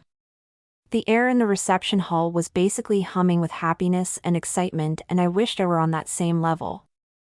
Unfortunately, hiding away from it all for a few moments sounded like a nice idea. At first, upon entering the powder room, I hardly paid any mind to the woman that was standing by the mirror. I recognized the petite brunette from earlier in the day. She'd rushed by me holding a flower arrangement before the ceremony, her white, satin dress and bright pink shoes unmistakable. Her head was now bowed as she focused very closely on digging through the clutch she had set on the bathroom counter. I busied myself with my own clutch, pulling out a lip gloss to make myself look busy. It wasn't until I heard the unmistakable sound of a sniffle that I really started paying more attention to her. I looked up into the mirror that lined the wall in front of us just in time to see the woman's hand quickly shoot up to her face to wipe at a tear. Obviously I had to do something about it, there wasn't room for two sad sacks at a wedding. Excuse me, but are you okay? I asked. Yes, the answer came immediately and sounded very much how I had when speaking to Avery. Like she was overcompensating for how not okay she was. I'm great. I gave a soft, unamused chuckle as I pulled a tiny travel pack of tissues from my clutch and offered it to the woman. Hello, great. I'm Erica. Nice to meet you. That earned me a small laugh and a genuine smile as the woman accepted the tissues from me, pulling one out to gently dab under her eyes, careful not to smudge her makeup. Nice to meet you, Erica. Thanks for the tissues. I'm sorry to say they're needed right now. My bottom lip popped out. I could so relate. You're the florist, aren't you? That's me. Katie Ellis, I own Gold Rush Flowers, she said, handing back my tissue package. Well, the arrangements were absolutely gorgeous, so I know that's not what's got you down. I tried to ease towards the topic of what had her so upset. After all, if a stranger walked up to me and demanded to know why I was sad today, I probably wouldn't have been too eager to share with them. Either my tactic was spot on and I am a sociological genius, or Katie just really needed to get her feelings out. Because a fresh wave of tears began to fall as she shook her head. They turned out perfect. I modeled them after the arrangements I did for my own wedding. Maybe that's part of why I'm such a mess today. My husband, she paused, choking up for a moment before pulling herself back together. My husband died 2 years ago today. Normally I love weddings, they remind me of him, you see. But with this being the exact day of his passing, and then the flower arrangements being so similar, it's been rough. I understand, I said, sensing that Katie really needed to get this off her chest. I didn't offer advice, or any more words, just a sympathetic hand on her shoulder. She was only in her late 20s, it was so sad that she had lost her husband that young. I really can't complain, you know. I didn't get to grow old with him, but we had wonderful years together, she said, as if reading my mind. We were only 18 when we got married. Sometimes it's hard to believe it actually happened though. Scotty was so shy. How sweet. We'd known each other for years beforehand. In hindsight, all the signs were there that he liked me, but he never said anything. Sometimes it would seem like he wanted to tell me something and then he'd clam up. And then one day I'd had enough of waiting for the guy I liked. I was so fed up with tiptoeing around my feelings for him. So, I marched up to him and said, Scotty Ellis, I am head over heels in love with you and I don't care what you think, because it won't change my mind. My mouth dropped open at her bravery. You said that? Apparently that's all he needed to hear, because the next thing I knew we were having our first kiss and he was telling me how crazy he was about me. Thinking back, I shouldn't have been surprised. I'd never felt chemistry like that with anyone before, and I really don't think I ever will again. Scotty was my one. The look on her face when she finished her story was one of blissful remembrance but also sorrow. My own mind had slipped away momentarily to the guy I was crazy about. My throat tightened a little. I get that, the chemistry you've never felt with anyone else before. I have that with, well, it doesn't matter. He doesn't feel the same. Katie shook her head and dabbed at her eyes again. No way, that kind of chemistry doesn't only move one way. Why do you think it's one-sided? He just got back together with his ex. No, she gasped. Why? How did that happen? It was all part of a deal we made, I admitted, realizing I should have canceled that deal the moment after I made it. I was actually posing as his girlfriend to make her realize he was husband material, as if that wouldn't be obvious to any woman alive besides her. And I ran into them the other day at a restaurant. They were there having dinner together. What did he say when you asked him about it? Well, I said, looking down with embarrassment. I didn't really ask him about it. Then how do you know they're back together? That question, as simple as it was, threw me for a loop. How did I know they were back together? Other than the tiny, insecure voice in the back of my head, what exactly had convinced me that it was game over for us? I guess I don't know. Not for sure, I admitted. It was Katie's turn to look at me sympathetically as she snapped her clutch closed. I don't know if you're looking for advice, but do you know what I'd do if I were you? Grab him by the shoulders, tell him I'm head over heels for him and I don't care what he thinks. Bingo, Katie said with a small laugh as she started towards the door. You never know, maybe that's all he needs to hear. That might be all, I repeated, a small glimmer of hope bubbling up inside me. Thanks for the girl talk, Erica, she said, her face seemed more relaxed now. And good luck. With that she was gone and I was left alone with my lip gloss, my tissues, and my thoughts. Could my situation really be so similar to Katie's? Did Katie's heart rate skyrocket every time Scotty got near her? Had she had difficulty getting to sleep some nights because she couldn't stop thinking about tiny details she'd noticed about him that day? In addition to feeling safe around Scotty, had she felt authentic around him? The same way I felt when I was around Josh? Had he made her feel important and seen and cared about in the same way Josh made me feel? Katie was totally right. I couldn't walk around moping about conclusions I'd come to without hard evidence. I had to clear the air, once and for all. The whole mess had started based on one stupid lie, and it was finally time for some honesty. I had to call Josh. I dialed his number. Pressing the cell phone close to my ear with one hand, I wrapped my other arm around my waist. I was shivering even though the air was warm all around me. "Hello?" Mindy's nasally voice filled my ear and I nearly hung up. She was answering his phone, which meant that even if I did get Josh on the phone, there was almost no chance that he would get the privacy he needed for me to tell him what I needed to say. "Hello," she said again. "I know there's someone there. I can hear you breathing." I had no choice. She'd have my phone number the second I hung up, and besides I had resolved that this was what I needed to do.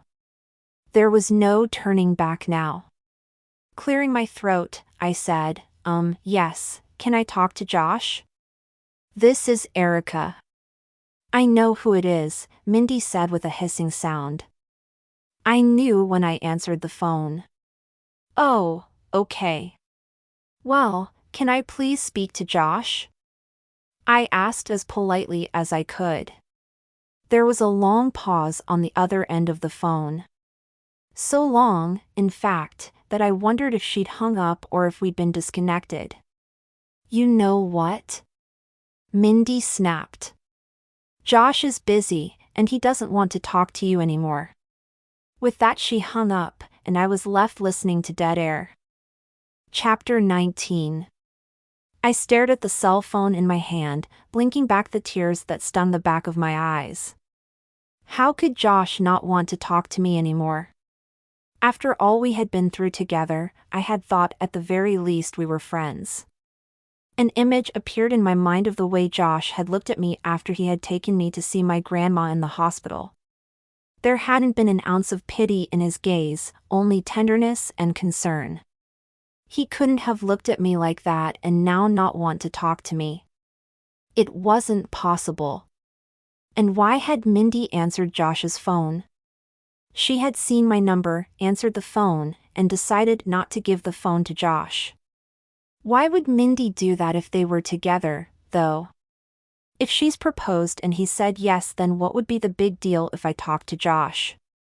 I needed to go over to his place and settle this once and for all. Even if I made a fool of myself, hey, it would only be the second time in one night, at least I would be done avoiding my feelings. I'd tell Josh how I felt no matter what tonight. Seeing him face to face would allow me to make sure that Mindy couldn't interrupt us. If Josh still didn't have feelings for me, then at least I would know for certain. I headed for the exit, crossing the reception room. "Yoo-hoo! Erica, darling," a woman called in a shrill tone. I shuddered at the sound of Cynthia's voice. For a fleeting moment I contemplated sliding underneath a nearby table to hide until she went away, but A, Cynthia had already seen me, and B, I was a grown woman in an expensive dress I'd only worn once. Did I want it ruined on the first time out? No, I did not. So, I did what I always had to do when Cynthia went after me. I pasted on a smile, straightened, and promised myself wine and chocolates if I got through this without doing anything she'd feel the need to tell my mother about. "Cynthia, you look lovely," I said, as sweetly as I could.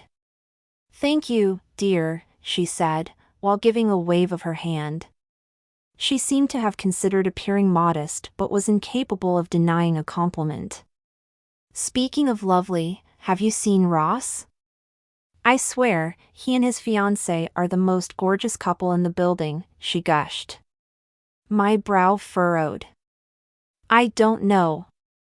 The bride and groom look like a perfectly gorgeous couple to me."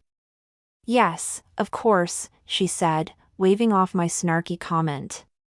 But my goodness, I'll have to find Ross and his Leslie Carrington of the Boston Carringtons and send them over for you to see them.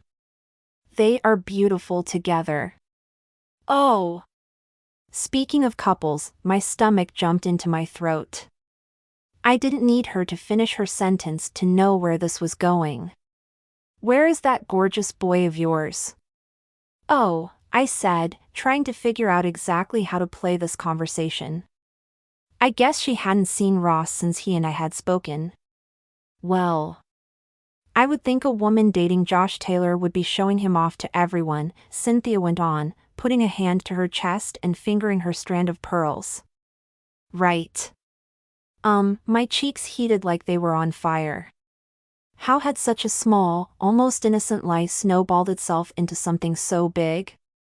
I mean, Josh Taylor is here with you, isn't he? Well, why had I put myself through the social rigmarole to please a woman who obviously felt so desperate to be superior that she had to harass her son's ex-girlfriend? AKA, moi. It suddenly became clear what I finally had to do. No, I admitted, my shoulders back and neck elongated. Josh Taylor isn't here. Oh, my. Did he break up with you, sweetie? Cynthia asked, the sympathy in her voice oozing with insincerity. That's why you spent so long lingering around the hors d'oeuvres then. Don't worry, dear, those few pounds you put on are a completely normal response to a devastating and embarrassing breakup. Wow. Ouch. It took everything in my power not to let my jaw fall to the floor, or to clutch my stomach like she had just stabbed me with her words. As best as I could, I kept my expression composed, but there was a sparkle in Cynthia's eyes that I guessed only came from causing other people misery, so I must not have done a great job of hiding my shock. No, I said, powering through my confession despite my bruised ego. I was never dating Josh. I actually made the whole thing up. Cynthia gasped like she was trying to win an Oscar, mouth slightly agape, eyes fluttering, and hand delicately pressed to her chest. You made it up? But, I spoke to him. You're telling me that you got Josh Taylor of Taylor and Sons to lie to me? I nodded my head. I know, so weird, it's almost like he wanted to defend me from an attack. My goodness, Erica, your standards have dropped from when you were dating my Ross. All right, that's enough for one lifetime, I said and then pursed my lips together. This conversation has been less than desirable. So I'm going to. Before I could make my grand escape, Cynthia spotted my mother and her hand immediately shot into the air, waving her down as if my mom hadn't already been headed in our direction. It was everything I could do not to groan. As difficult as telling Cynthia the truth had been, it was going to be nothing compared to confessing to my mother. Not only was she about to be embarrassed in front of her best friend, but I had lied to her. Not good, Erica. Laura! There you are, my goodness. You won't believe what I just heard, Cynthia said, without giving me a moment to explain myself. She was making sure she would be the one to tell my mother about my fake wedding date. After all, what good was a conversation about someone else if she wasn't able to be the center of attention during it? What's going on? Mom asked, genuine concern showing on her face. Your daughter has been lying to us, Laura. I've learned that she's been deceiving us for weeks. Can you believe it? She asked. I swear I wouldn't have been the least bit shocked if Cynthia had pressed the back of her hand to her forehead and pretended to faint right there. Meryl Streep could take a lesson in drama from Cynthia Peterson. What are you talking about? Mom asked, looking from me to her friend to me and then back to me again. Erica, what's she talking about? I took a deep breath, gathering up the last bit of my courage. I'm not dating Josh Taylor. I was lying when I said we were together. I have no wedding date. I came here alone. I'm still single. Sorry to disappoint you, but I wanted to be as impressive as Ross with his fiancée. I expected my mom to fall in step with Cynthia's melodrama, and the stretch of silence that followed my confession confused me. Where were the fireworks and explosions? In a way, the silence was scarier than if she had just started freaking out on me. Not one to let this climactic confession go to waste, Cynthia jumped right in when she realized my mother wasn't going to say anything. Can you believe it? She put us through all of this because she was jealous of my Ross. Unbelievable. What exactly did she put you through, Cynthia? Mom asked, her tone sickly sweet. Cynthia paused, glancing over at me. Well.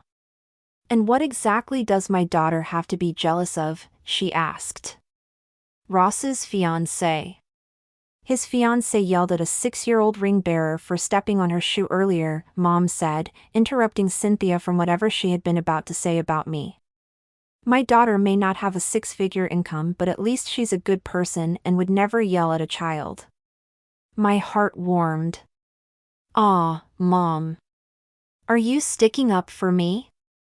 Leslie's career is stressful, Cynthia said, quick on her feet to counter. Erica's job. My daughter works every day helping people improve their health and their lives, Mom said, so firmly I could practically see daggers flying out of her mouth. It would take a small-minded individual to try to downplay the value of Erica's career choice, don't you think? Wow. Maybe my mom should have gone to law school. Why, of course, Laura, Cynthia stammered. I just think. By the way, how is Ross's career going? Wasn't he trying for a new promotion? Cynthia pursed her lips, and the look that she gave my mother could have cut a hole in a diamond. I didn't know if it was that question rubbing her the wrong way, or she simply was about to self-destruct from, for once in her life, not being allowed to say what she wanted and get away with it. Like I told you yesterday, Laura, he didn't get the promotion, Cynthia replied, stiffly. Oh, I'm so sorry to hear that, my mom said so sincerely that I almost believed her. Eyes wild, Cynthia looked from my mother, to me, and back again. Finally, probably for the first time ever, the woman was completely speechless. Her mouth opened and closed like a fish on land a few times before she said, I need to go. Stunned, I watched her turn on her heel and storm away. Honestly, Erica, Mom said, moving closer to me. I don't understand how you can let me be friends with a venomous snake like her. One side of her mouth turned upward in a playful smile as I threw my arms around her neck, hugging her as tightly as I could without hurting her. Thank you, Mom. She laughed and then turned serious, rubbing a comforting hand up and down my back. Whether you've got a rich boyfriend, or a poor boyfriend, or no boyfriend, it doesn't matter. You don't ever have to lie to impress me. I am so proud of your whole life. Teary-eyed, I squeezed her tighter.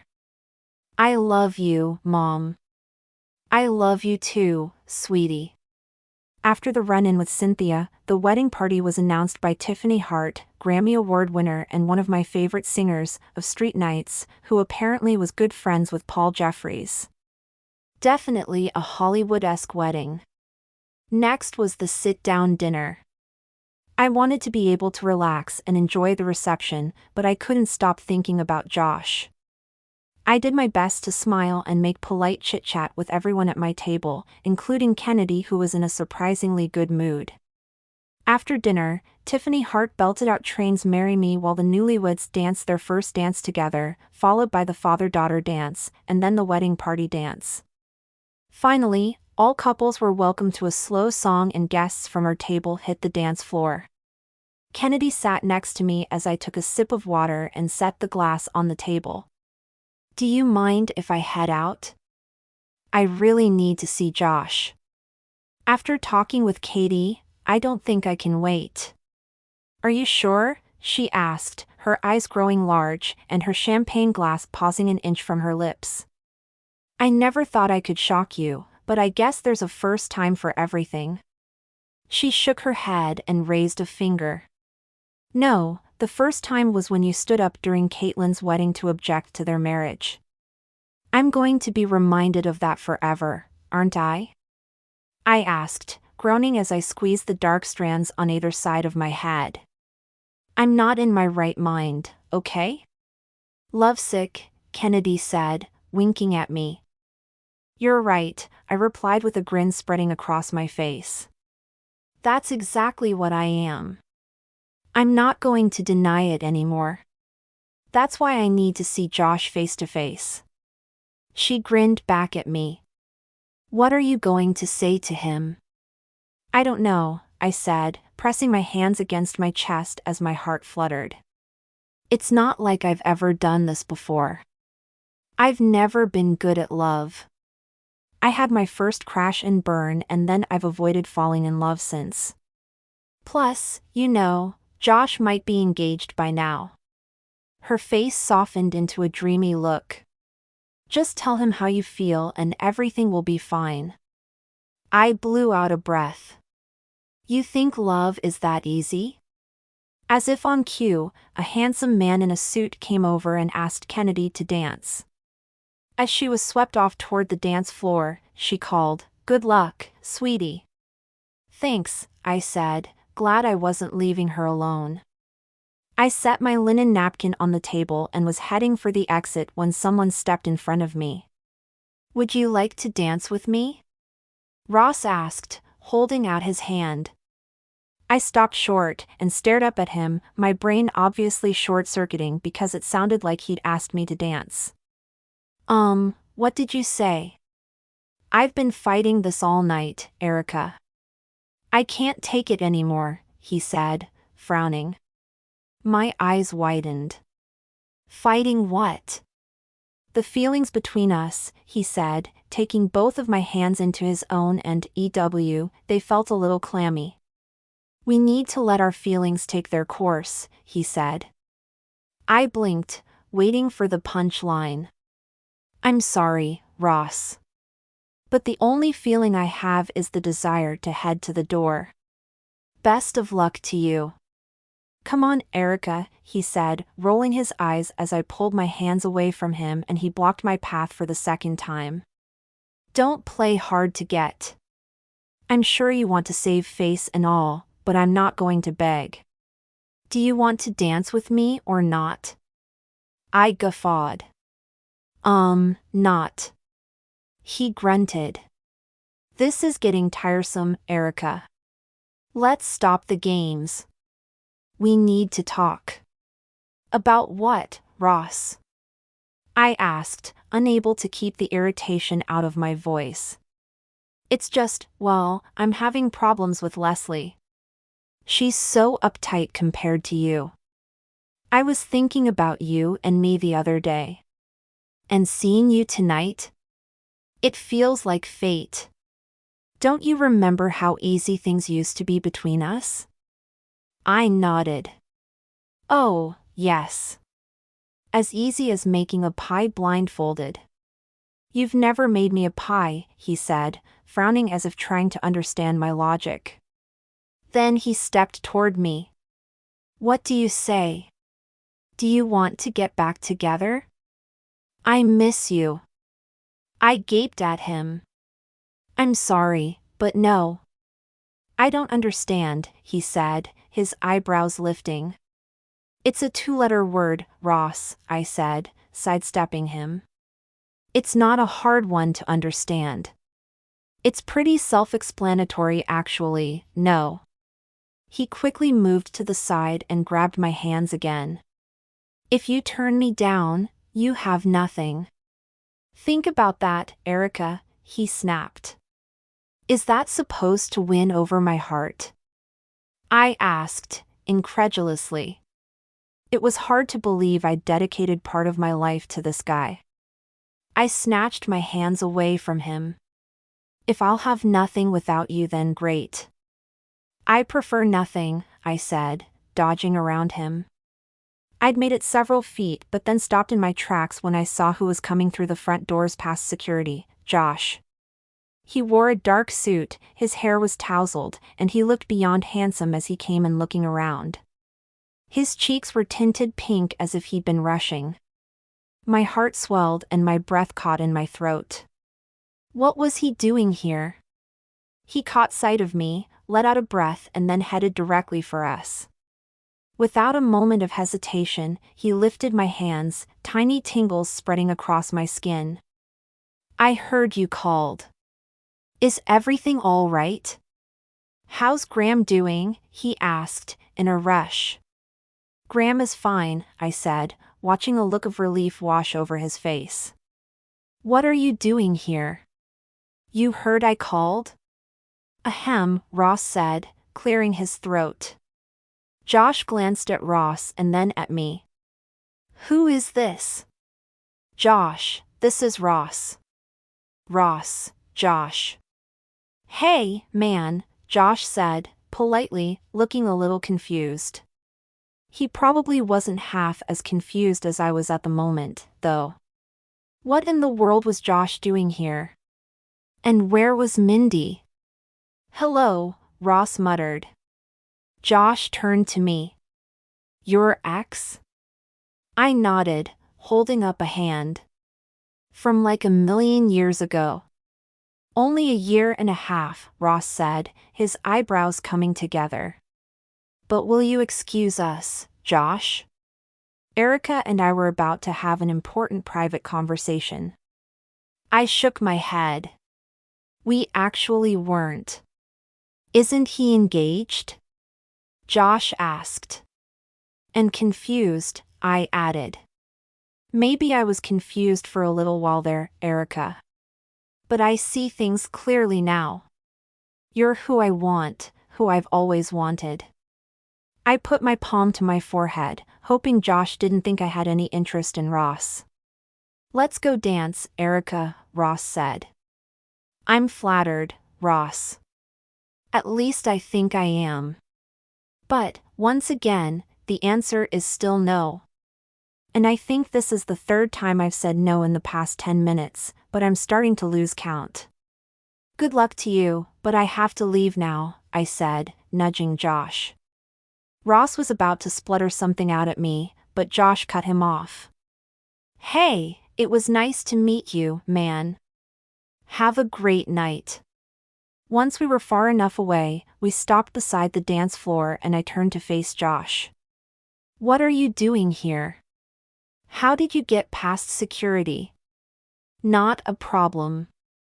That company does security for our events all the time, he said, his green eyes peering into mine as if searching for something there. Mindy said you called. Yes, I did, I said, biting my bottom lip. What's going on? He asked, glancing around. Where is your wedding date? I tilted my head, my dark hair cascading over my shoulder. Huh? A line formed between his eyebrows.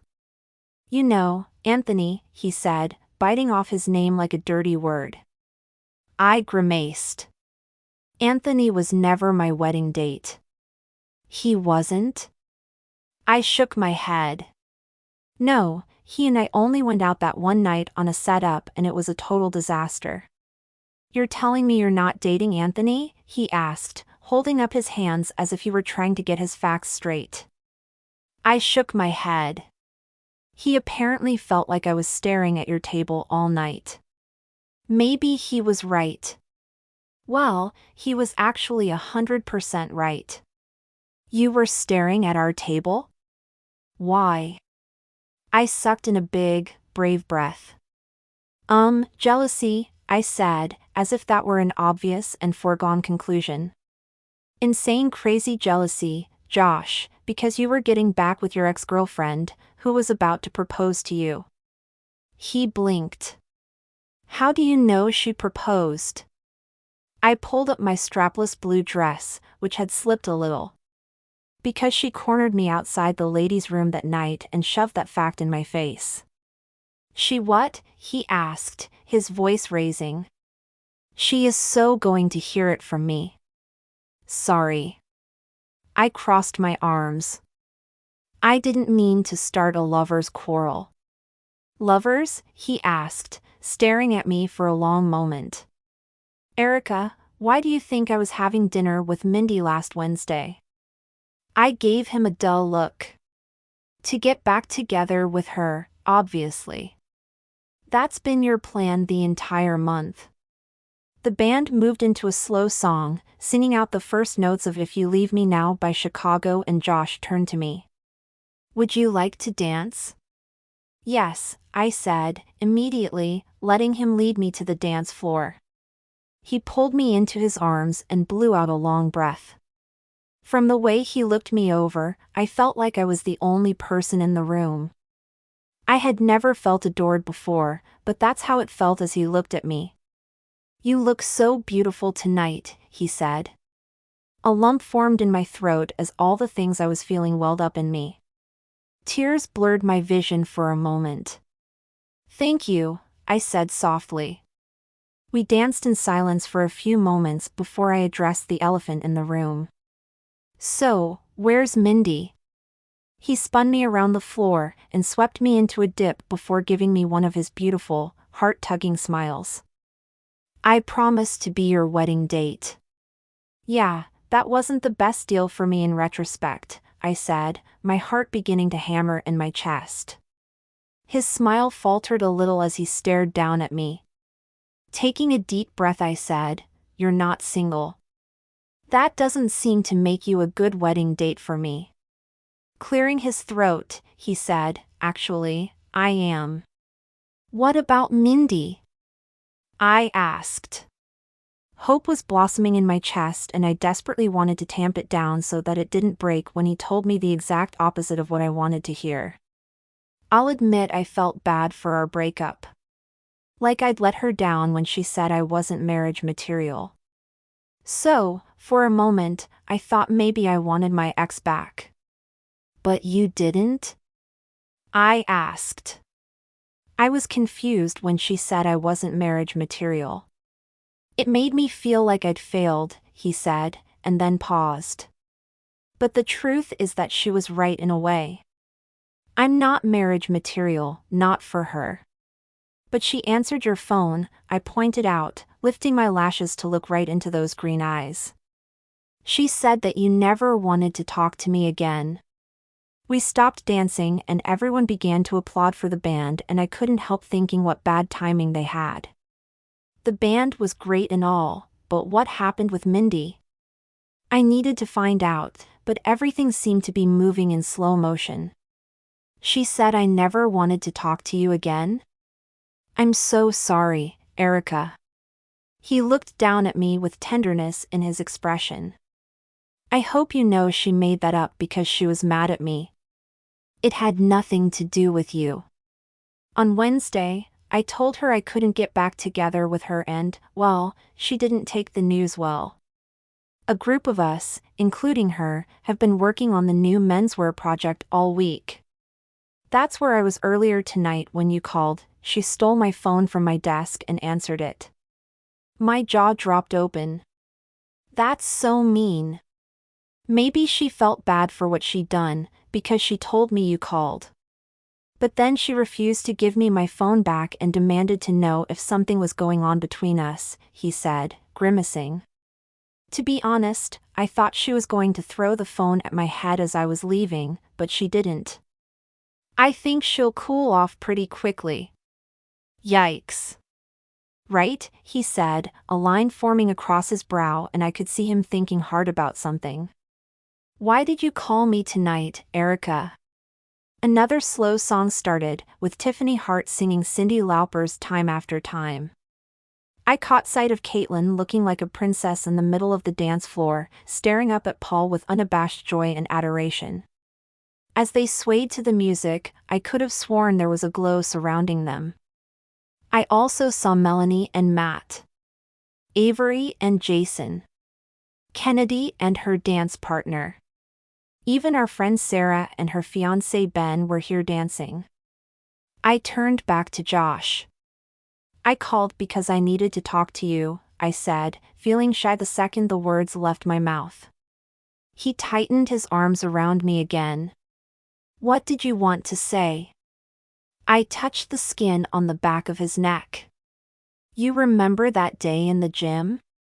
When you agreed to be my wedding date? He nodded. Yes, of course. I took a deep breath as the sweet notes of the song rang out. The truth is, I'd been trying to build up the courage to ask you to be my +1 for real, with no deal attached. But then you said you wanted to get back with your ex and... Wait, what? I wanted to ask you out for real. He pulled me closer, and I put my hands on his chest, palms flat so that I could feel his heart beating fast. You never wanted to win your ex back? Not even back then? No. What makes you think that? Well, you told his mom you had a date. I assumed you were trying to make him jealous. I shook my head. No, I wasn't. He dropped his forehead to mine. I feel so stupid. Why? Erica, I had planned to ask you out when I came out of the locker room that day.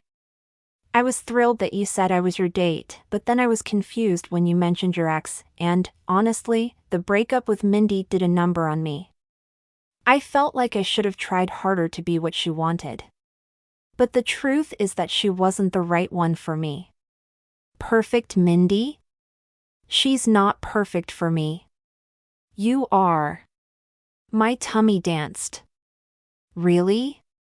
He nodded. You're everything I want in my life, Erica. Spending time with you confirmed what I do want, who I want. Tears filled my eyes. Graham was right. I've been scared to trust anyone with my heart again. But somehow I've fallen for you anyway. You have? I nodded. You and Buddy. The corner of his mouth turned upward. Well, of course, Buddy. He didn't mess things up badly like I did. Maybe we should start again, Button Bear? I asked, raising an eyebrow. He smiled. Okay, honey boo. Sucking in a deep breath, I said, Josh, would you like to be my wedding date? With no deal attached this time. How can we not have a deal attached? I raised an eyebrow. What did you have in mind? Bingo. We have to do bingo. It's important to Graham. I laughed. That's a good point. Honesty, he said. I nodded. That's important, too. I want to be more than your wedding date, Erica. I leaned closer to him. You know what I want. I want you to be just mine. I want you to be mine, too. It's a deal, I whispered. There was a heartbeat of silence and then he grinned. Deal.